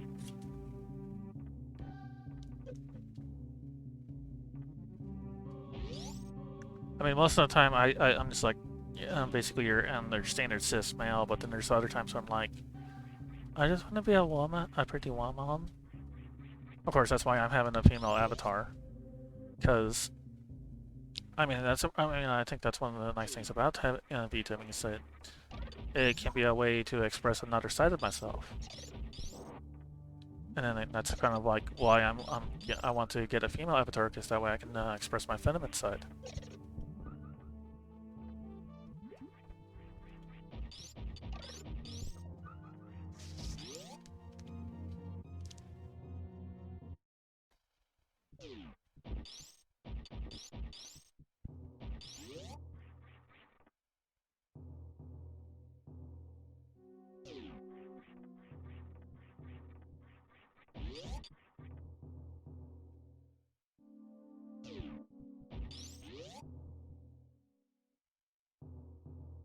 Because otherwise, I don't get many opportunities to express or explore my feminine side. I mean, there were some fanfics I was trying to write. Oh, there's Fire Rod. Nice. So now we can do the basement of the Tower of Hera. Oh, right.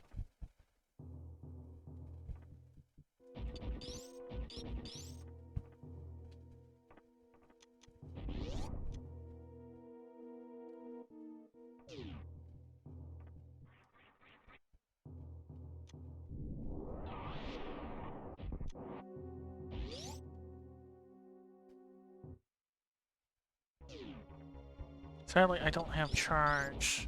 It'd be nice if, because then I could just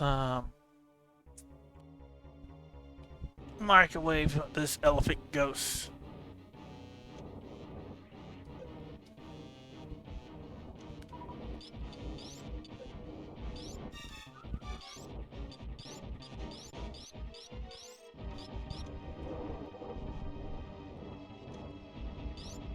At least Plasma Main makes clearing the.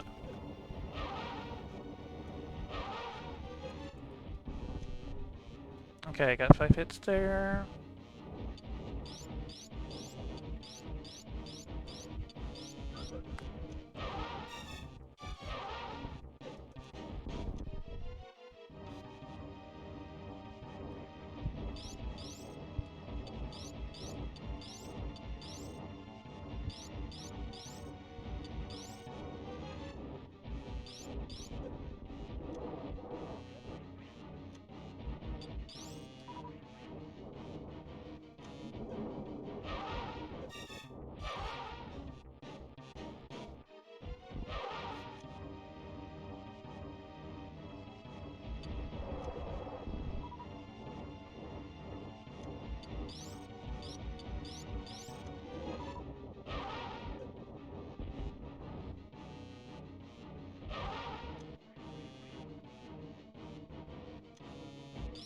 I think one more super should do it.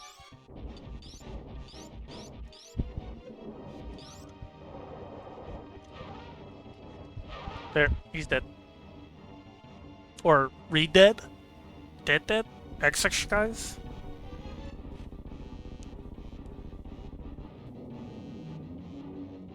Unfortunately, I'm not that great with Doppler strats.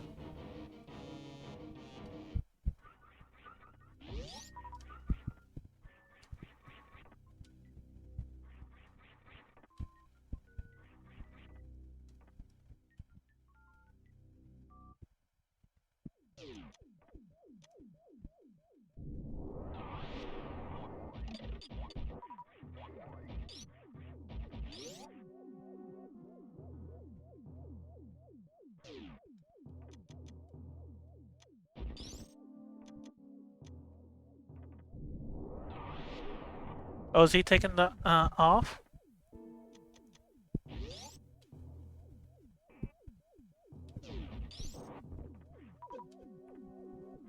Oh, if he's leaving, then what's the Russian word? Das Vidanya?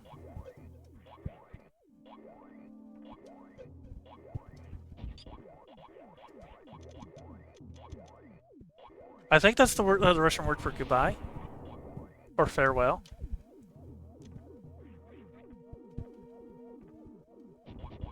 I will say I just like to, even though I don't speak any other word of Russian, I do like the sound, just like how Das Vidanya comes off the tongue.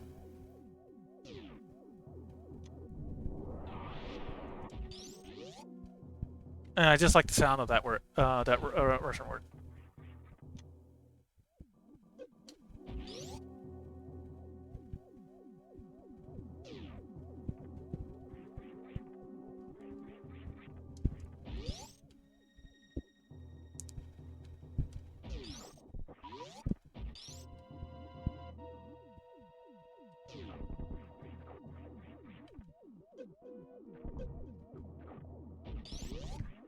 Okay, we made it through the spiky room of death.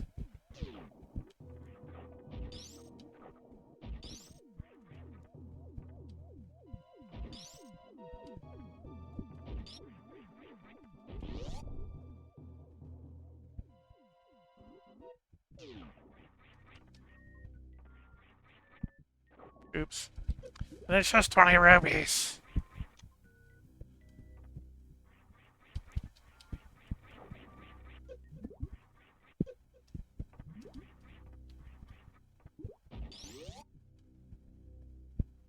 Oh, you just... Oh.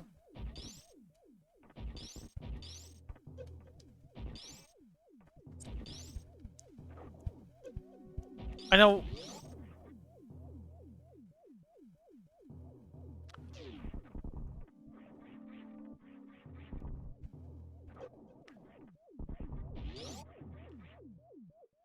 That sounds like my experience and that of me trying to learn Japanese. Although I feel like I had some marginally better success in learning Japanese. Although I've forgotten a lot of it now at this point.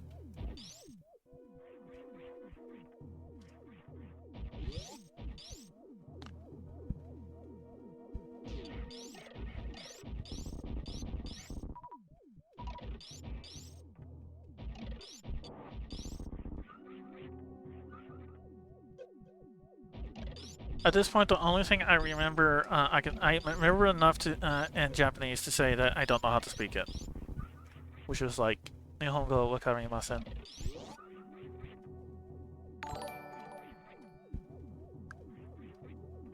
Oh, thanks for the follow. Thank you. And das Vidanya. Goodbye. Have a good one.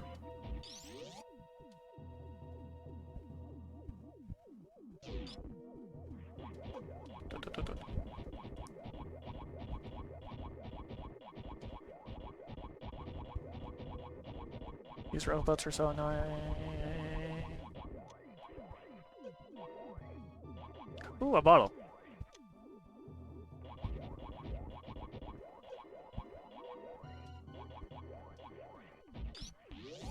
So that'd be useful for the Zelda side.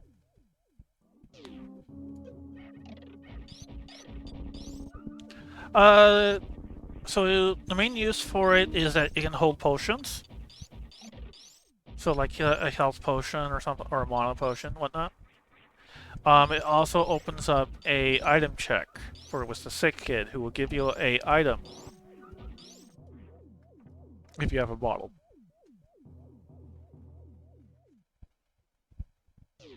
Yeah, it's just a classic bottle.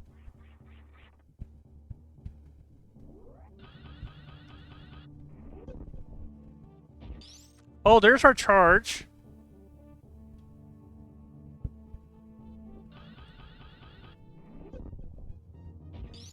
Ah. That's the Spine Spark. Almost! Okay, I don't have the energy to keep spending on this.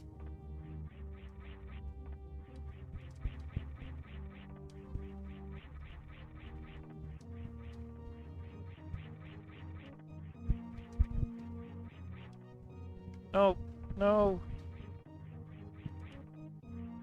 No!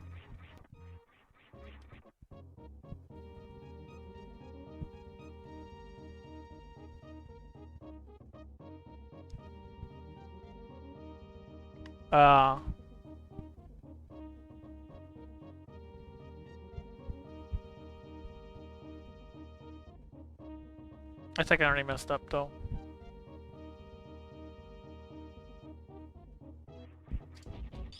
There, got it. Sadly, I've already killed everything I can kill.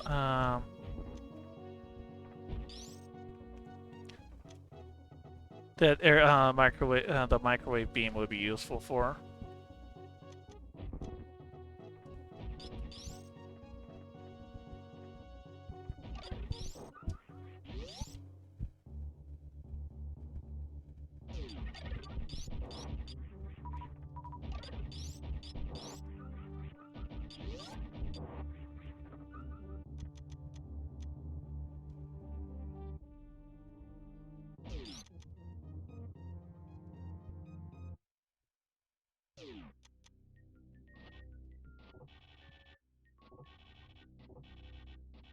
Oops.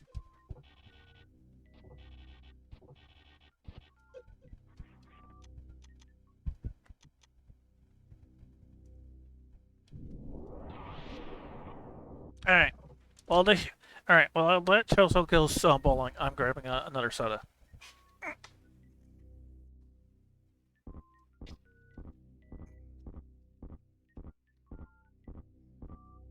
But it doesn't take long because I have a mini fridge in my room.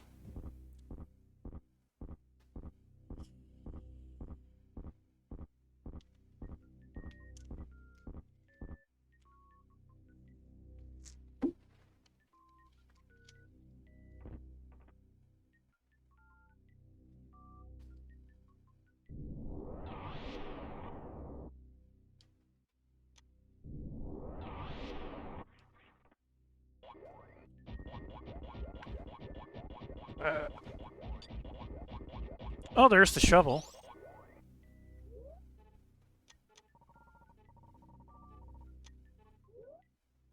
So that'll give us another item check for Zelda.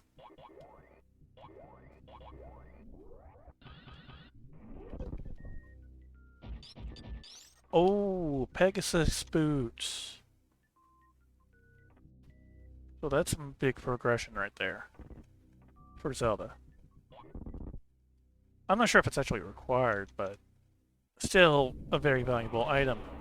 So now Link can go fast. Well, actually, Marisa can go fast. That's just money.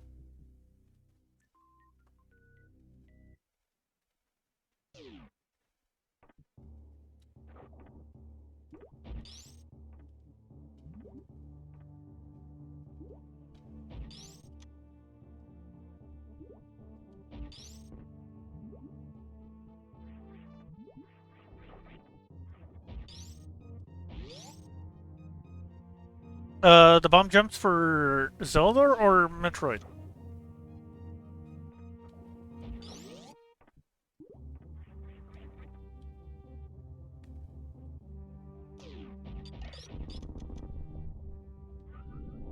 I presume you mean Metroid.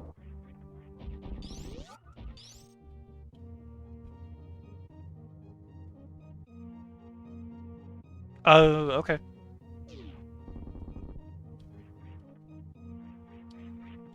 Okay, now I don't need to. I'm tempted to. Oh wait, I don't have bombs yet, so I can't do it yet.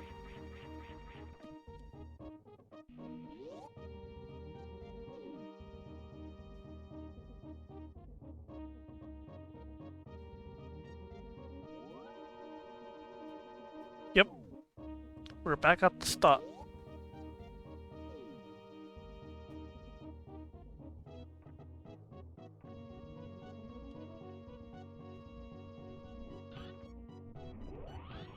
So there's some items here I want to check.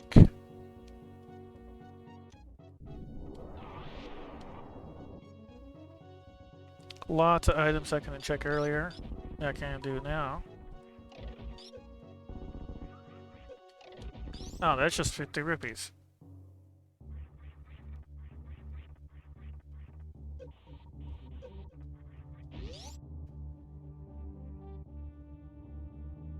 Alright, let me see if...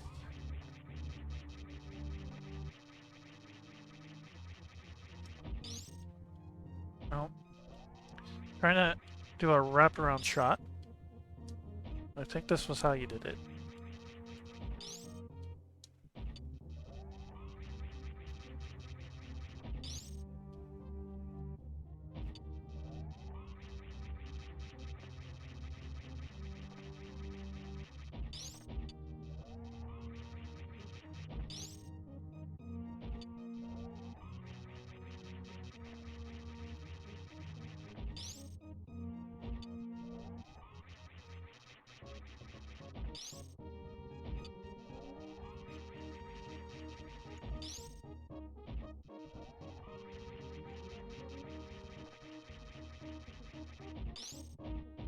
Okay. So if I do this right, I should hear a door open.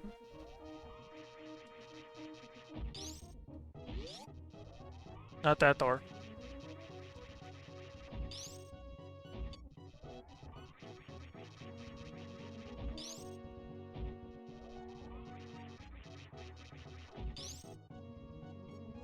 Do I not? Or the...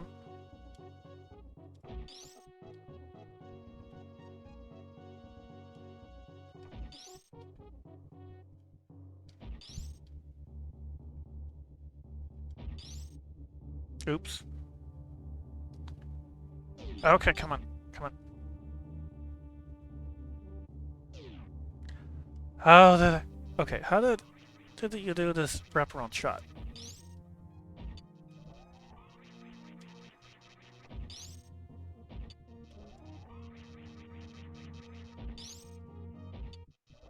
Oh, come on.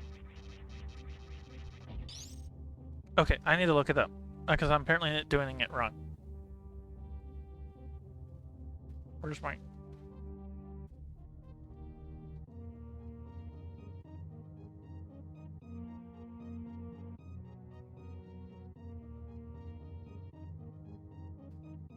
Okay.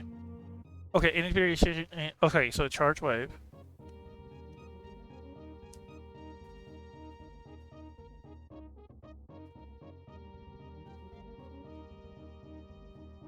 Oh, plasma and spacer will affect the door, the position.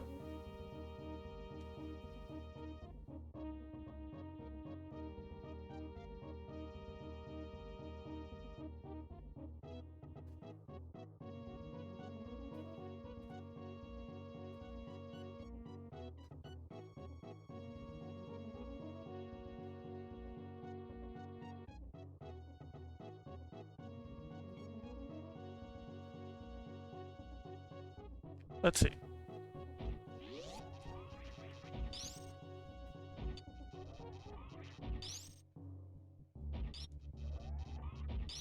Alright, let me reset that door.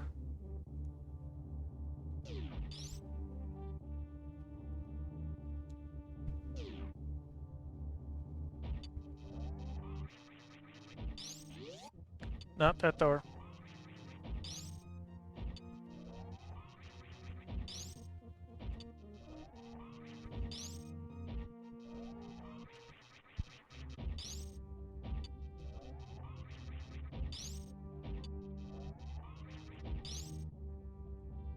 Nope, still it. Let me see here.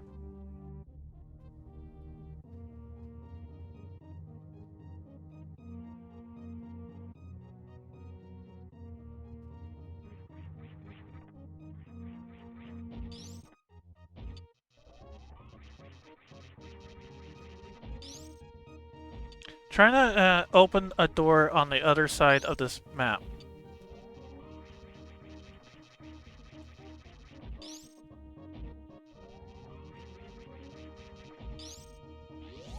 Oh, you heard that. You heard the door. I heard the door open. I think I got it.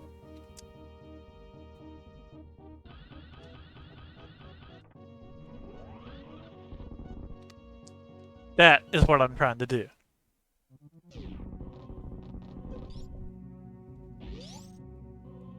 Normally, if I didn't do what I just did, I would have crashed into a closed door.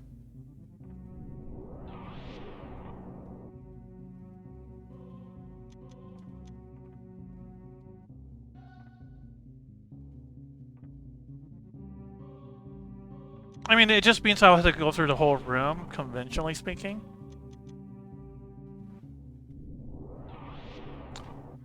Then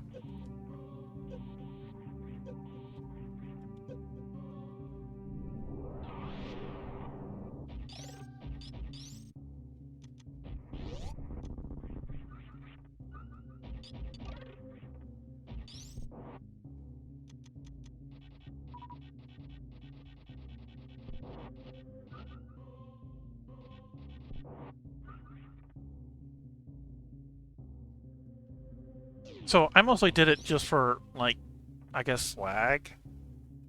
Because I wasted a lot of time trying to get that door open.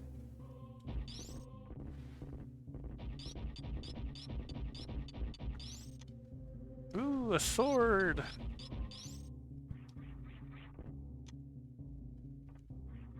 Although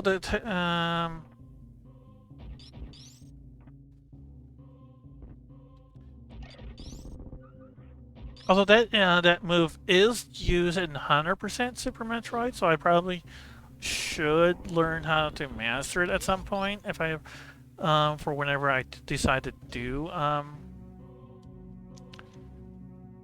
100%.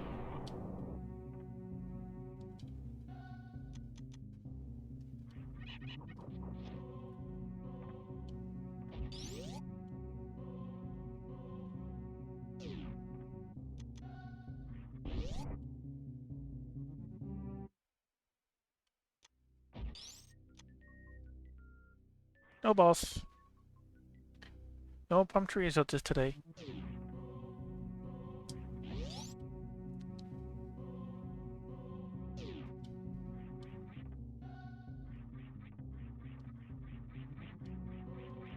Oh wait, I have high jump boots. This is gonna change.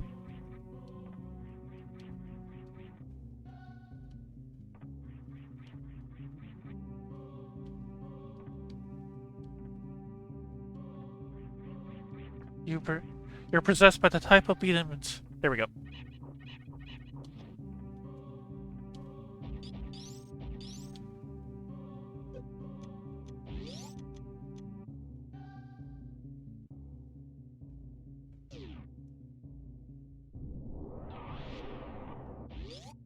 You should find an English priest to escorize all the demons making you misspell words.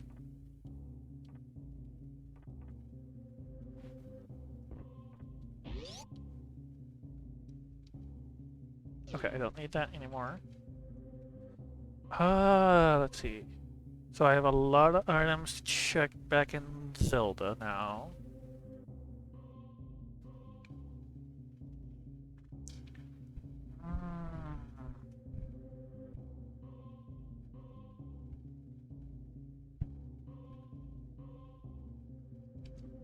I think I should can. Okay. Trying to decide my routing here.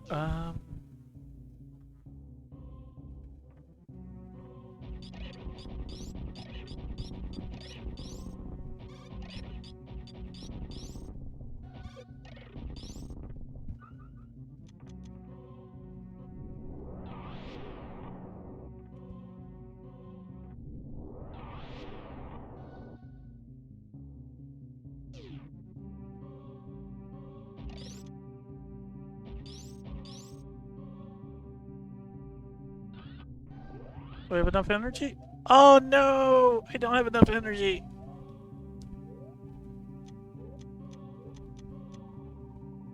I should have used the reserve tank. I should have used the reserve tank.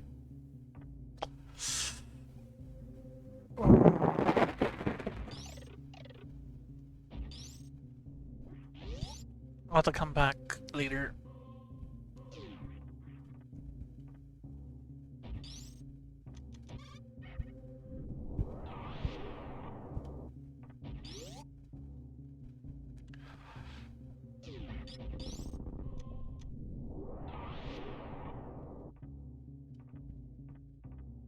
Ooh, magic cape.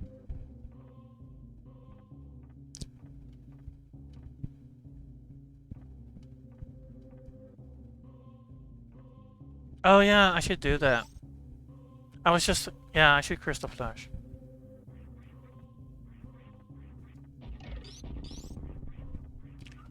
Um... Hmm.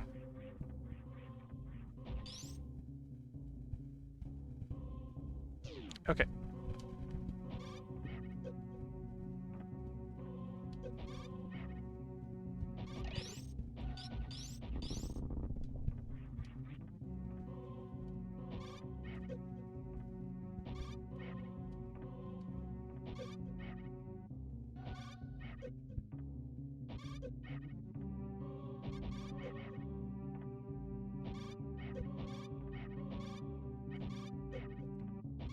Okay, this is taking too long. I'm taking off gravity.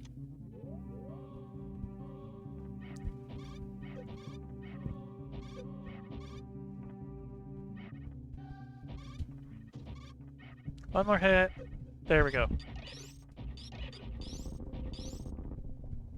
Okay. What was the exact buttons that needs to be held? Was it LR down shoot?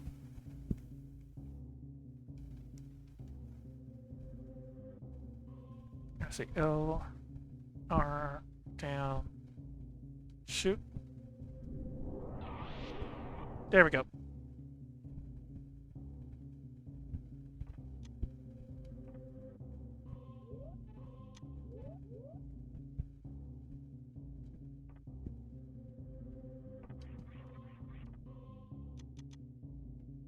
I should have done it over here so I could save on the power bombs.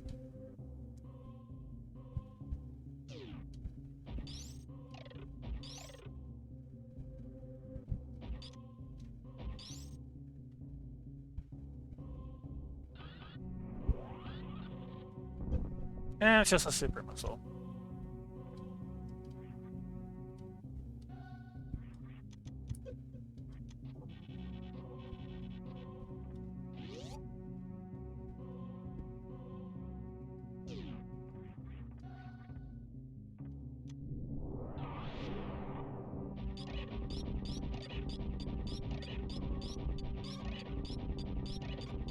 Okay, I should be... Okay, I should still be able to do Beeling Maze, because I don't...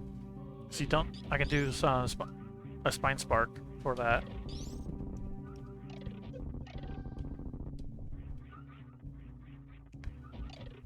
I'm not sure if I can take the meme route, though.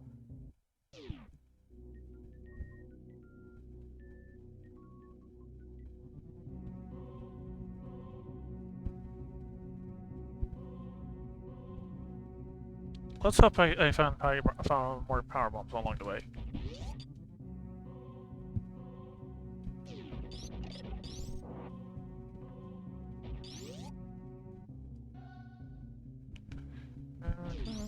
Oh, there's an E-tank. So...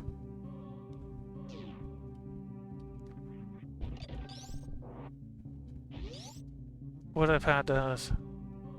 Oh, wait.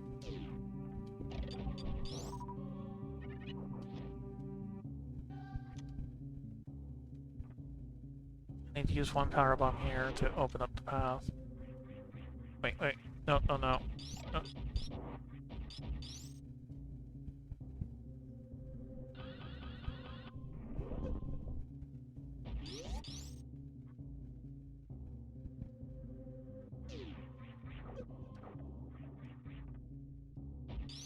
There we go. Alright, Billy Mays, we found the one rare crystal, but wait, there's more. There's another 20 rupees. Well, that was a very Billy Mays room. Very Billy Mays. Oh, shoot. Now I'm out of PBs. Okay, so I can't do meme room.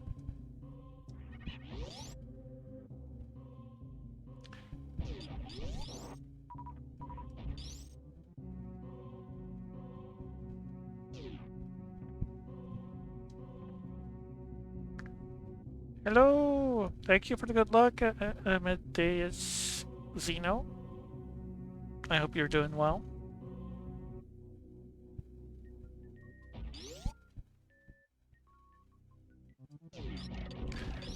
Yeah.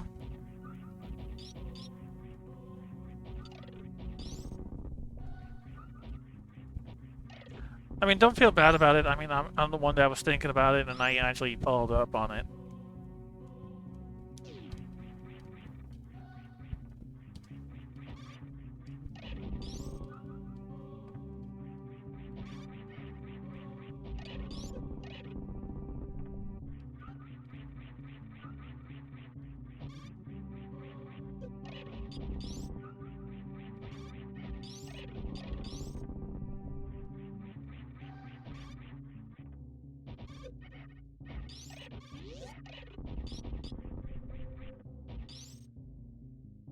So, shall I ask you in like 10 minutes then?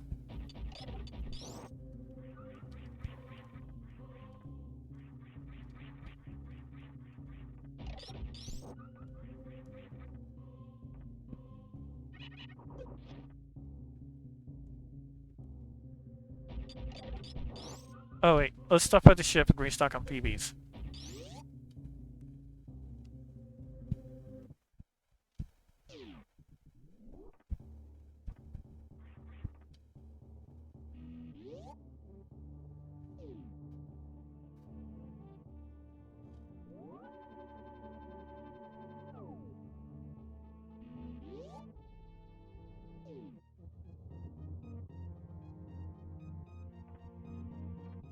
Oh, I messed up my momentum.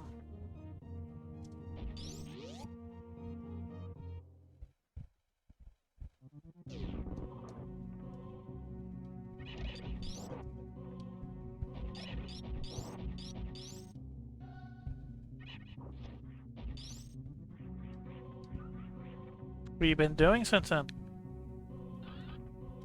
Oops. I did not mean to do a spine spark there.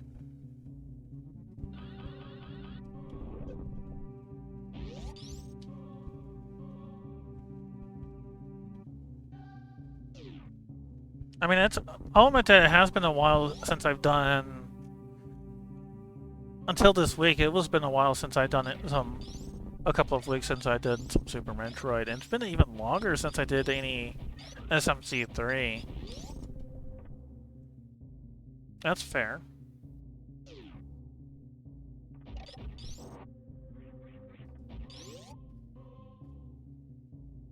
There's still a bunch of games that I want to play, but I just haven't gotten into the mood to play those games.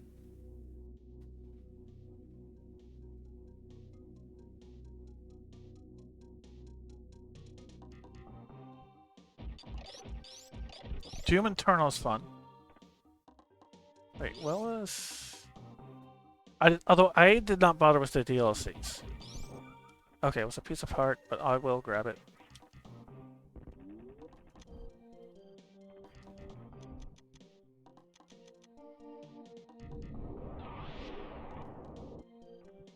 I did not like what they did was the big reveal that they did with the leader of the demons. I did not like that reveal, to be honest, because I saw the spoilers on YouTube. That really bugged me.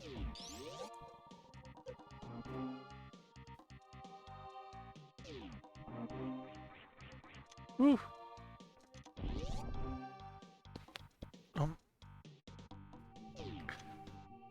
I mean, don't the DLCs give you like double Marauder fights?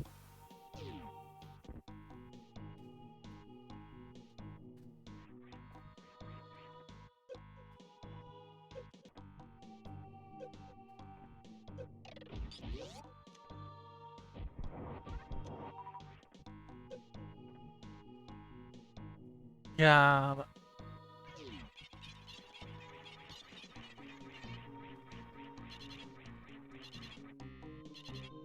Oh my gosh.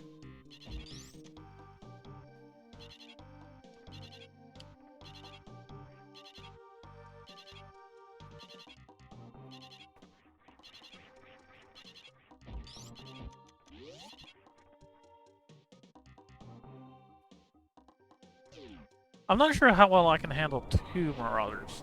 1 Marauders I handle fine.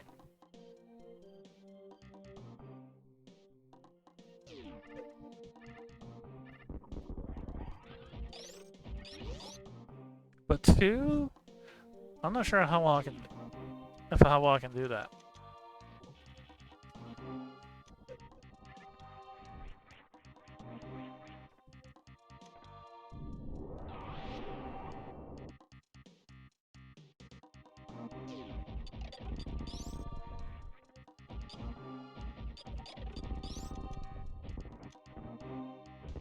There's her bombs.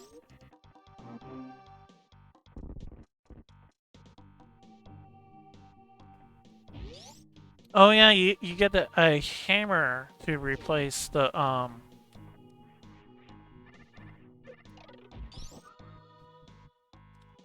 your old sword. How is that hammer?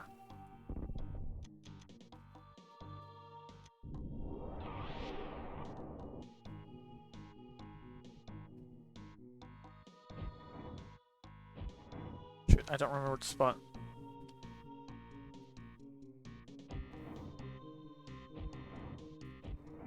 I totally forgot my spot for this.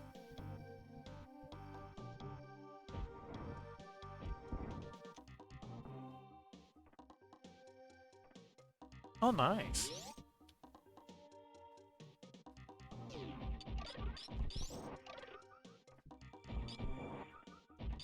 So it's more crowd control than the instant kill that a sword did. Wait, I already... Oh, I checked it. I already knew it was arrows. What it?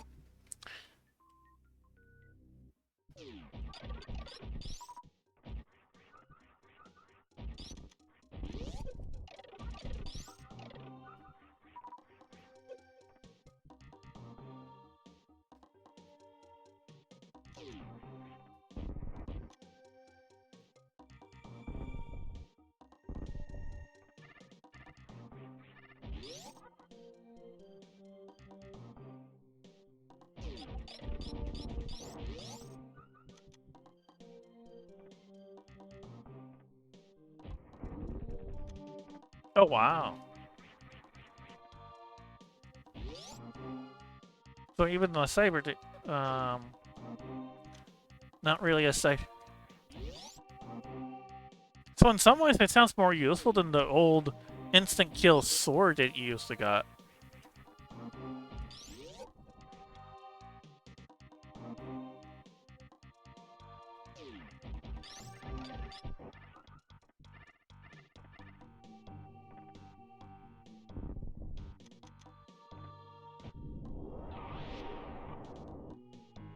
Since, I mean, if it aces everything...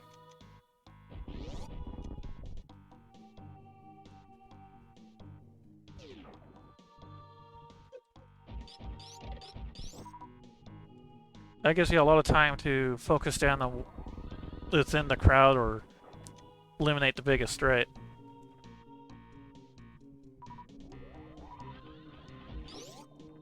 Oh. Hitting weak spots refills the hammer.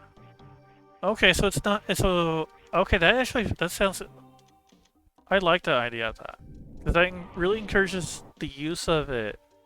And really helps... And for it to fit in within the whole gameplay loop of Doom Eternal, where it's like... You're doing X thing to refill... Like...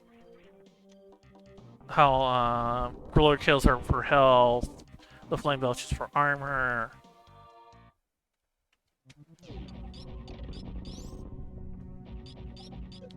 And then you have now weak points are for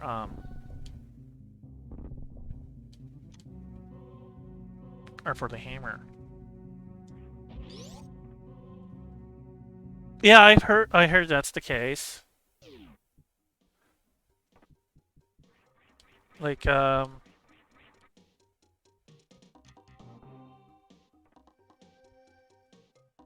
like what was the example that came to mind? Like I heard that,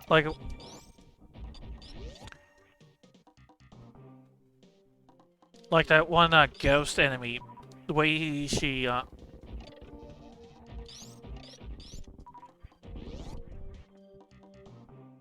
buffs enemies, you have to focus on more dealing high damage. Like I heard that micro missiles have now come back, have returned as something valuable in the DLCs. If you with by making use of the fact that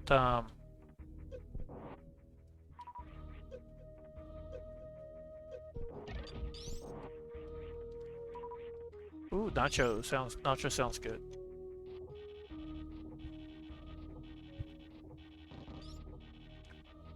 Yeah, like you I think it was like you kill a fodder enemy with the machine gun, and now your rockets will do some crazy damage. So you use that to take down the spirits.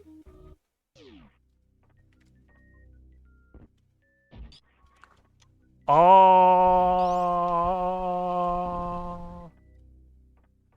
that's our boon pearl. So we have Dark World access now for Zelda. So Zelda has opened up now.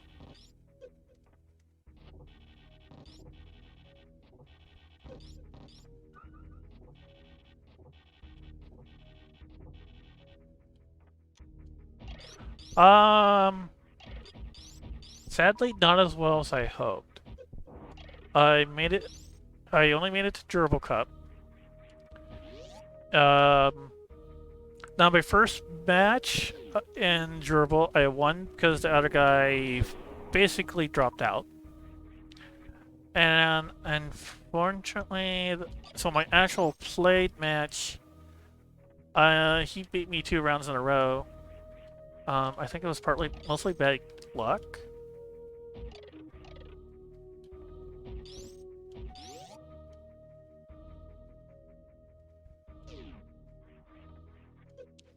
I think I had a better general movement, but he had better routing.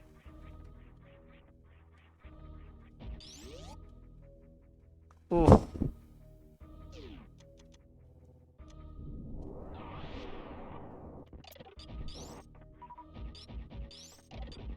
Oh, you were in the big leagues.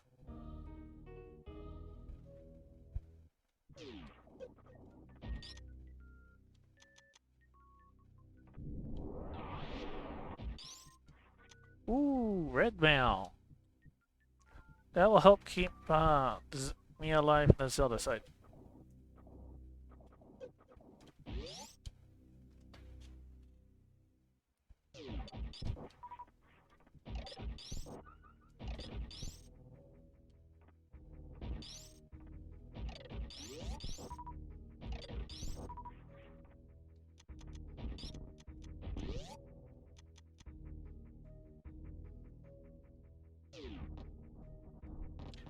I was really just hoping to win my first race, really, in the in the gerbil bracket.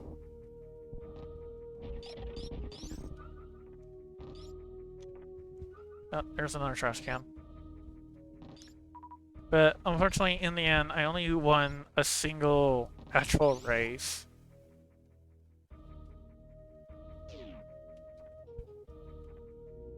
And that's only because I went up the red tower, he went down red tower, and going up red tower was the right call to make.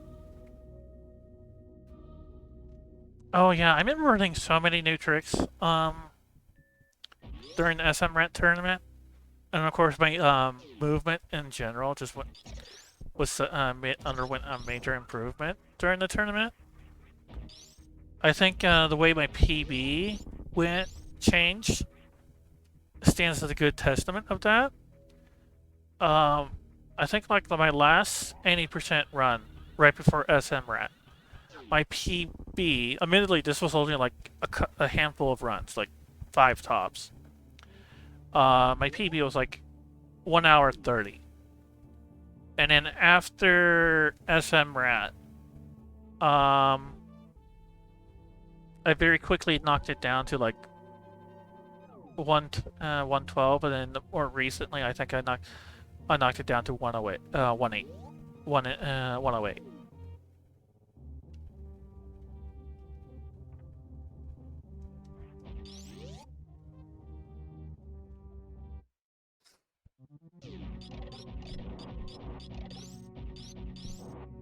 And of course, and then even within that 108, I still feel like there's a lot of room for improvement.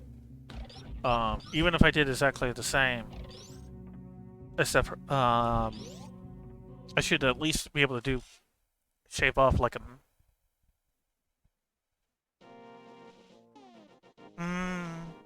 Yeah, my goal for any percent is to get a sub hour. Let's see. I still don't.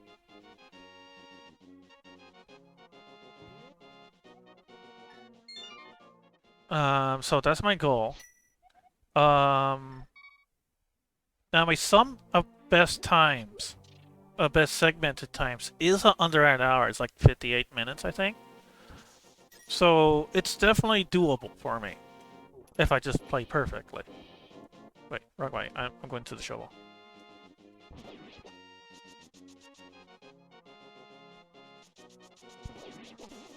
I have not done any of the ROM hacks, although I have seen Tillymorph do one of the ROM hacks. It was kind of neat. But as it is, I'm still gonna keep with the basic categories. I might do another GT Classic sometime, but that might be a while before I do that.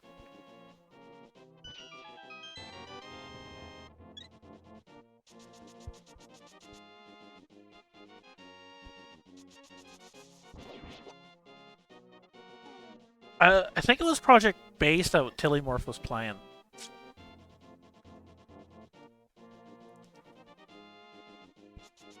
Yeah, I saw him play.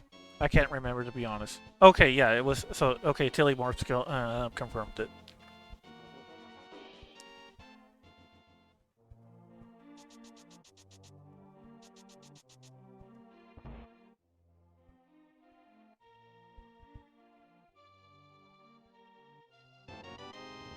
Where's the ether medallion? Oh, wait, is that ether? Alright, let me check what else is available. What is that? Bring him home. Oh, okay. Oh, Sanctuary. The King's Tomb. And then there's the Tower of Era check.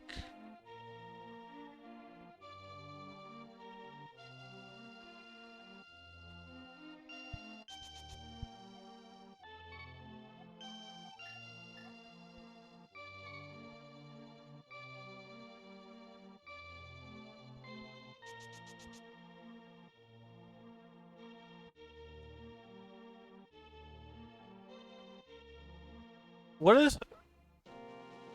Okay, reverse spotter boss. What does the MBO stand for?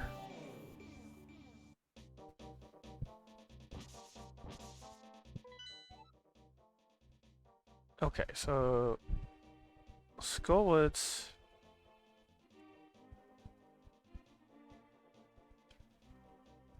Okay, so Stevestown is appended. Swamp Palace is the red crystal, and then Isri Meyer is the green pendant. Oh, mini boss order.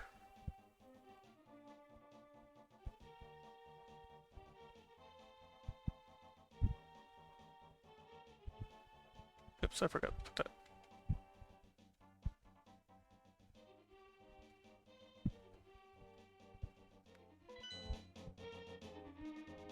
Alright, I should be able to do Skullwoods.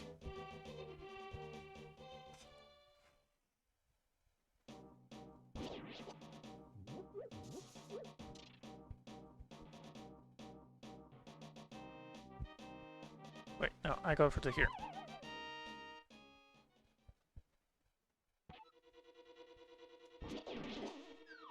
Ooh.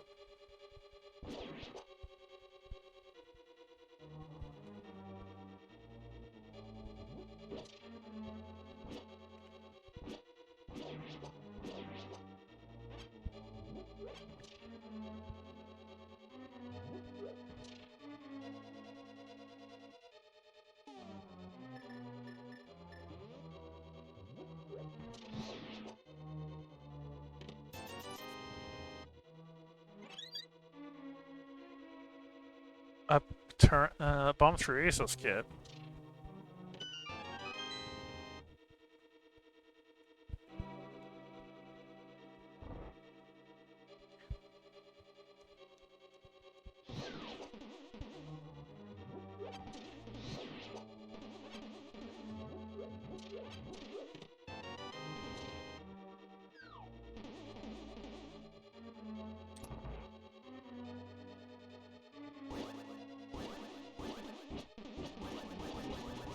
Okay, that was kind of hilarious, how he was just pinballing right back into my sword. Oh, there's the big key.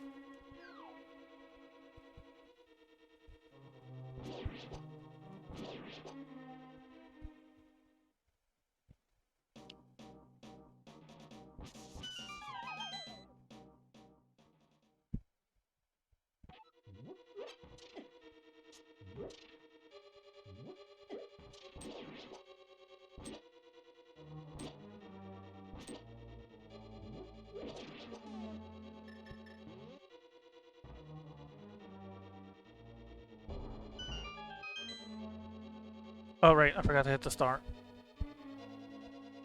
There we go.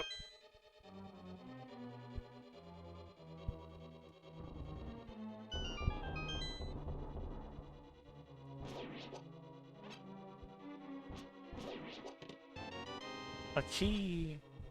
You're feeling a little bit lonely on that leaderboard?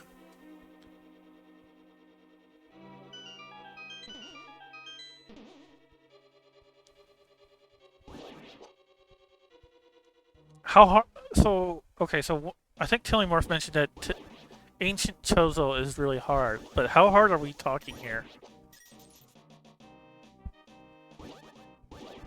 And for that matter, how hard is the Ancient Chozo reverse boss order is? A little harder than vanilla.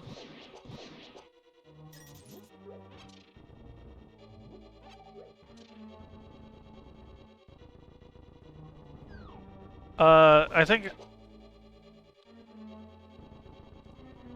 I probably should clarify which when you say a little harder than vanilla, based on which category are you saying that?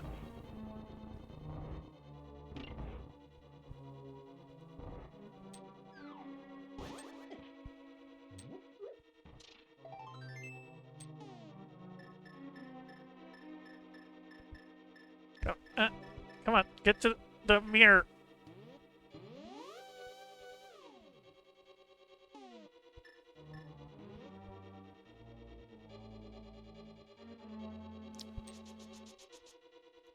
A 3656.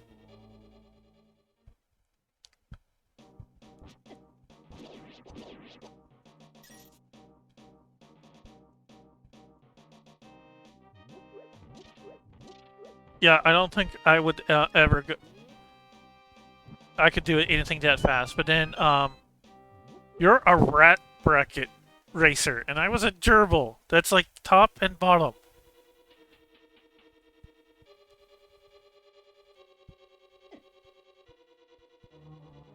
You see, for Ridley, I think I feel like I'm probably gonna, depending on how, although admittedly it depends on how many supers I have.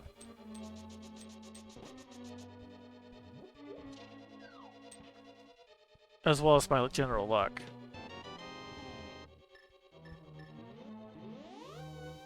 Because I can probably take very little damage against Ridley if I have if I have a lot of supers, because, well, supers are super. But if I have the,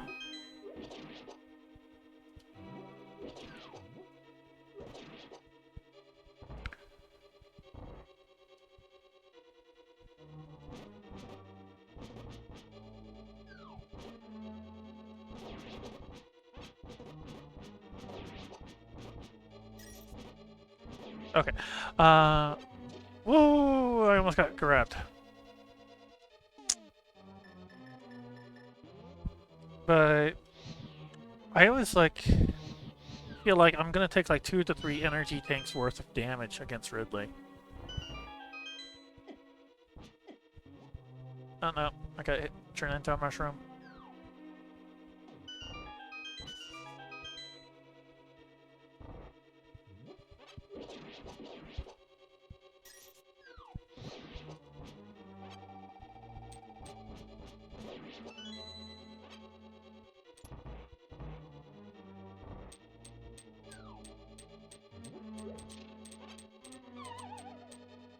Is that just like better movement or just like tweaking your room strats?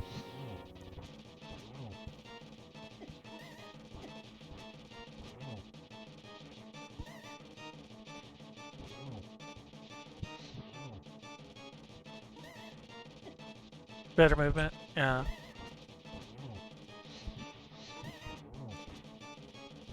I mean, that's what it comes down to, like 95% of the time.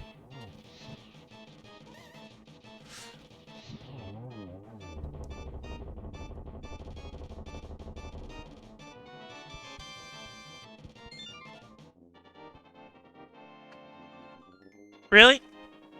Only a minute faster. That seems like a very small divide between the two. It makes me think that whoever developed that ROM hack did that and did it intentionally.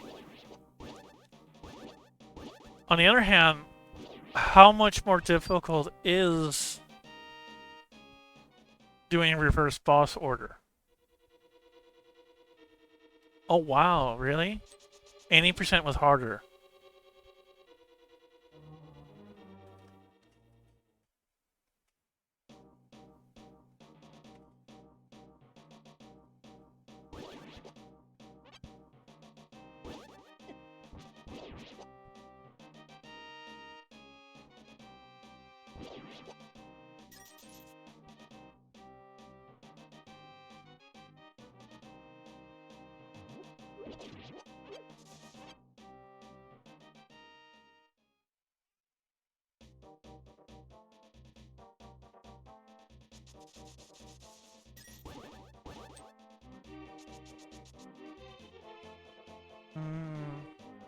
I don't mind doing held runs, but I probably would want more energy than some of the expert players would do, since my movement is still all over the place.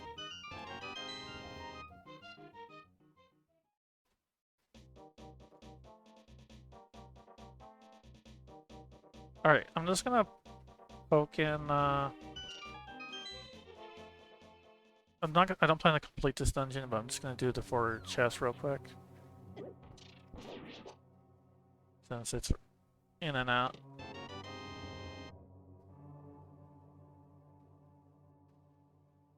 I mean, 3 is all you need for, because that's what Mother Brain requires, right? The only reason why the only reason why you would go.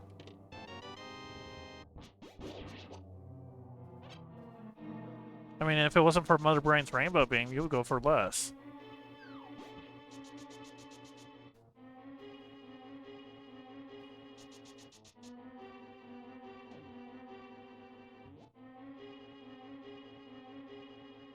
Oh, that's interesting.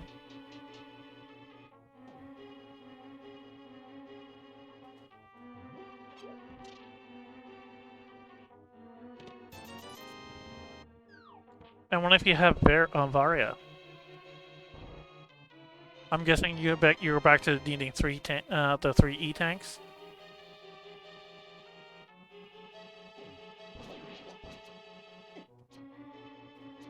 Okay. So it's actually you're actually incentivized to turn off Varia from Mother Brain. Well, then again, actually no, because with Varia you could make her trigger the fire end sequence sooner.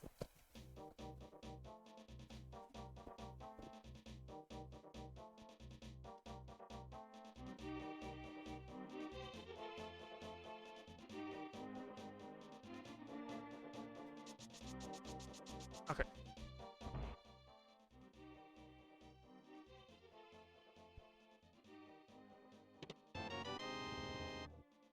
Alright, time to clear out the towns of Thebes.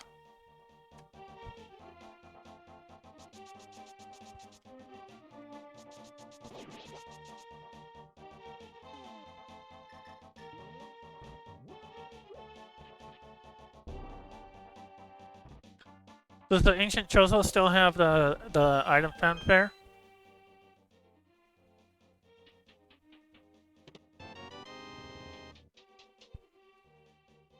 No fanfare. Yeah, that skipping them was probably not would be much of a time save than if you won't get much of a time save if you skip them then if there's no fanfare.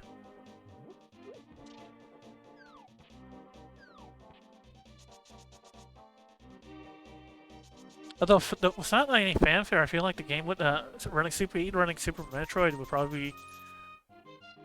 probably feel a lot more exhausting. Because those fanfares helps give you like a short 6 seconds as a break. You know.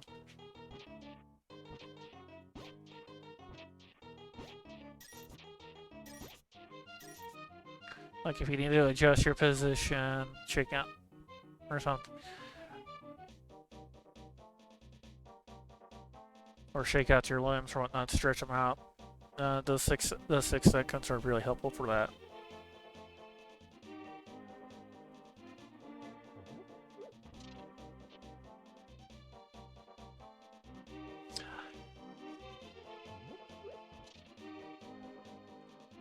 I'm not sure if I will say Super Metroid is the best game, but I'll definitely say it's one of the best. One of the best games.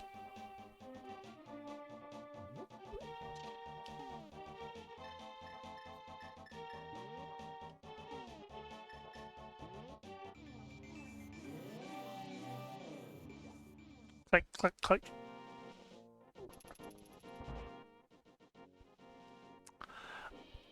I don't have anything. I don't mind keyboard life. For me, I'm just because I played Super Metroid was the original. If I'm not playing, I mean, I have played on a keyboard before, so I can do it. I mean, I don't have the powder, so I can't do the bat. But I think I have tried the keyboard, but some of the movement is I just can't pull it off. I think it was like when I was trying to do the Alcatraz escape, and I couldn't get the right inputs to work. So I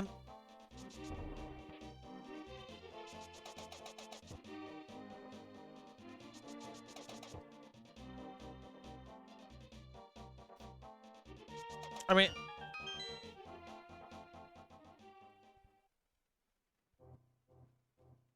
oh, there's the powder.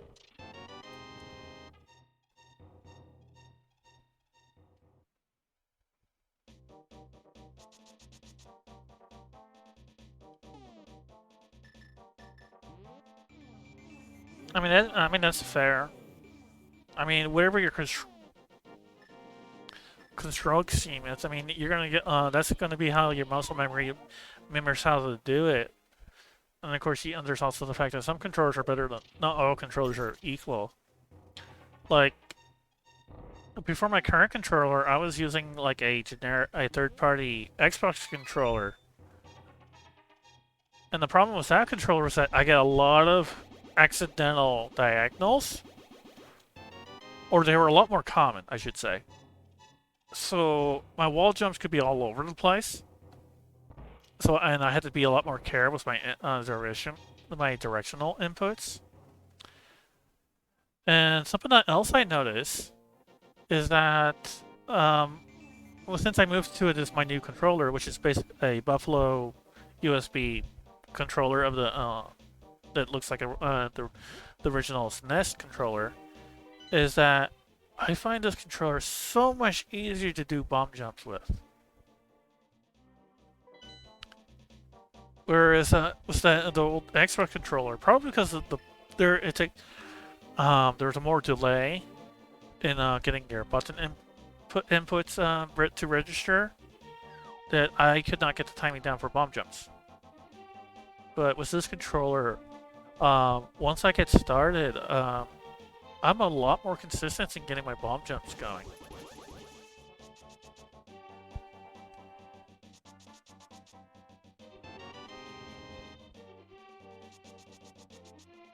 So, I mean, so in the end, I mean, if it works for you, great.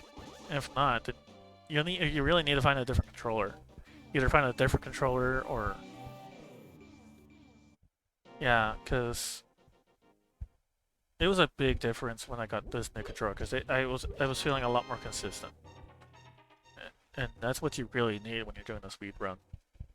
You really want consistency, especially since as Telemorph and bands were telling me, and I fully agree with them. Movement is more important than anything else, really.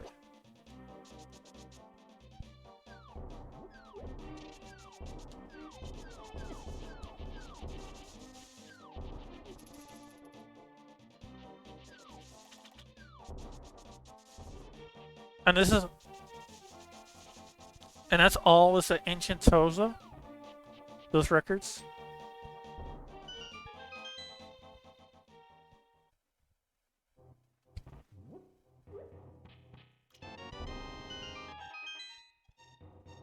Only one is Ancient Toza. So you mean like Super Metroid in general? Oh, that was very interesting. Hype Cave. Then again, Hype Cave has not been that exciting for a while now, from my understanding.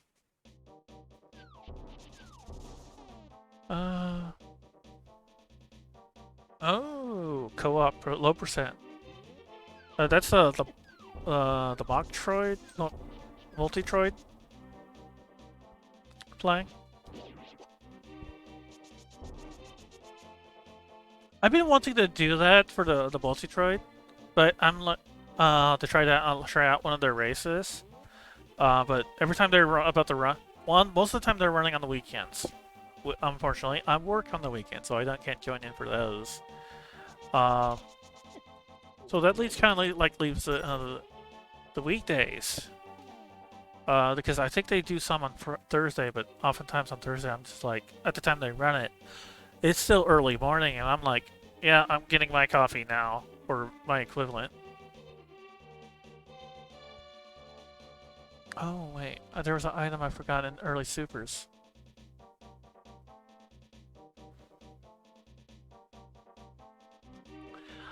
Oh, to be honestly, I did not mind working weekends until I started speedrunning Super Metroid and joined the community. Because then all the races are on the weekends. I'm like, oh, I wish I could join.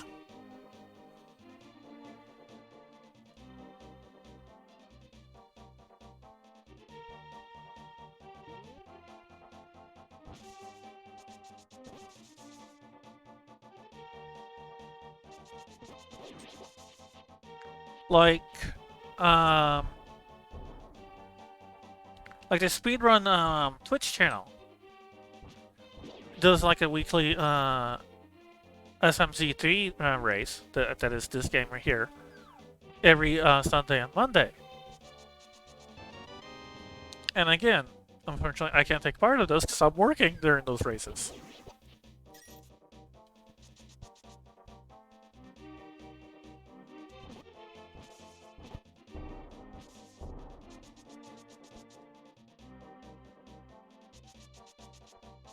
I might as well check Catfish because I'm almost there.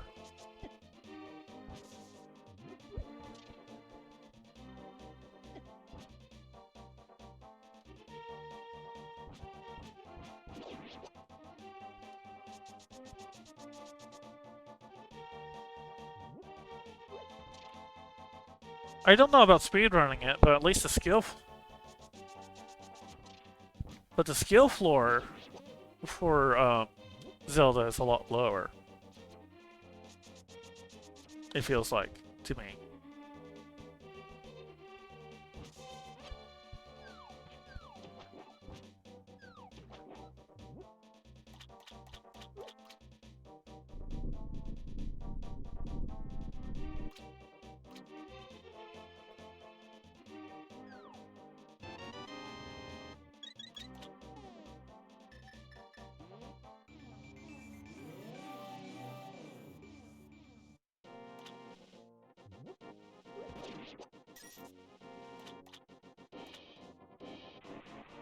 Alright, let's go and see if King Zora has something worthwhile to sell. Oh, there's a shield. So now we know where the two shields are.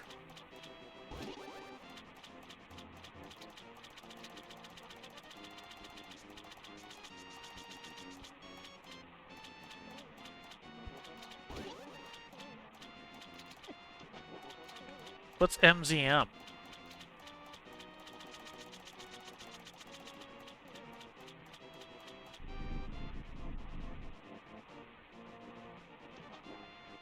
Oh! Oh, there's our lamp!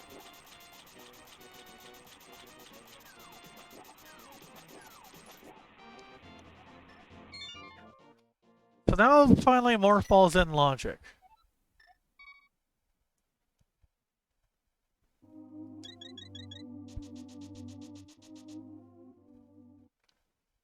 Oh my gosh.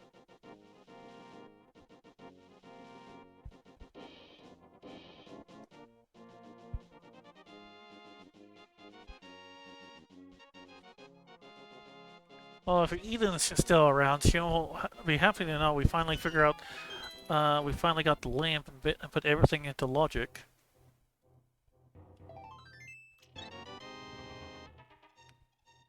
Well, my opinion of logic is that it's a suggestion. Of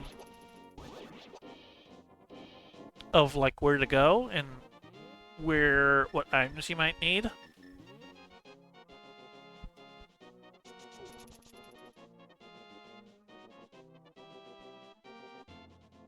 But otherwise, I will happily sequence skip.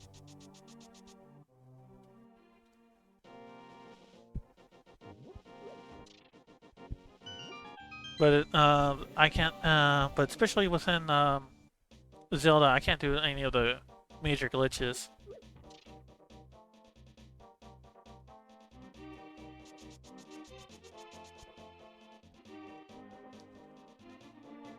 I mean, I think it's most useful to know the logic. Just if you're trying to do it fast. If you're just playing casual, then yeah, whatever. It's just a suggestion at best.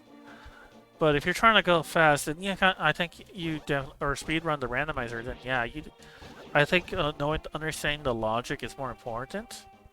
Not that in the sense of you have to follow it, of course, but in the sense of getting an idea of where key items might be. Like, if you if you need to figure out where, unless you're like a low percent runner, you will want to know where like the gravity and Avario suits are. Oh, thanks for the follow, MSD, you know.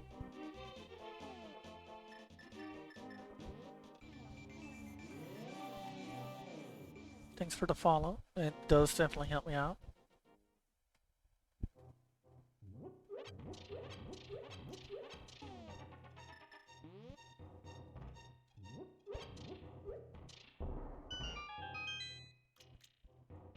Just more arrows. I hope I find the silver arrows.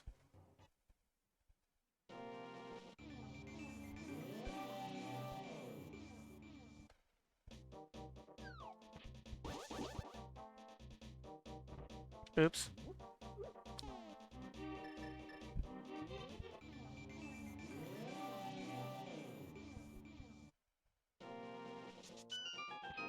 Alright, what's in here? Down the stairs. Off we go. Just a missile. How disappointing.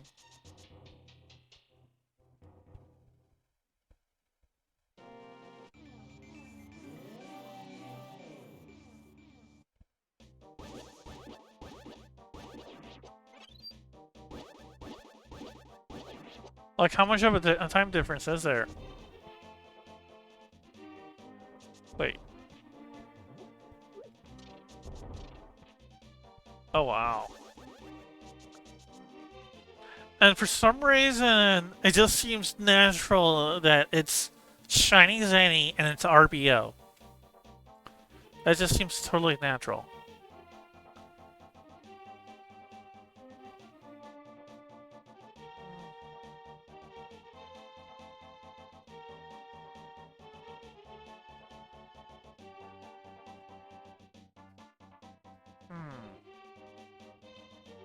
Okay, I'm trying to figure out what possible checks I can make. Let's see.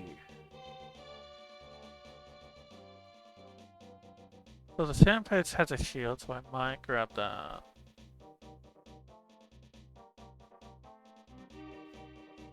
Glitching is... Ooh! 2.5 minutes. That sounds painful.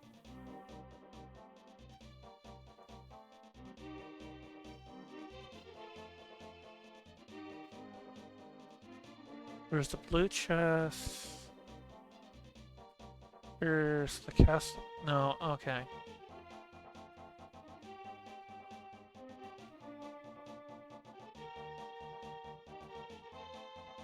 Oh, where's the...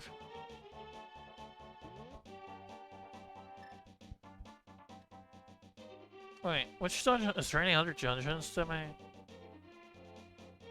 No, it does not. According to the tracker, there's not any dungeons, that I can do.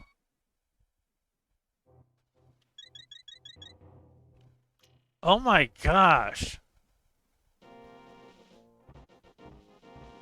Wait 2 minutes for a 2-frame window. I already want to give up. I'm not even playing. I'm not even loaded the ROM hack, and I'm giving up. I give up.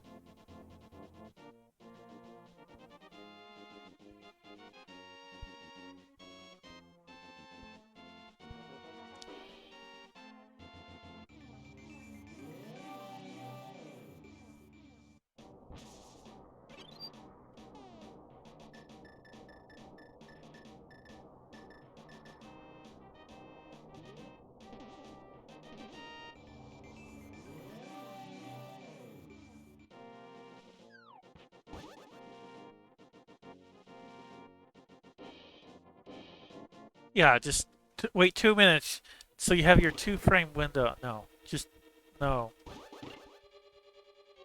I mean, the green gate glitch is like a 2-frame window, but at least you can do all your multiple tries within right as soon as you get there.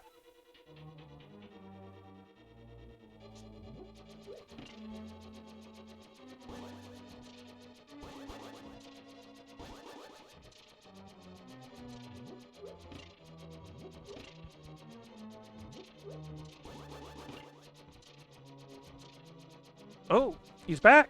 Welcome back.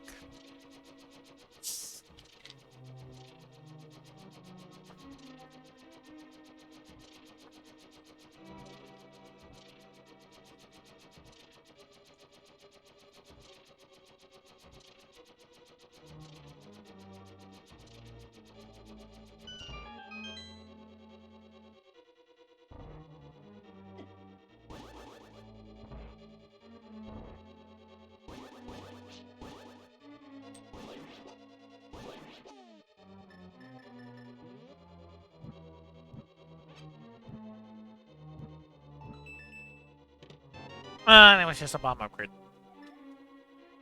Wait, no. There was something. There was a check I want to make.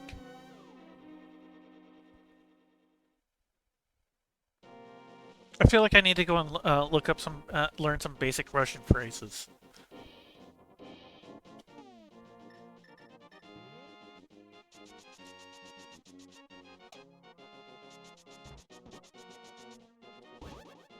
Let's see. Oh, there's our flippers. Oh, okay. Let's see if I can get them. So I want my flippers. We need the flippers.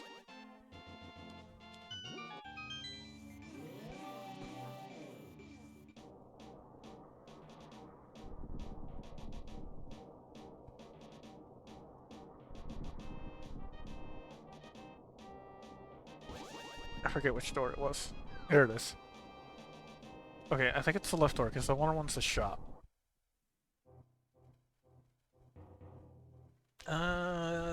Wait.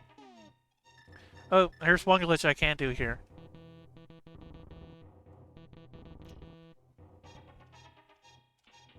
That one's super easy. You just start mashing the button while using the mirror.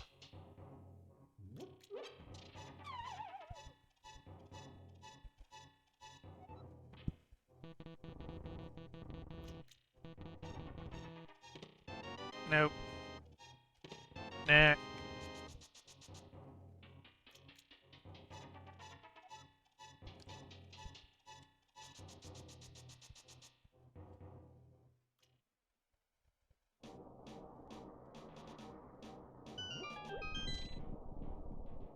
Well, unfortunately, I don't have the hook shot, so I can't get most of these items, but... Wait, wait.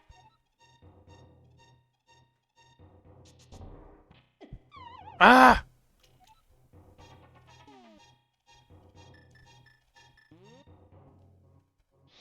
There.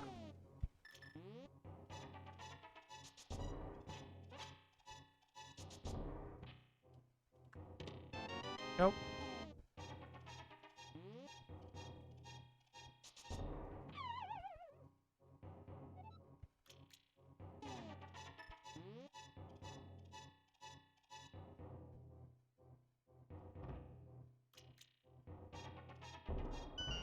That's a good question. I mean, we'll probably see the 3 brackets again. Well, I suppose it depends on how many people they get for next year as well.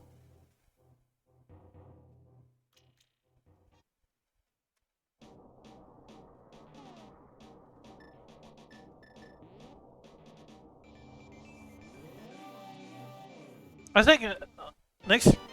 Alright. Yeah. Okay, that makes me happy.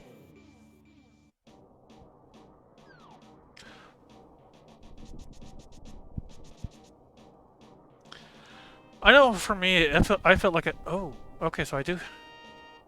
Okay, so let me, Of course, I don't have the right cane for that.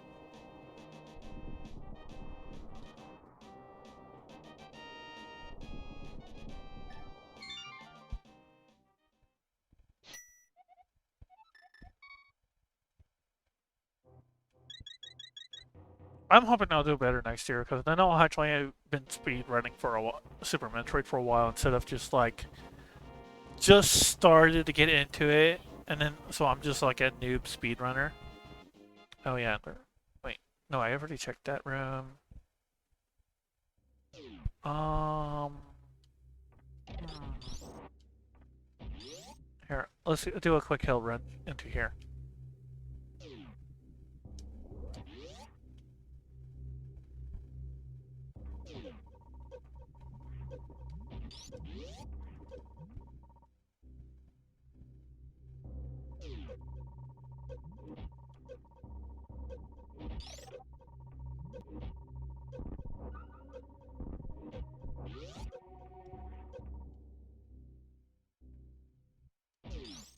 Yeah, just a reserve tank. That's disappointing.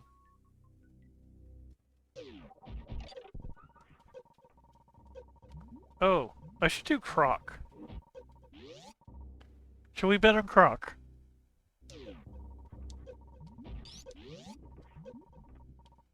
I mean, because it's not that far, because, I mean... It's just like one run away.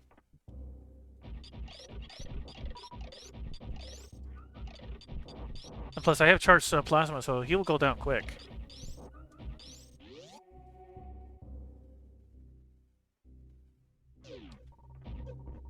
Oh, that's bombs. Whatever.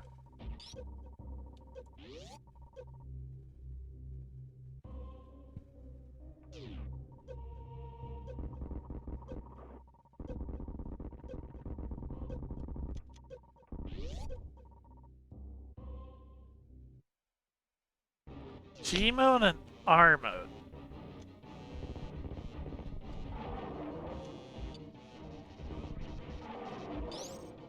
Alright, he's dead. So what's G mode and R mode? Oh, is he stuck?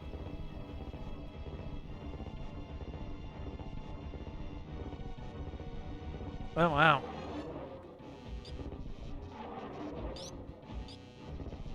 Wow! I actually had to hit him twice with a charged plasma.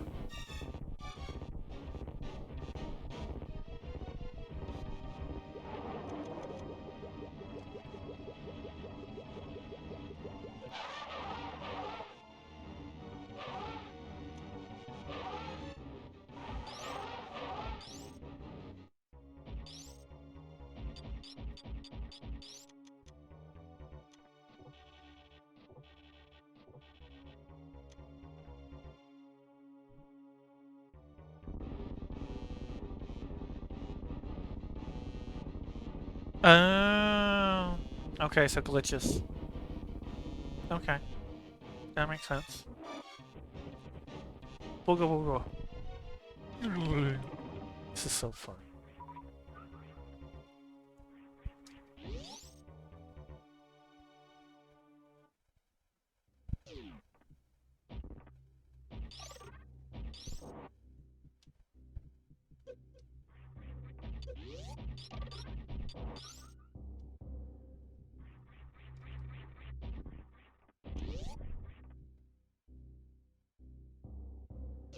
Oh, it's just a mess all. Actually, I could probably start skipping on ammo now I think about it. Because this is plenty ammo, and I have charged plasma. So I can probably start skipping ammo.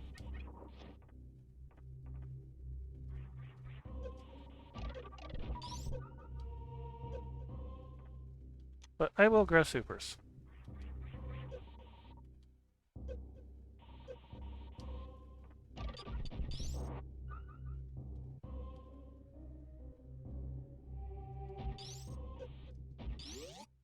Oh, that reminds me of something I thought was kind of amusing.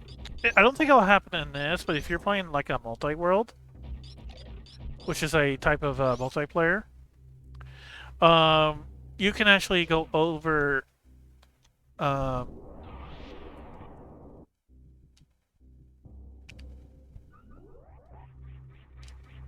oh, there's the rib boomerang.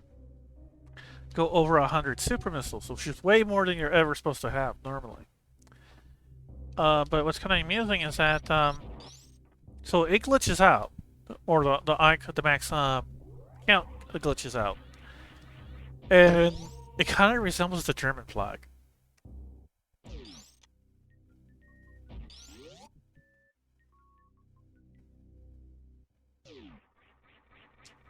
Oops, I got smacked.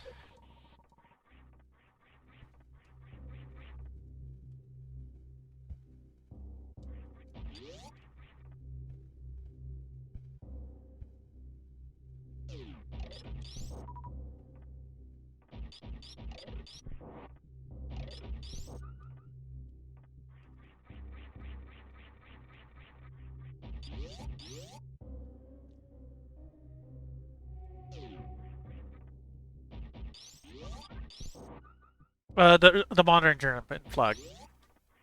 I mean, it's not obviously it's not a perfect replica, but it has like the similar colors to the modern German flag.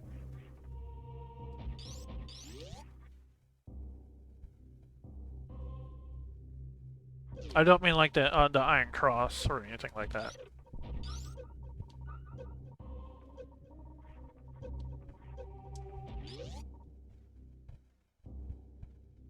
Okay, this is dangerously low health here. Oh shoot.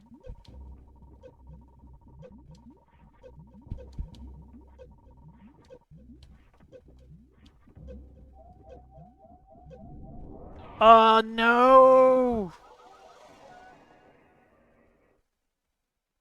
Mm.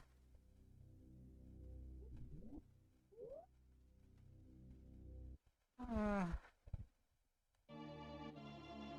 Mm.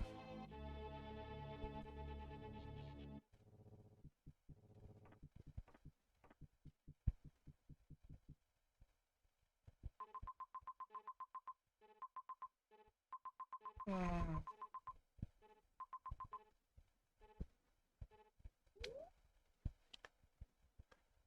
Ah.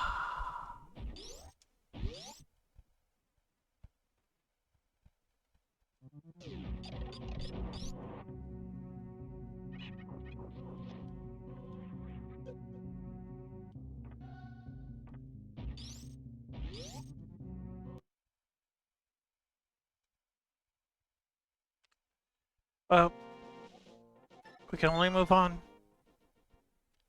I don't. Let's see. Mountain cave.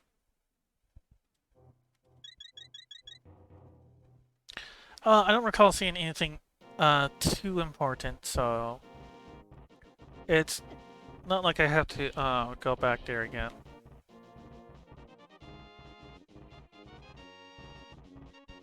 Alright, enjoy your coffee. I wish coffee wasn't so bitter. Then I can actually enjoy it myself. Because unfortunately, I'm way too sensitive to bitterness, so coffee is just, it just makes me gag. Usually I just try to, so I end up just preferring like mocha. So that kind of helps cancel out some of the bitterness. So I'm going to go like decent chocolate. Or Hershey's is not going to be decent chocolate, so that doesn't count.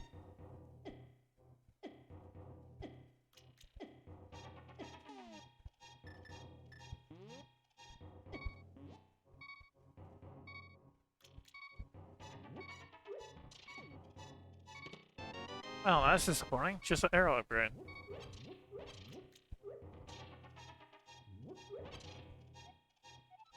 I could probably have black coffee, but I'm gonna hate it. I would imagine so. That wouldn't surprise me. The issue is just finding them. Because I wouldn't be surprised if like if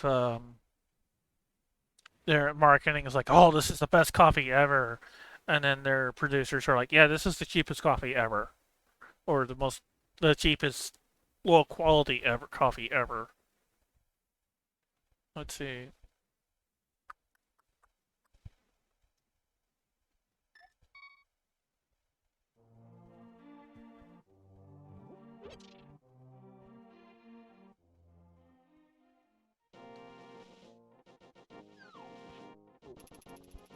And of course, depending on the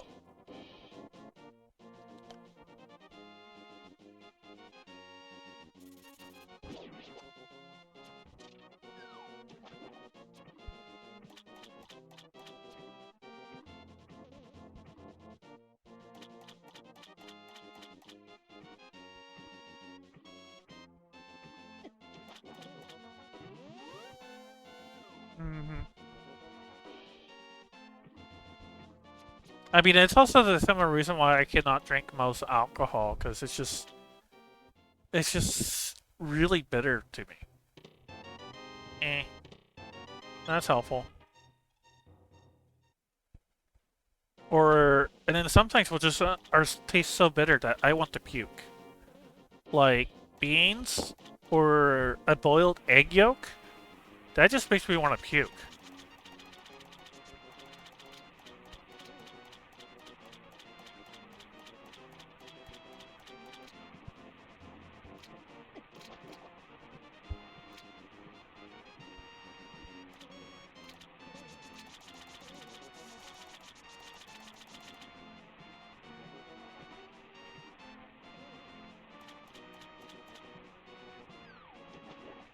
I feel like my stomach is getting a lot more sensitive, unfortunately. Like, when I was a lot younger, I was kind of like... It seemed like I had a cast iron stomach, but I think I worn away a little bit. Hmm.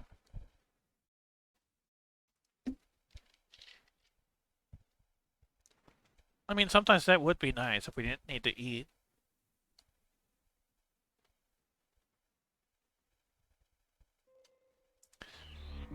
So there's an item near the beginning I forgot to check, so I need to go do. I'm gonna do that now.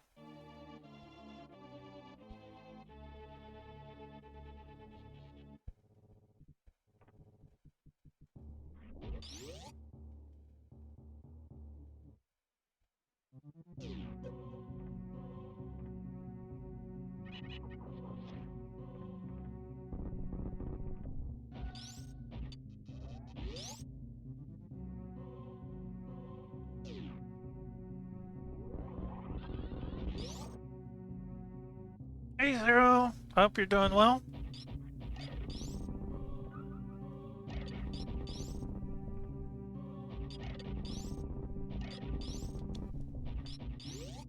I like some tea, but it has to be. I'm pretty picky on my tea. I think green tea or matcha, as it's called in Japanese. That's too bitter for me. But there is a like a local organic tea. I forget. I think it's a chai tea that I really like. Probably because it has tons of sugar in it.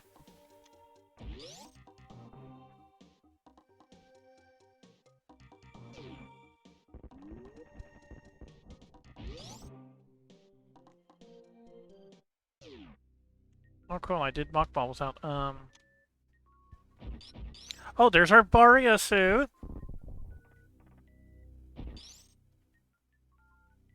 So this whole time I forgot the Barria suit.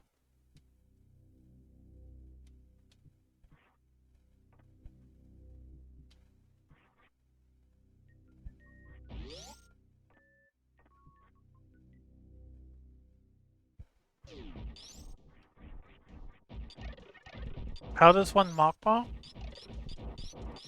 Well, I used to been a super water as a primary drink, but in the one apartment complex had a very hard water, so I had to switch to soda. So mock ball.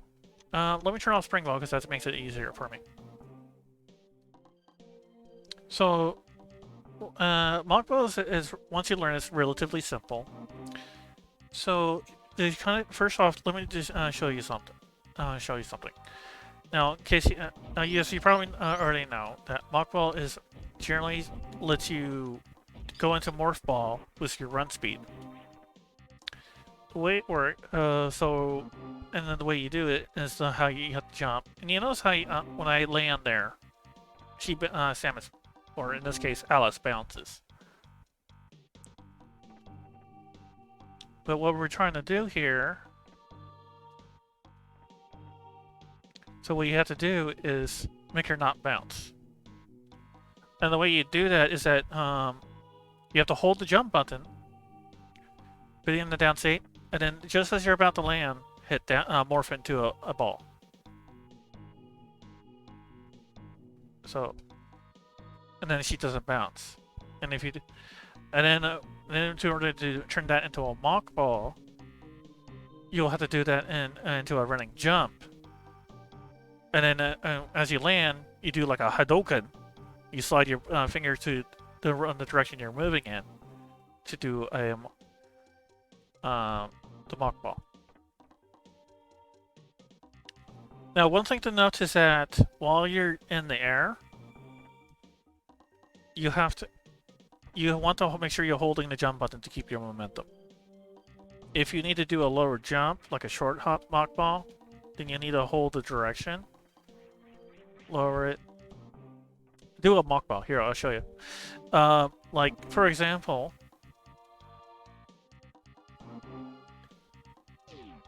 if I was to...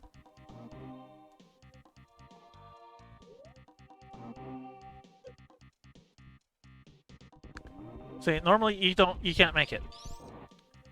Normally you'll need speed booster to run at full speed booster to make it past that gate. But mock ball lets you do running speed in your morph ball form, so I can run around here in my yeah. So as an example, I'll run for this door, jump through it. Now I'm only holding jump, hit down. Oops, I goofed. I can't talk and demonstrate it at the same time.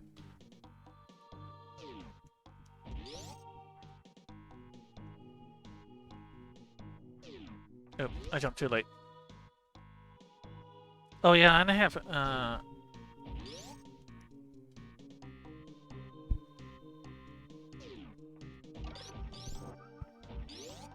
yeah. Yeah, the first few times can get challenging because you're just trying to get a feel for the timing. But as you do it a few times, it comes a lot easier. See? And then you're able to do that. And that's probably the most... And for most vanilla Super Metroid speedruns, that's probably your most important tech. Beyond general basic good movement. Because that lets you get super missiles very early in the game, so then you can skip a mini boss, which probably saves you like a couple of minutes. So again, I jump, hold down, press down, down, Hadouken, and I make it through all these. Make it through all those gates. I'm pretty sure Oats and Goats on his YouTube channel has a tutorial on it, and he probably explains it a lot better than I just did there. And I'm pretty sure he does like do it in a practice ROM, ROM hack, so you can actually see his button inputs.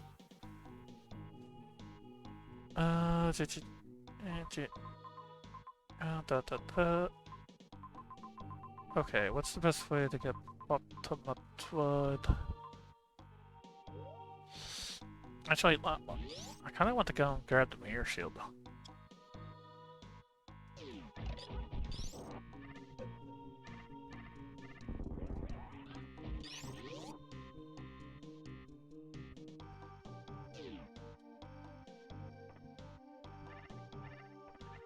One of these days, I'm going to get that weave. Weave through all those platforms. Oh, right, I turned off Mock Ball. Spring Ball. I'm going to turn that back on.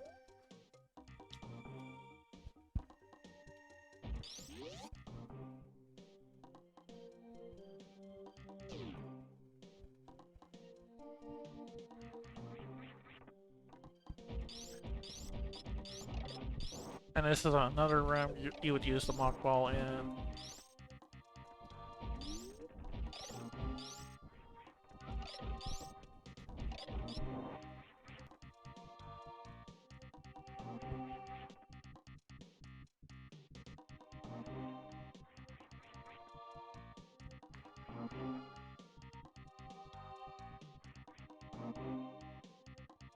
I mean,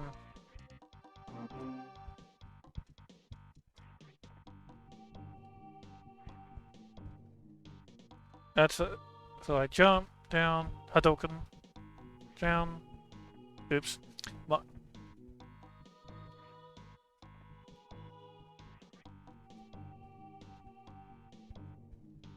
Yeah.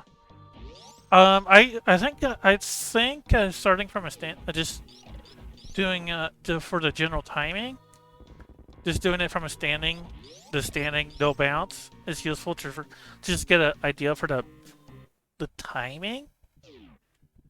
I feel. Although I can't remember how I did it because I actually learned that like a couple of years ago.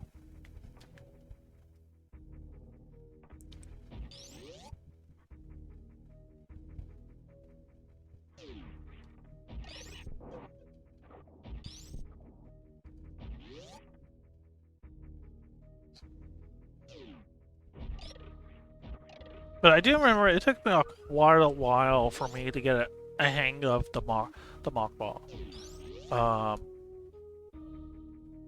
Oh, congrats! Congratulations! Nice, nice.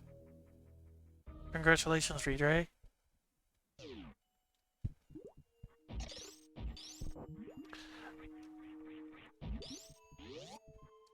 Yeah, I know. I just know. I remember back before I actually became like before it was.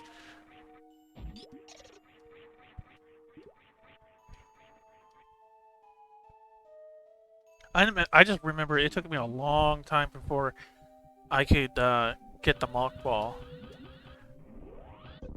and then although it might have been because I was playing on the Game Boy on the DS. That might have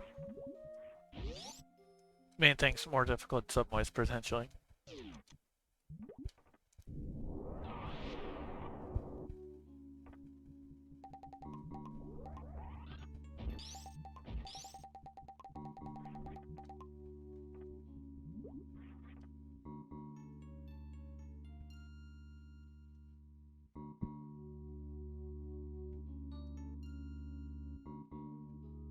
And then as you learn, and then as you do speed runs, so you find spots that you can do a mock ball to move.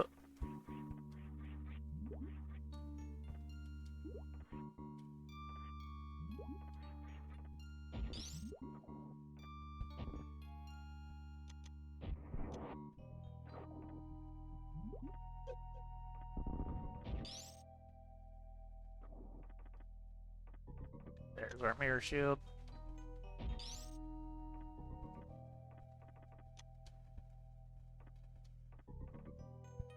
Yeah, THX is English internet slang.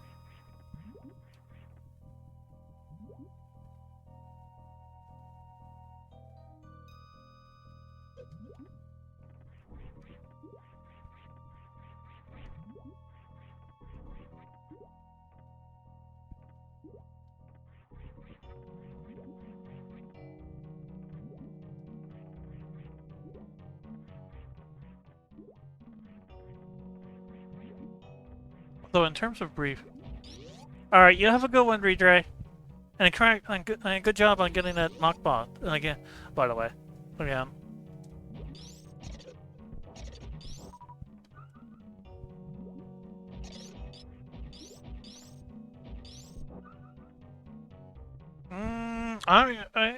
I predict I still have a few more quite a few more hours to go, because I'm pretty sure the seed is trolling me at this point.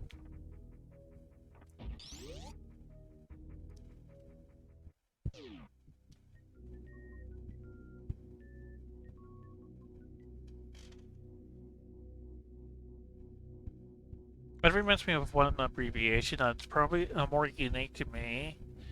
Is that if I was to write out check, like I'm gonna check this thing, instead of spelling it out of CHECK, I will just put down CK. And that actually comes from me being in the military. Because,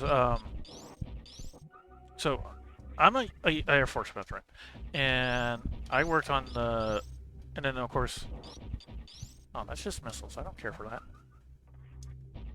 So and of course we had our own shorthand, and then one of the things we did was just put down CK if we said, yeah, we checked the engine, or we checked such and such.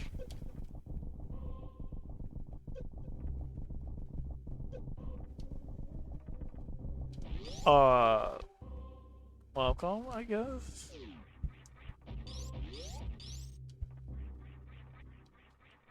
Oh, I almost made it! Yeah, just CK. If I'm, instead of, CHECK.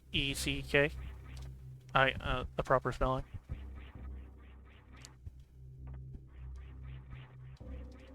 There we go.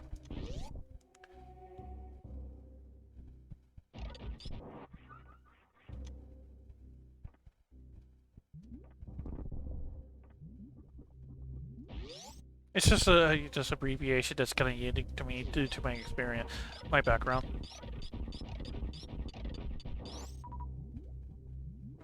I'll take the super.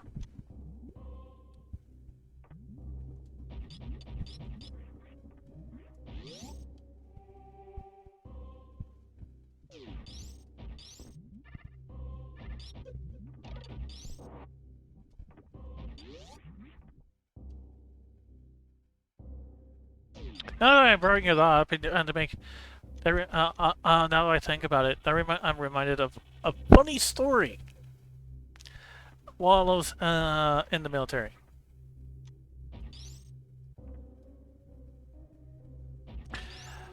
I'm sure you all heard about how the military likes to prank the new guys. Well, I heard of a story of that I thought was hilarious. Because so I was a mechanic, and but instead of like what you might commonly see in in the movies of the crew chief, of like being on the flight line, the guy that shows the pilot where to go on the airbase and whatnot. No, I did phase maintenance, which is basically like the Jiffy Lube of the jets. After so many hours, oh yes, I have my flute. Fast travel, here I come. So we basically do after a jet flies for, let's say, up to 500 flying hours or whatever. We're there to do the scheduled maintenance, like do the lube, make sure everything's in one piece, blah blah blah. So one prank that someone did was they'll come up to a new guy and then tell him, "Hey, did you get your face pay?" They're like, "What's that?" "Oh, you get a bonus pay for working in this department." Now, in my case, because I kept forgetting about it, so I never fell for this prank because I honestly kept forgetting about this so-called bonus pay. But I heard rumors of someone who did fall for it because I was talking to one of my NCOs, and he was telling me of how the finance department called him up and asked him, what's this about bonus pay?" So my NCO tells the finance department, yeah, the person's being pranked. And the finance department's like, "Oh, we got you." So, from what I've heard, they give him the most massive runaround. They send him all over the freaking base. They sent him to the fire department. They sent him to the base commander's office. They sent him everywhere. And apparently he thought for like 2 or 3 months he was going to get a bonus pay.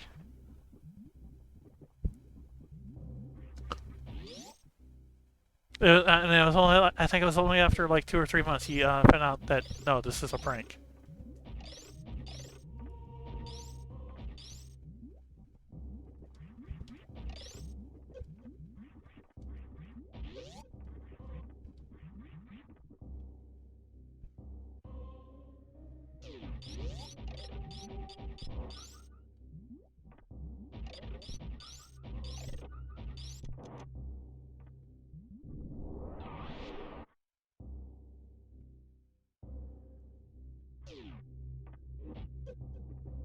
Oh, wait a minute.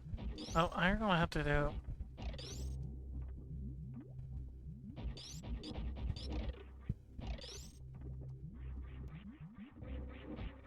Wait. Oh, that's right.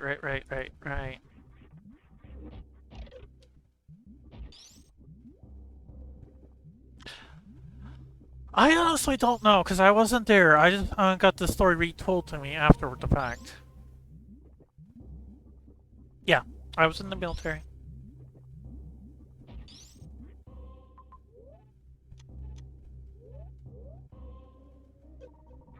Oh, no.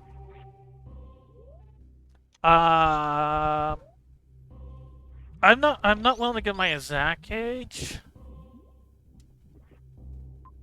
but I will say that I am well past in my 30s.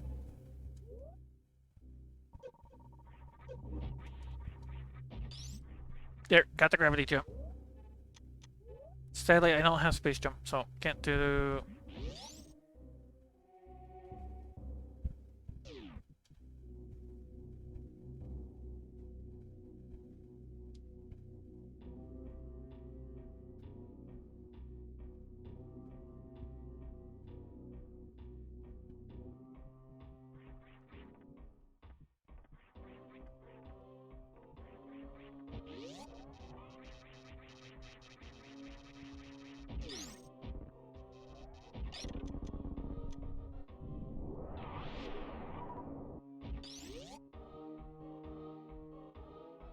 Or if I was to put it in anime speak, I am a Christmas cake past New Year's. Oh wow, I got it in 2 tries.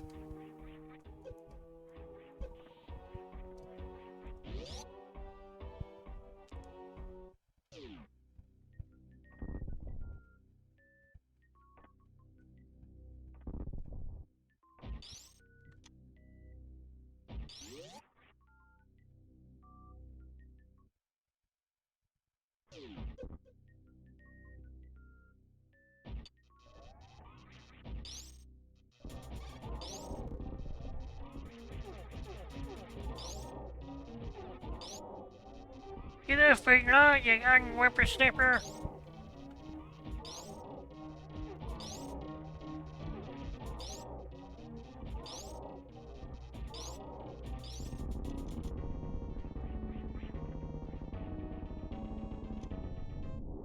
Yep. This guy's dead again.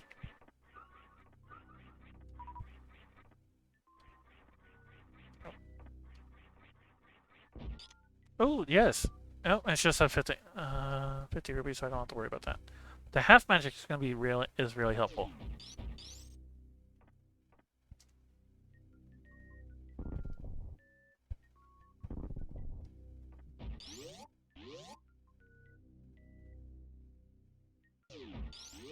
Alright, let's go and make a quick stop over here.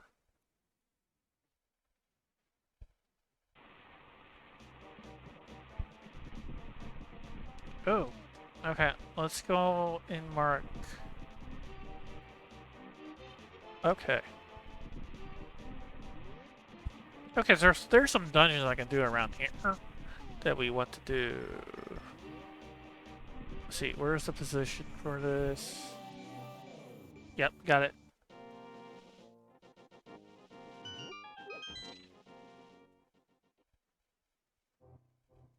Oh, that's Spacer. I don't want that. I don't need that. Isn't it sad, Spacer? I have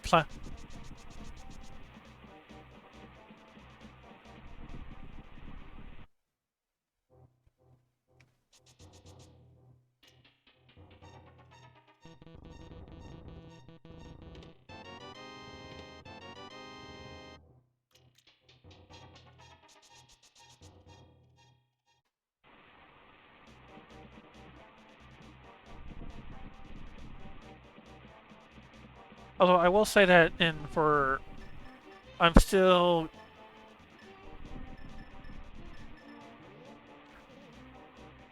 Although, even though I do make fun of Spacer, I still find it really useful for any percent.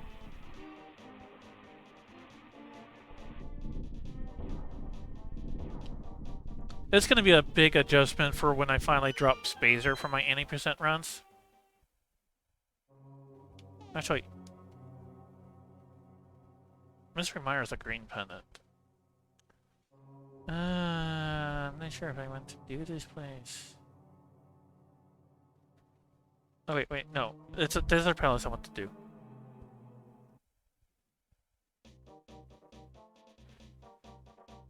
Let's do the Desert Palace.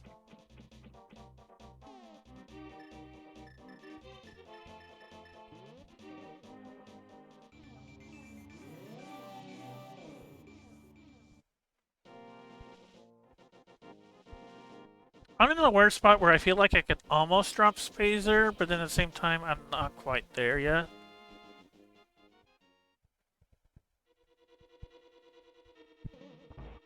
Like, I can almost,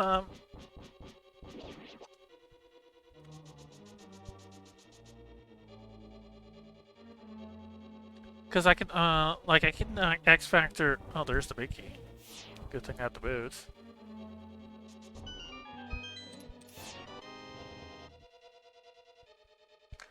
Let's see. The main thing I use Spacer for is obviously killing a lot of the enemies, the minor enemies, because Spacer gives you a lot of damage.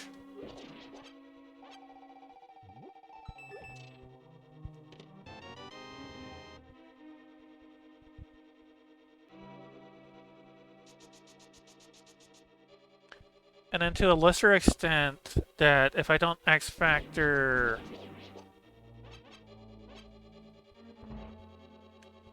Phantom, Spacer Wave is what I end up using.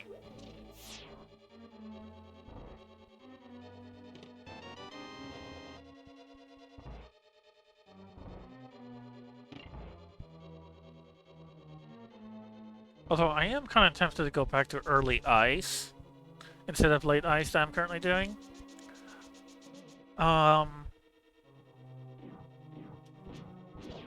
Partly because my going up red.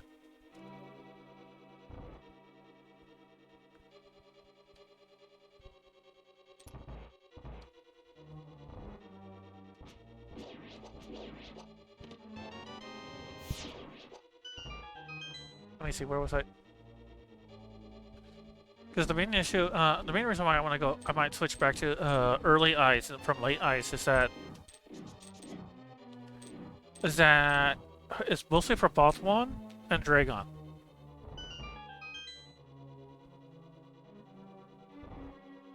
Then again, I need to try see if I can get the call strat, X Factor strat for boss 1.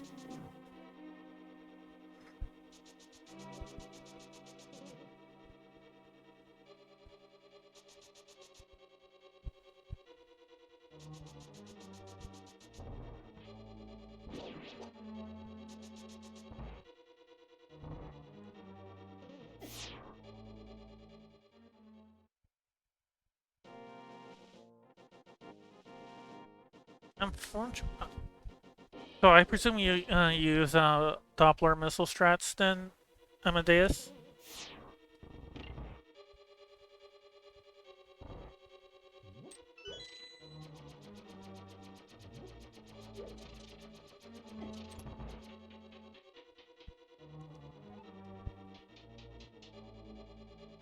Well, for Phantom, I don't want ice. Because my safe, comfy strat for Phantom is to hit him with a is to when he does his spread sunrise surprise or whatever you want to call it of fireballs. I will use a pseudo screw to get through it and then hit him with a charged wave spazer, which is for 210. And I can should be able to safely 4-round that. If I could get a missile, although if I get a super missile for our last hit, I might be able to 3-round it. Wait, what am I doing? The key's there.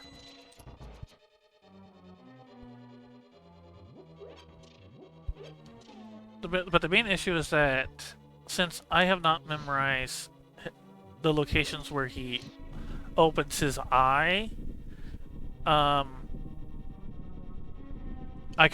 really reliant on using the pseudo screw to get past his eyeballs. I mean, the fireballs.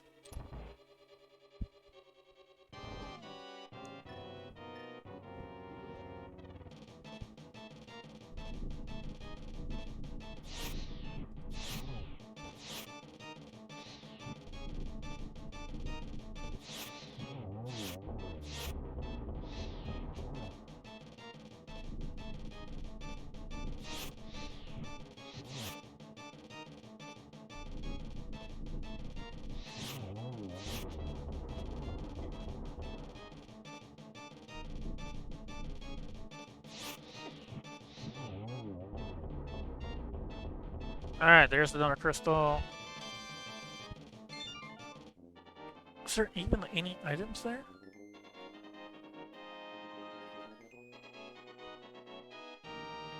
Guess not.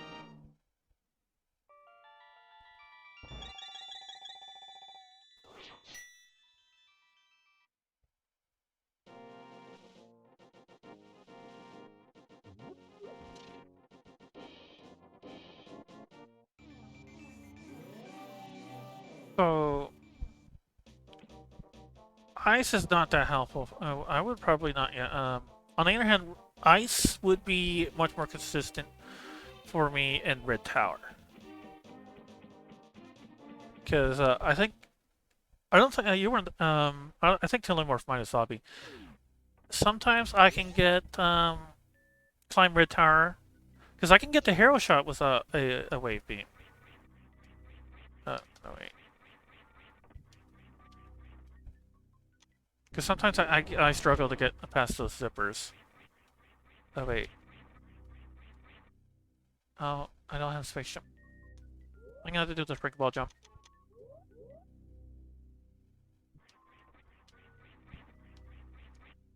Nope.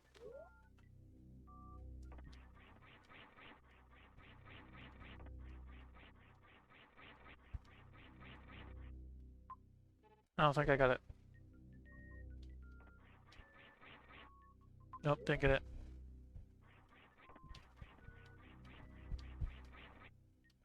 Nope, I didn't morph.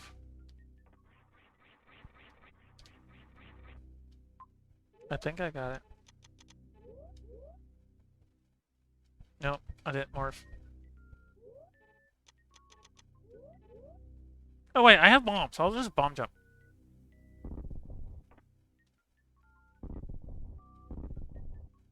If I can get it started.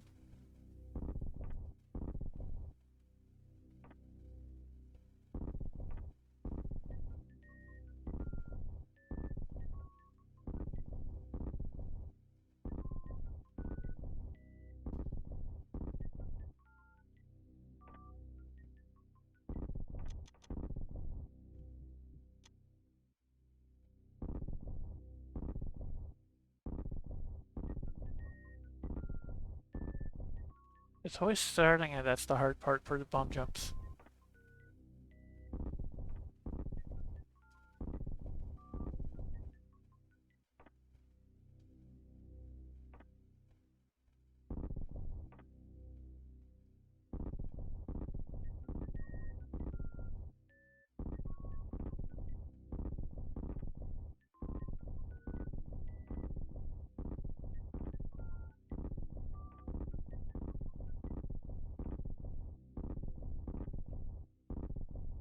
I mean, that makes sense because for some things I'm very dependent on Samus's feet.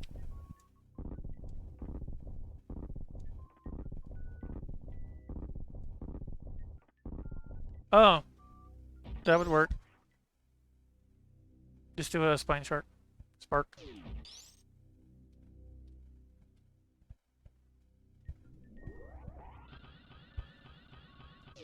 Oh, okay, so I have to chart. Okay, I'll have to duck it in the other room.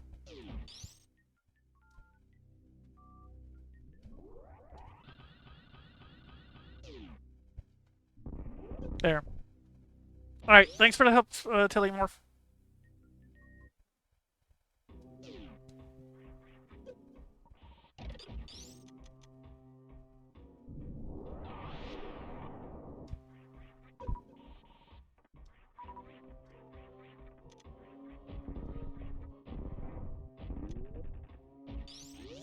Ancient Chozo sprite. I don't think I remember. I don't think I was there. I was actually there to see it. Oh, wait, no, no, no, no, no, no, no, no. All right, let's see if I can get this 2-tap short charge.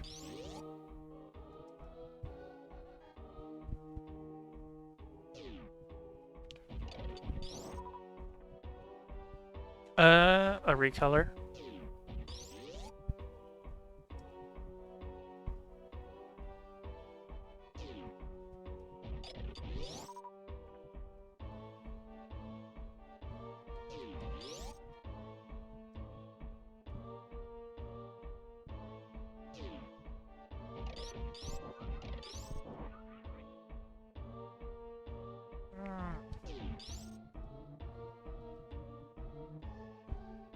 This short charge is a lot. Oh. No, I didn't jump.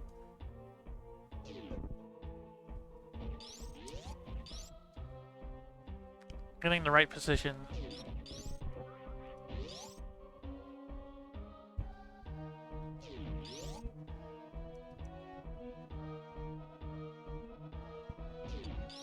I jumped duck too soon. I find this 2-tap so much more difficult because I don't have a convenient line mark for my taps. I can get all, the 2-tap in Dragon Slayer almost consistently because you have the debris for landmarks. No, didn't get it. But here, nope. I don't have any convenient landmarks. I mean, this kind of background pillar, but it moves.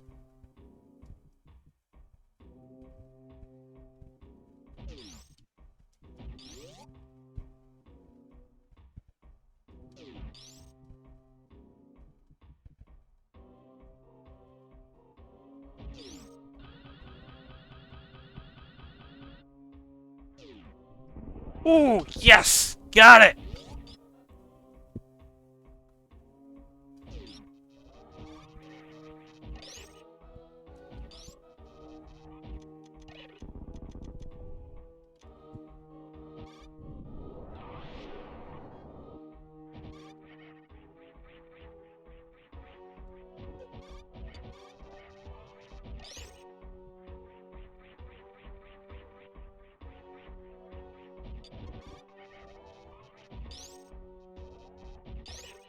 Okay, since I have to do a precise...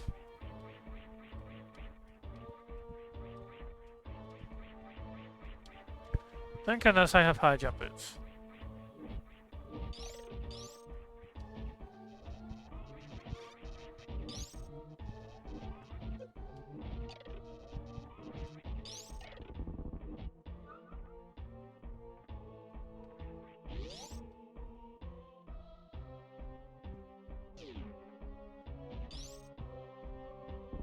So you played a match together, then you played a match against each other. That's what you're telling me.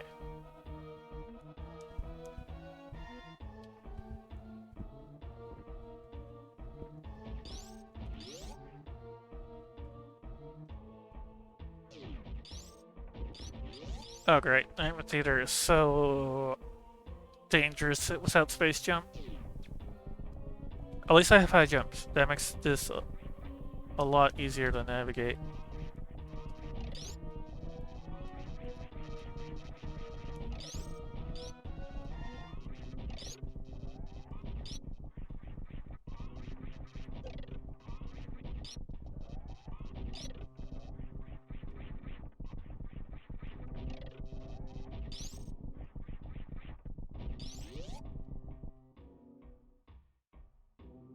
Oh my gosh, speed zip kit.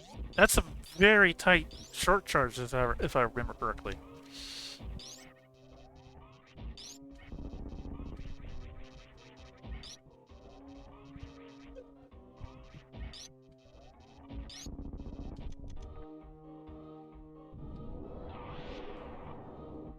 And you saw me struggle just to get a 2-tap.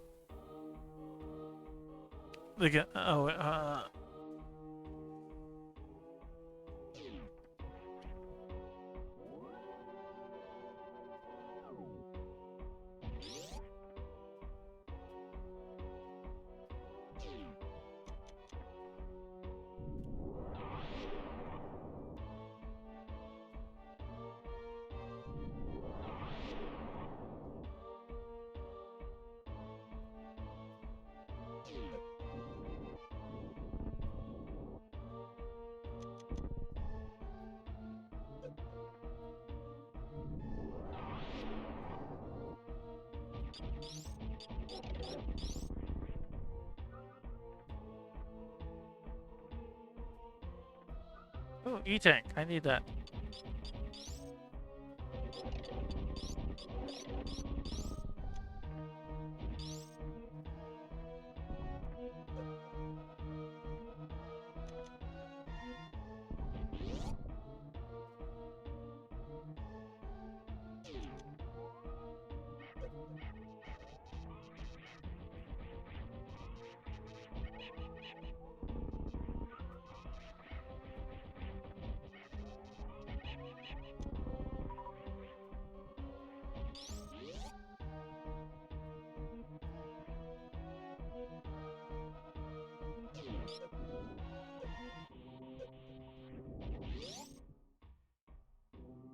Oh, shut shit tap.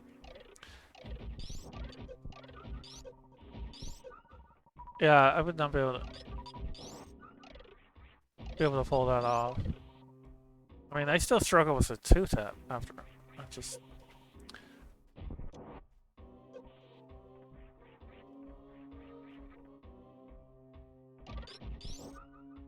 So curiously, would you do like your do you just like remember? Do you have it like muscle memory on when you need to tap, or are you actually able to see the parts of the frame and animation in Samus's run of when you need to tap it?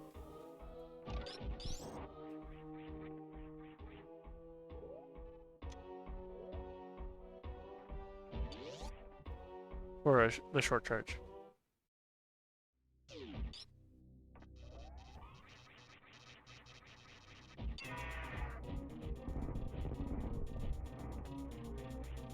Okay, yeah. Unfortunately, I can't do that because I can't make out.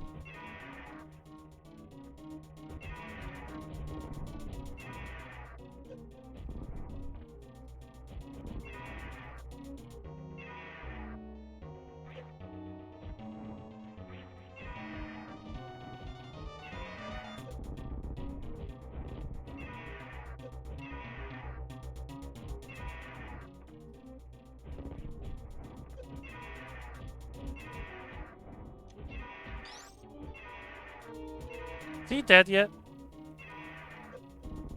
Yes, he is. Yeah, I can. I watched the animations for SMZ3, and I cannot. It just looks like one big blur. So it's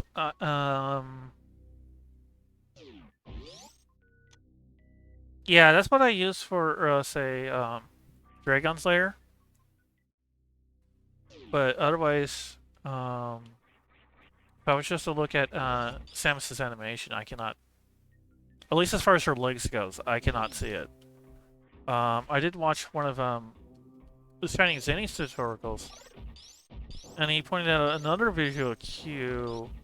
If Samus has her gun up, then it's like then the other and it's when the other animation is when she has her fist up past her gun, and that's something I can see and distinguish.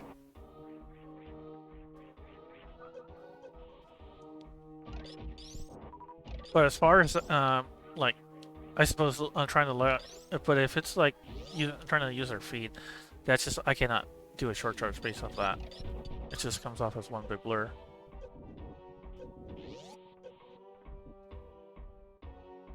Three different short charges depending on where. I mean, that makes sense.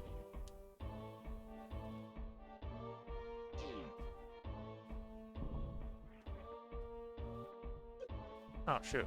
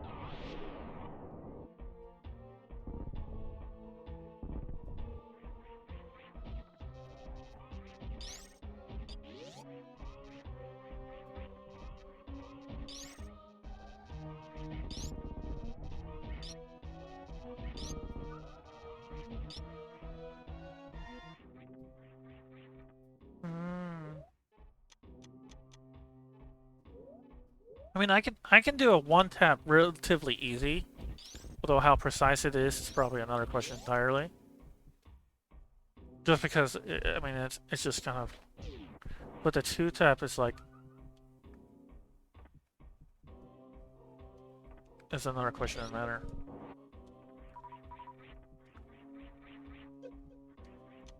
Oh, that's disappointing. Although I will say that probably the biggest aid I had to short charge is I can't remember if someone told me about it or if I found it out on my own. Was one of the plastic ROM setting that tells you how close you are to getting the timing down, as well for each tap, as well as how long you held the tap. Oh, there's the gold sword. I want that. I want that. I want that. And that was a big game changer for me because it identified one of the issues I had with my short charges, and that I was holding the button too long.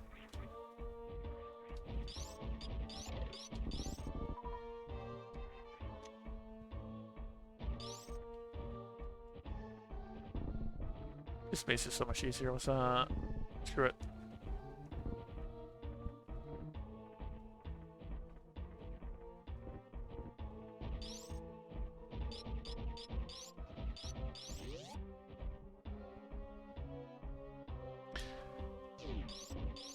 Butter gold sword, butter sword is such a nice quality life item.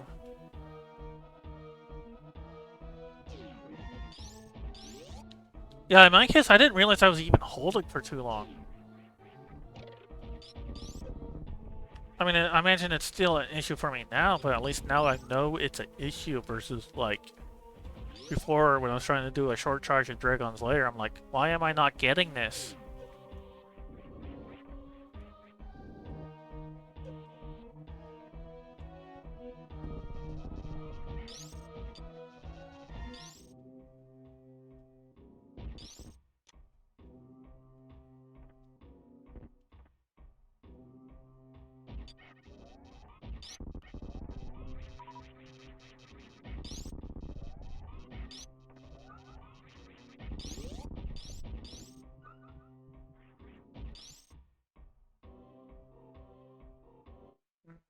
Oh, the Lord Norfair theme is so good. I mean, they basically made it to the lava main theme after in the other games, which shows you how good it is.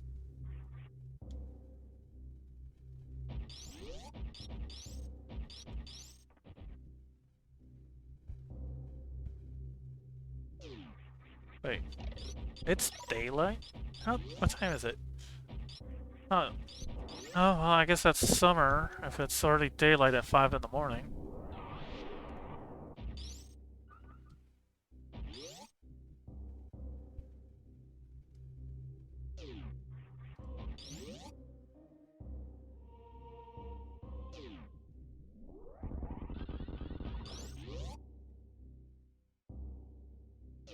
Alright, I'm gonna do a save.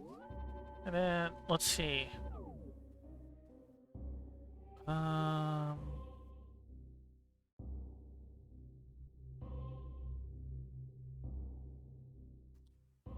Yeah, I think that other than Mother Brain, I think we're done with Super Metroid. So now it's we need to work on the Zelda side of things. So let's head for Zelda. Now, as far as items goes, there's purple chests. Thieves' Town might have something, which would be annoying if it did. What? Oh, I don't have the bow for Palace of Darkness. Oh, jeez. Yeah, I'm missing a lot of key items. Let's see. So Ice Palace. I'm not sure why it says what I'm missing for Ice Palace. I'm not sure what's the sequence break there. Let's take a look at my item. Oh, hook shot. That's the issue for Ice Palace. I don't have hook shot. And then of course, there's Swamp Palace.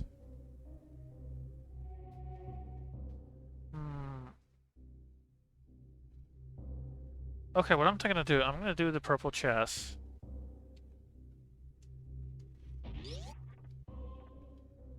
Do the purple chest, and then from there, I can probably start poking my head into the Swamp Palace. Hopefully, it gives me progression inside there. Ideally, the hook shot. Because I don't want to have to double dip a dungeon.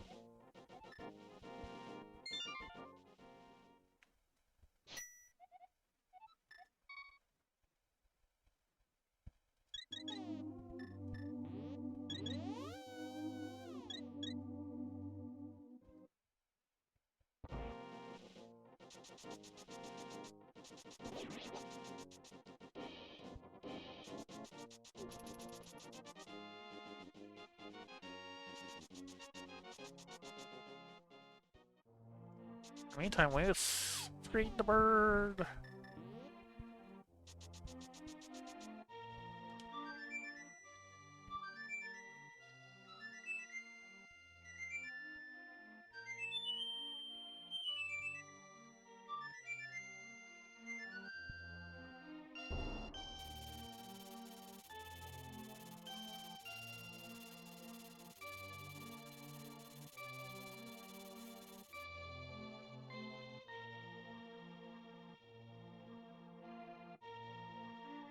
Okay.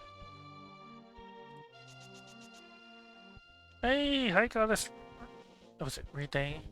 I think it was Renee. I forget.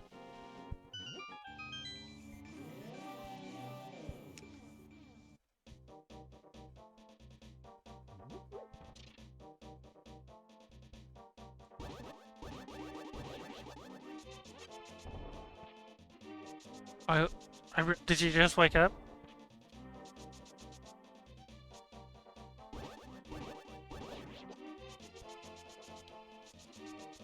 Oh, it was Riam. I'm sorry.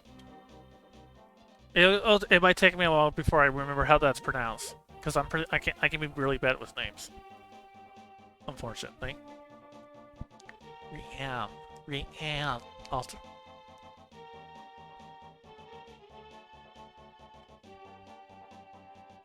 Oh, you're at work.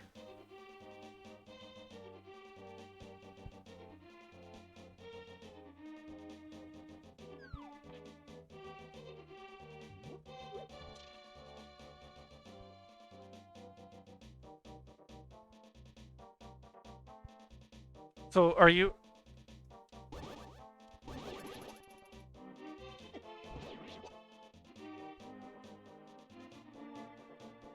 So, do you like work graveyard shift, or are you in Europe? Rian.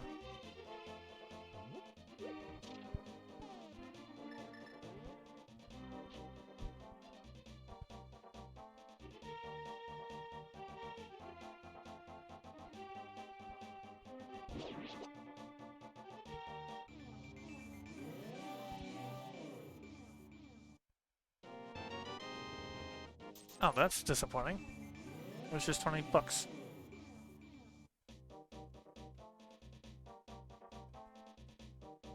Oh, okay, so you're like Tillymorph. You're also... Because Tillymorph, assuming, also works at graveyard shift.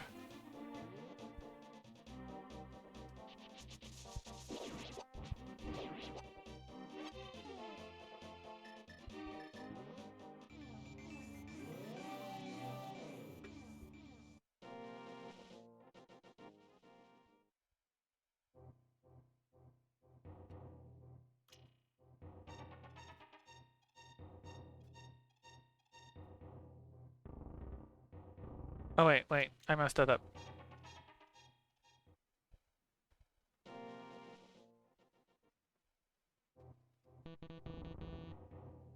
Days are nice.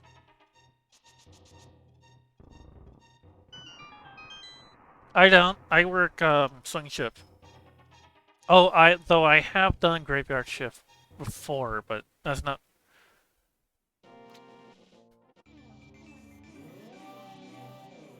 But otherwise, I normally get off at like 11 or so, 11 p.m. Now, admittedly, at this time at like 5 in the morning, I'll be like thinking about going to bed, but it's like, it's my weekend. I don't have to worry about it.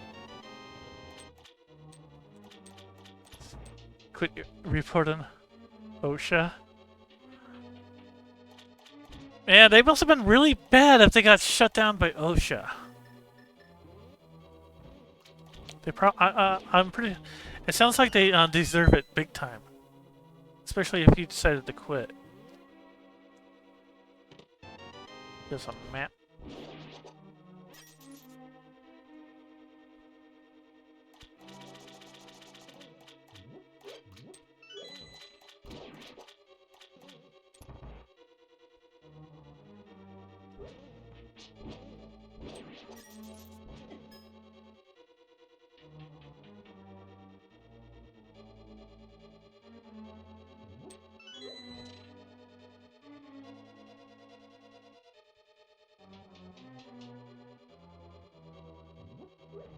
Oh my gosh!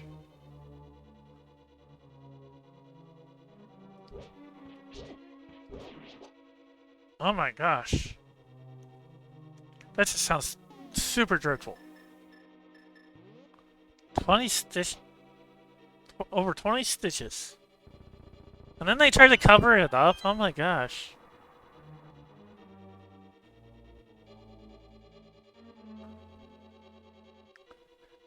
Well, it's a good thing you called them out. You got them called out on it. That's just terrible behavior.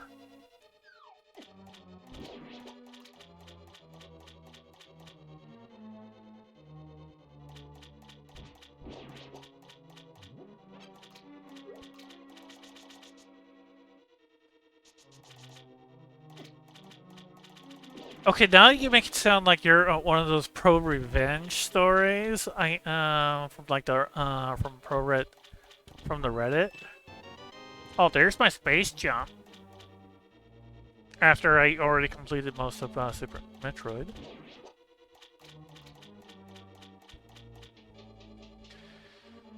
But yeah, that sounds like one of those pro revenge stories where after getting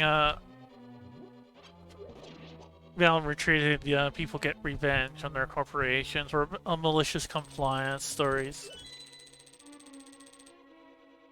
Oh man, some of those karma-like revenge stories are really entertaining.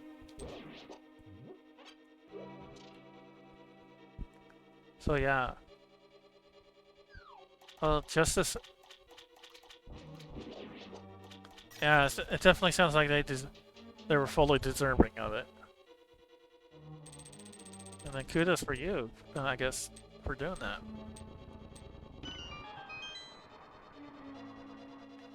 Oh, I really wish I had the hook shot early.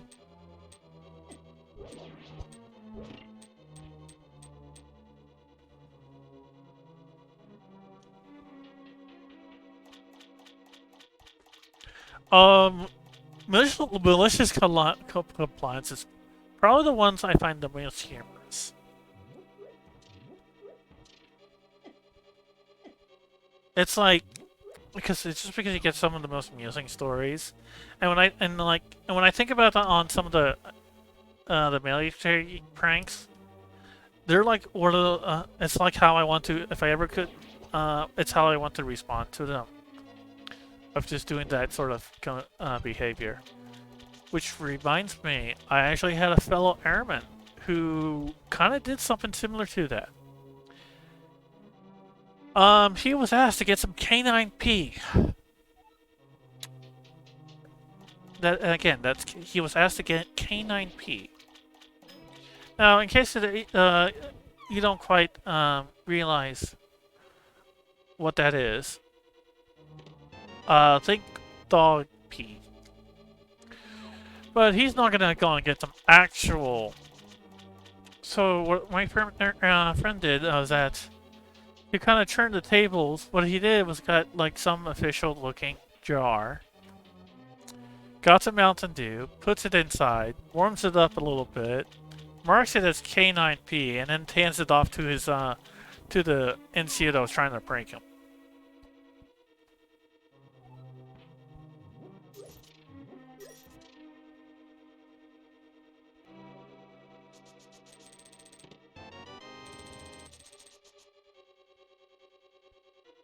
Okay, so that's all I can do here.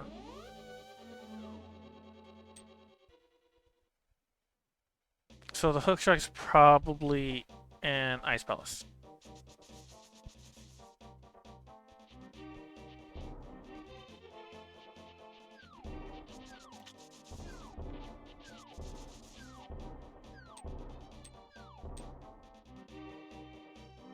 Let me see, what are the other pranks that there were?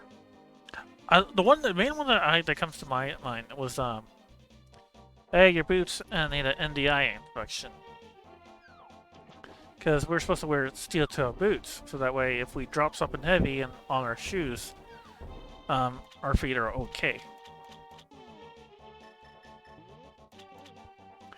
And and obviously your boots are going to get some wear and tear. And they'll try to prank you by saying, "Oh, your boots are worn out. You need to go and get them inspected with NDI." Now, NDI stands for non-destructive inspection, basically X-rays. So when I think back on the Air Force, I'm like, what I should have done was that should have just played along, played ignorant.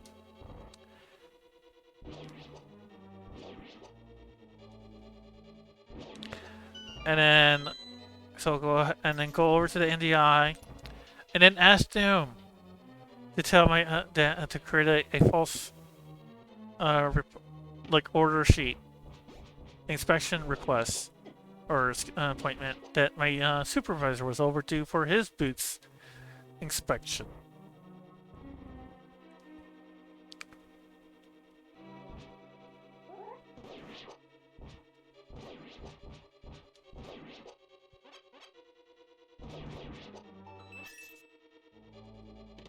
Oh, there's the B key. That's nice.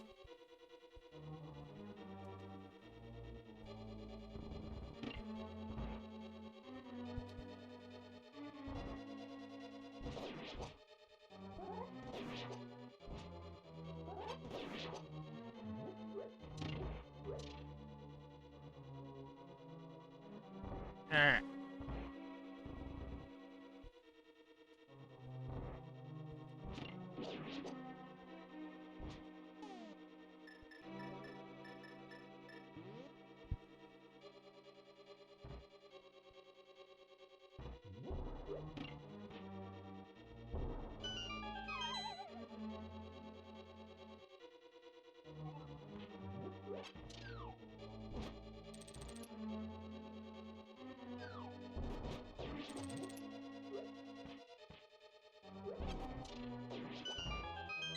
Alright.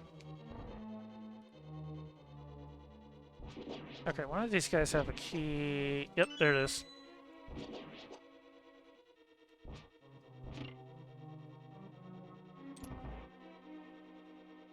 Alright. Unfortunately, I don't know the bomb jump to skip that, so I have to do this the long way.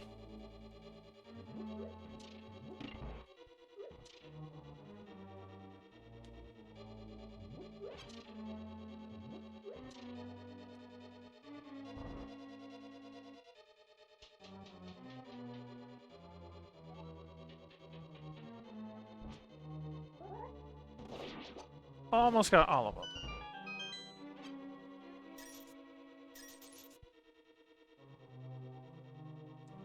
But, don't touch me. Don't touch me.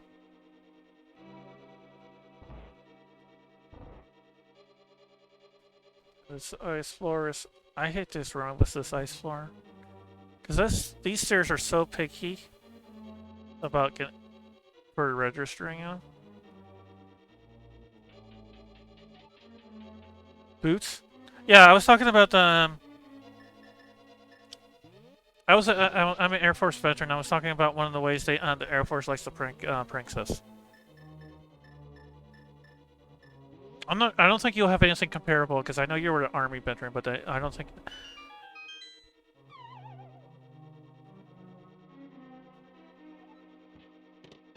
Oh, just arrows? Really?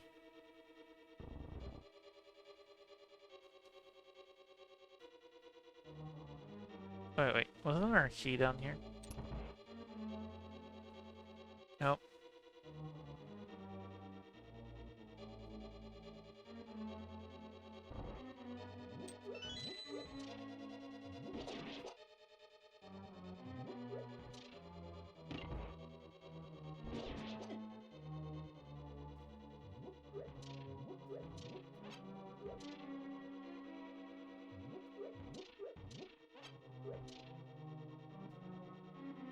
Because, so the lever...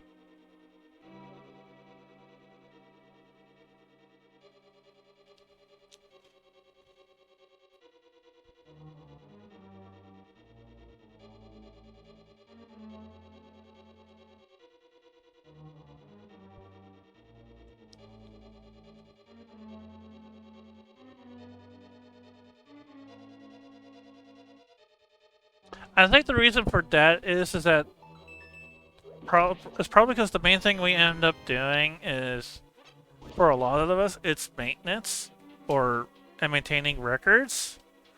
So they want to make sure, because they don't want those like $1 million jets to fall out of the sky.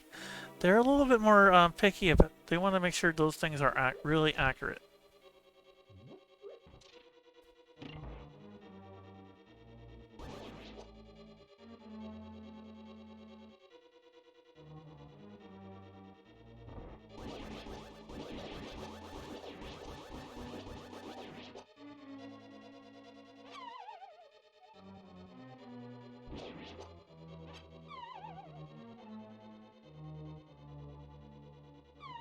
I wonder if I can try to float it.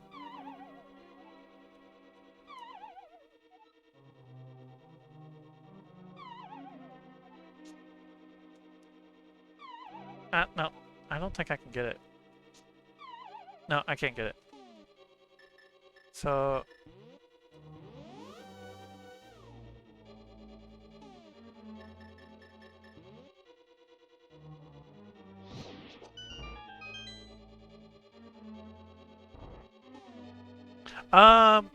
not exactly.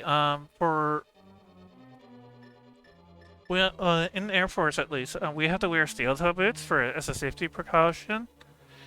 And the reason why I mentioned boots is that one of the ways our NCOs will try to prank us is after our steel-toe boots start looking up, are really beat up. They'll start saying that are your boots, our steel-toe boots, need a NDI inspection. So we had to put on a maintenance tag on our boots, and then go to the NDI where they do X-rays. And then at that point, I'm sure that NDI will probably have their own fun with you if you cluelessly go over there.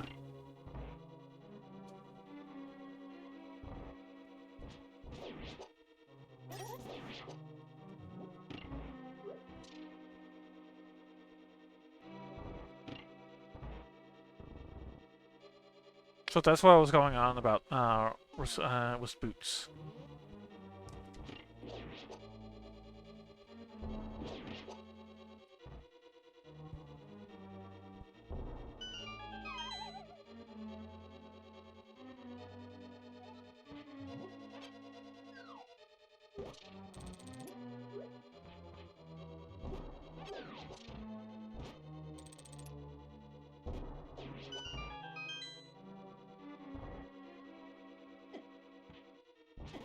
Ow.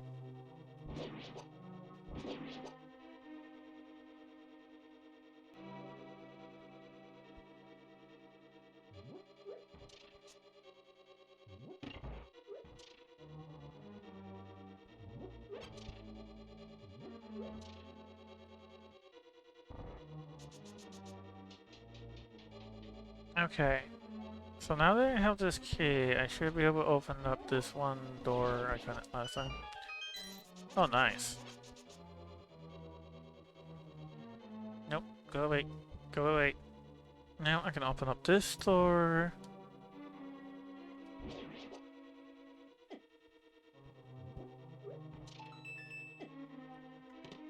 And that leads to another key. Ow.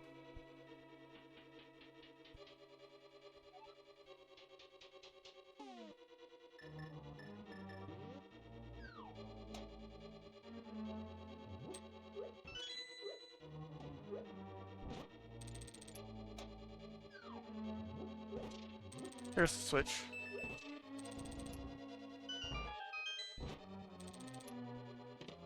Just a compass there.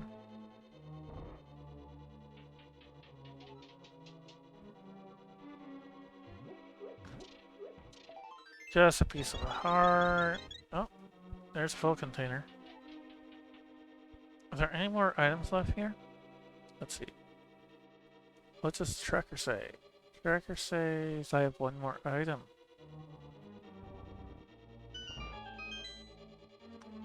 It's probably at the boss.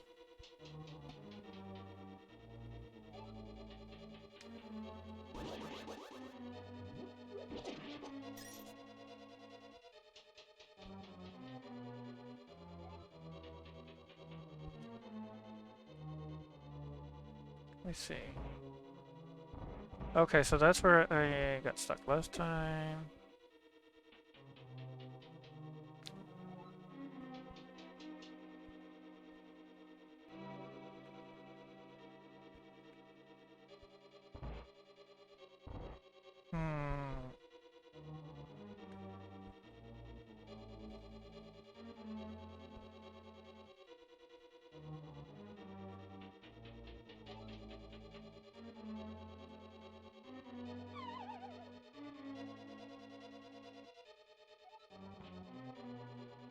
I might have to. I don't think I can complete this dungeon.